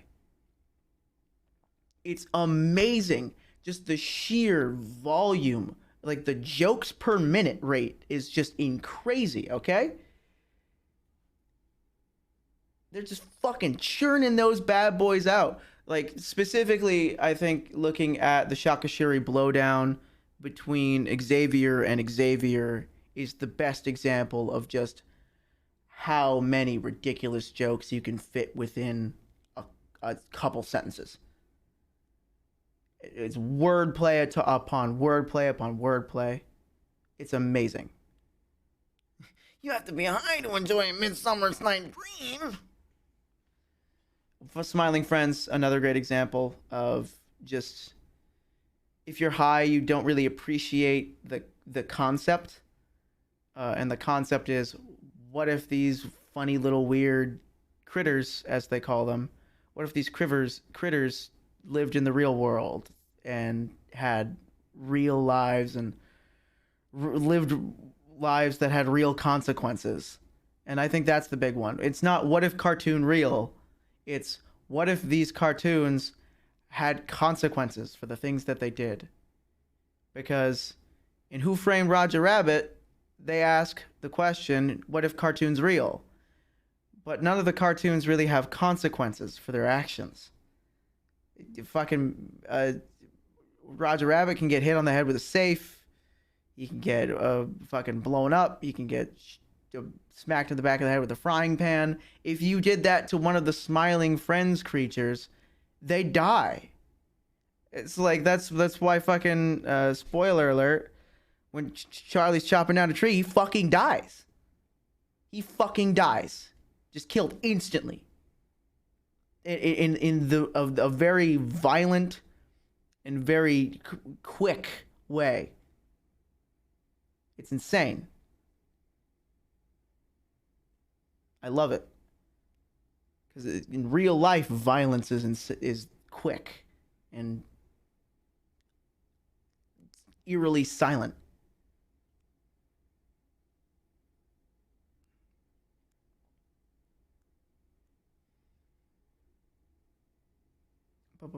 Favorite show growing up?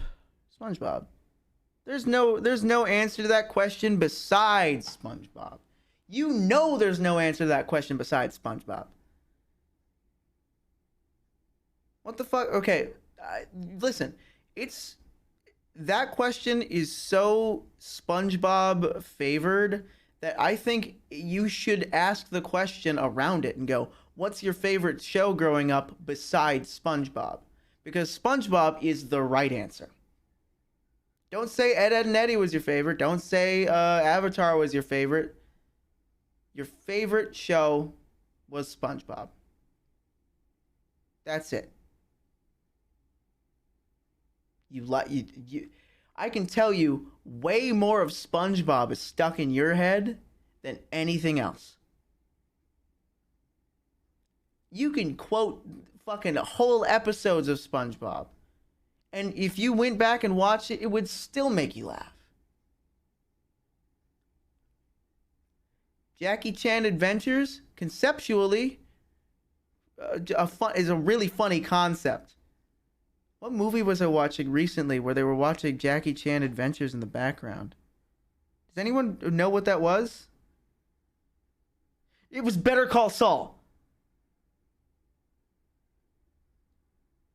There's an episode of Better Call Saul where it's like cutting to what a friend is doing, and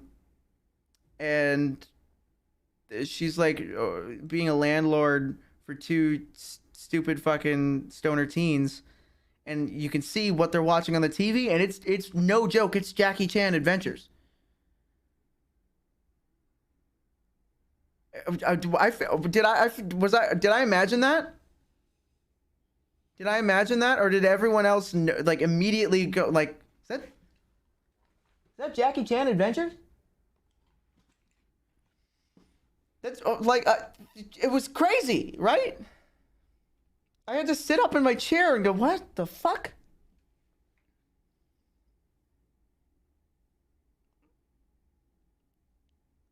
Yeah, what a crossover event. The Jackie Chan Adventures and Better Call Saul crossover.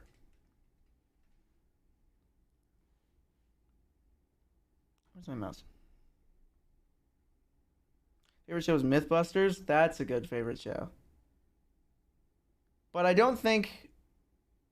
still don't think Mythbusters holds as much of a cultural grip on me and many other people as SpongeBob does, you know?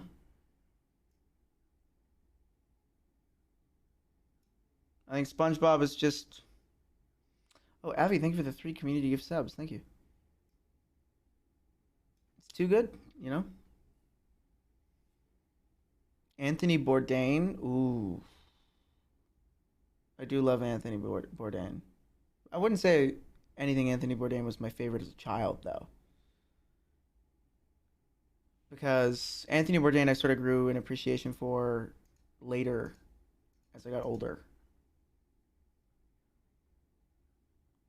I wasn't really watching like what's the show he did where he would go to cities and then some abroad, some parts on no, what's it called?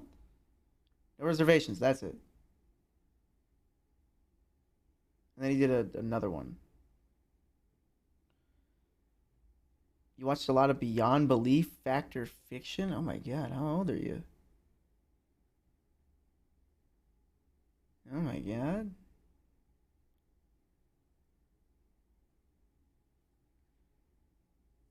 To be fair, you have to have a pretty. Parts Unknown was the one I was thinking. That was the later one. No Reservations was the earlier one. Zeratzis, thank you for the 8 months, actually. I watched a lot of weird shit. I loved Xavier. I loved SpongeBob. What's like a. Okay, not counting SpongeBob, what was my favorite show as a kid?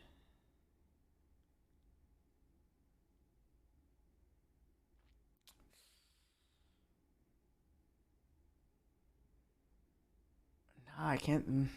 SpongeBob. It's SpongeBob. There's no answer to that question for me besides SpongeBob. Most obscure show you loved. I liked Wonder Shows a lot, which felt relatively obscure. Clone High for favorite obscure show.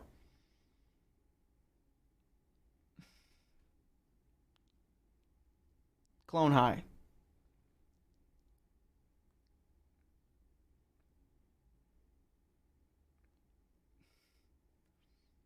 Robot Chicken or Family Guy holds a special place in my heart. I've never. This is an interesting. It's an interesting little fun fact about me. I've never seen a single episode of Family Guy. Whitest Kids You Know, fucking great. That was one that I gained an appreciation for after it aired, like 2010. I've seen new SpongeBob episodes, not very many. I've only ever seen Rip Trevor Moore. I know, right? Dude. That I don't have a lot of like celebrity deaths that bum me out because people die. That's, that's an inevitability. Like when I saw people were like, dude, Jean-Luc Godard died. I was like, yeah? He was fucking 90. What were you just hoping that they'd invent like a mecha suit to put his brain in? Were you holding out for that one? Not likely.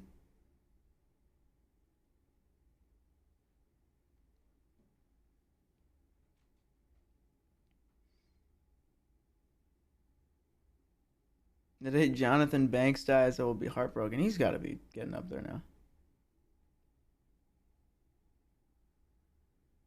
Ooh. I liked Malcolm in the Middle. Other celebrity death that hit me was Norm Macdonald. I didn't even know he was sick.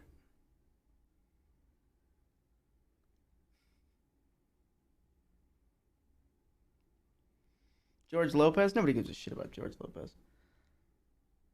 Robin Williams. Ooh, Robin Williams fucked me up too. Robin Williams fucked me up really bad.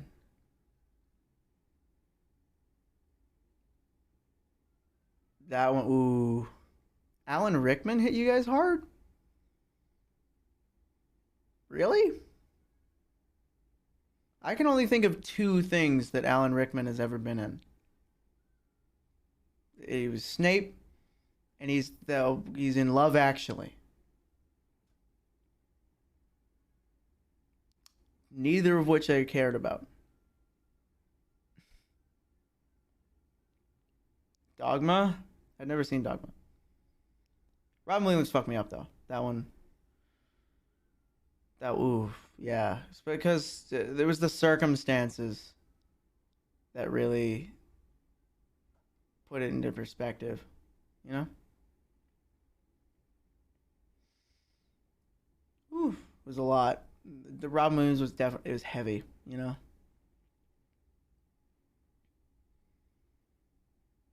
Ooh.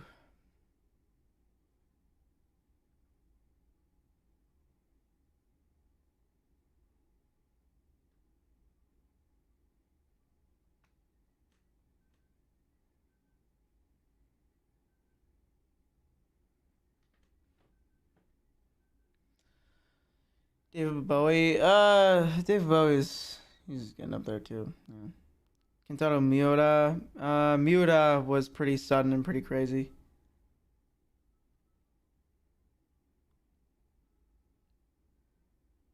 Chadwick Boseman. I didn't really know anything about him. Didn't really relate to him. Gilbert Gottfried. Gilbert Gottfried was like fucking 110 or whatever, right? Hollywood's loudest and oldest Jew? Not anymore. He was 50 something? What happened to fucking Gilbert? What? He wasn't 50 something. He was doing comedy in the 80s. He wasn't 50 something. Yeah, 67.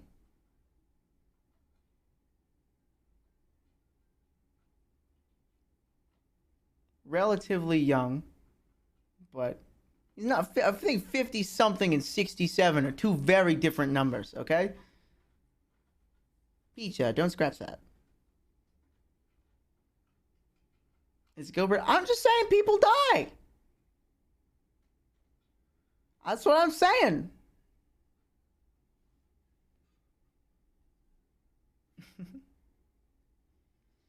All right. Is there any more questions? Or are we wrapping up here? Yes, Wicked, you're raising your hand. What's your question?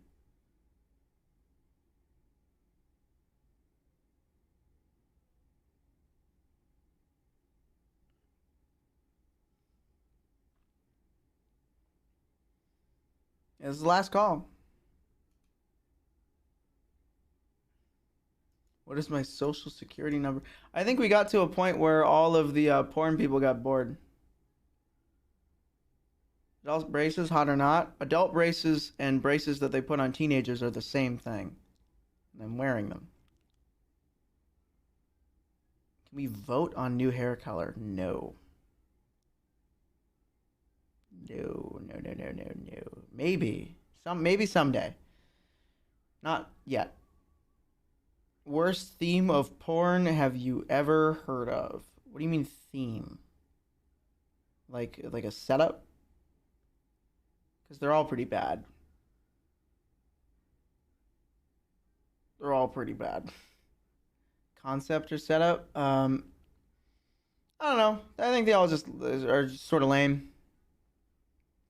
Like I said, setup should only exist to justify aesthetic. And I have never seen that done. Ever. You know? What am I going to stream in the future? I like doing these little event streams, things that I can keep the community engaged in. Once I find an editor that I like and I trust, I will start putting out this sort of content on YouTube. And once I've reached that point and I can help pull an audience over here too, then I'd go. I'd like to play more video games, but it's not sustainable right now.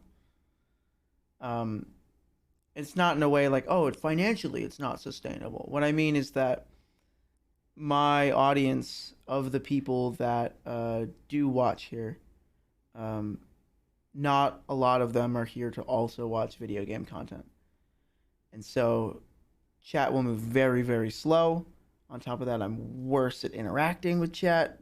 I'm getting way better at interacting with chat while playing a video game. It's still, like, I'm not very good at it. I'm not as good as I want to be. And then what it ends up being more difficult than it's worth, because if I go on stream and I stream a video game and I do really well and I feel like I'm having a good stream and I look and it's like 30 viewers, regardless of how I want to feel about it and go, okay, I'm still doing something successful here, I'm still having fun, it's gonna make me feel bad. And if you're not having fun, you shouldn't stream.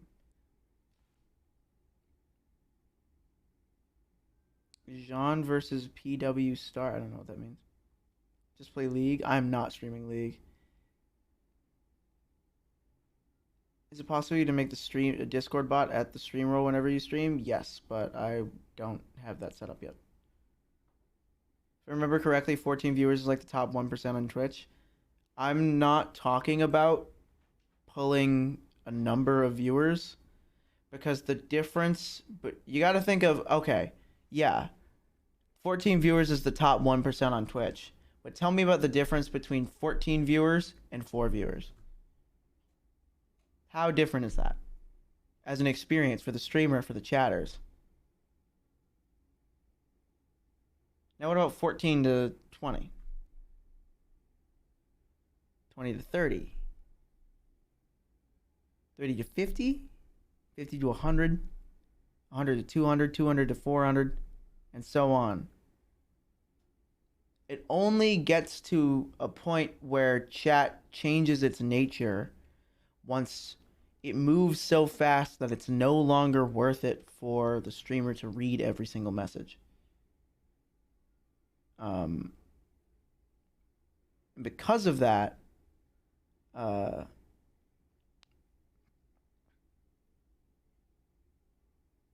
god, the marijuana. Where was it? What was the thing?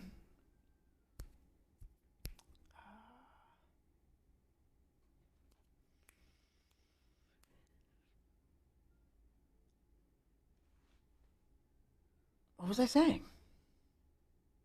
Because of what? What was? Oh, the difference in viewers is so. You need to hit a point where chat no longer sees itself as a series of individuals and now sees itself as a hive mind. Because then it's very easy to interact chat with chat that's that active. Like, wow, did I kick ass during Finster's 24-hour stream? He was like, yeah, carry it for a little bit. I gotta do voice lines. And I don't know, it felt really good to like read chat and see people say like, who is this guy? I got a couple, who is this guy? He's funny. I got a couple of those. And that was very, I felt fucking great. It was amazing.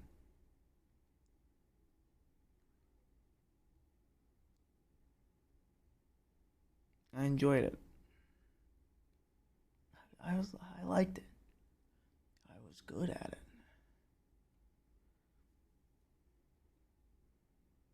I'm here because I have no friends. What'd I say about self-deprecating humor?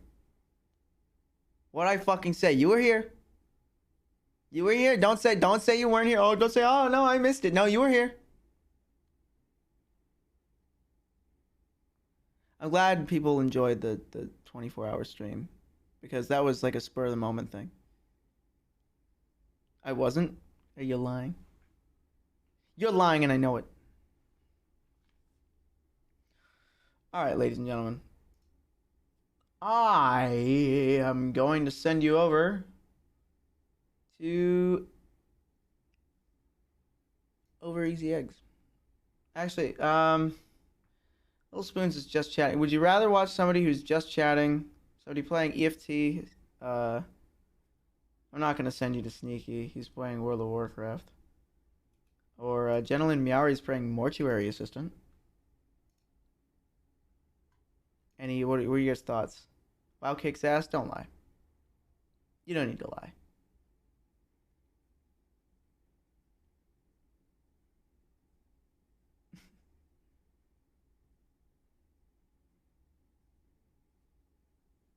Got one for EFT, one for Mortuary Assistant. Send us to Frogan? Who the fuck is that?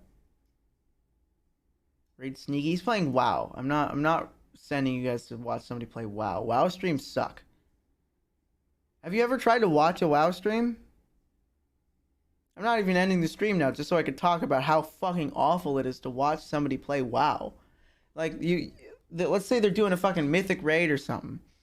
It is watching guys do the same encounter over and over and over and over and over for 3 goddamn hours, failing at the exact same part. And you get to watch the most thrilling and interesting looking gameplay of man presses 18 keys in order most of the time.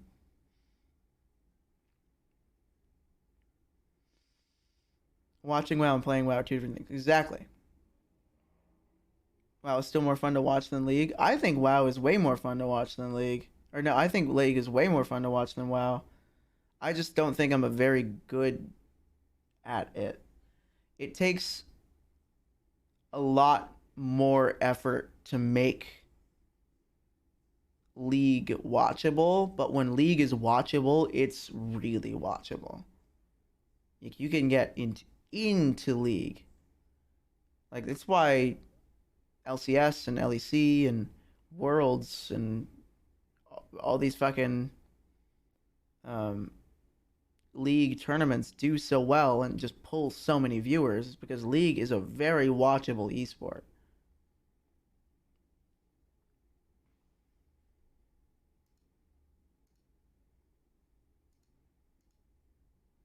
Just run it down. All right, I'm gonna send you guys to Gentleman Meowry. Why not? Nah, I'll give you to Egg. Oh, over here. Over Easy Egg. You shouldn't rate a bigger streamer. That makes no sense. All right. She's playing EFT. They're great. You'll like them. I think you'll enjoy yourselves. Alrighty. That was a good stream. I'm gonna save the VOD. I don't know what I'll do with it just yet. The VOD might get taken down just because of TOS. We're gone then. We'll see. I'm working on it.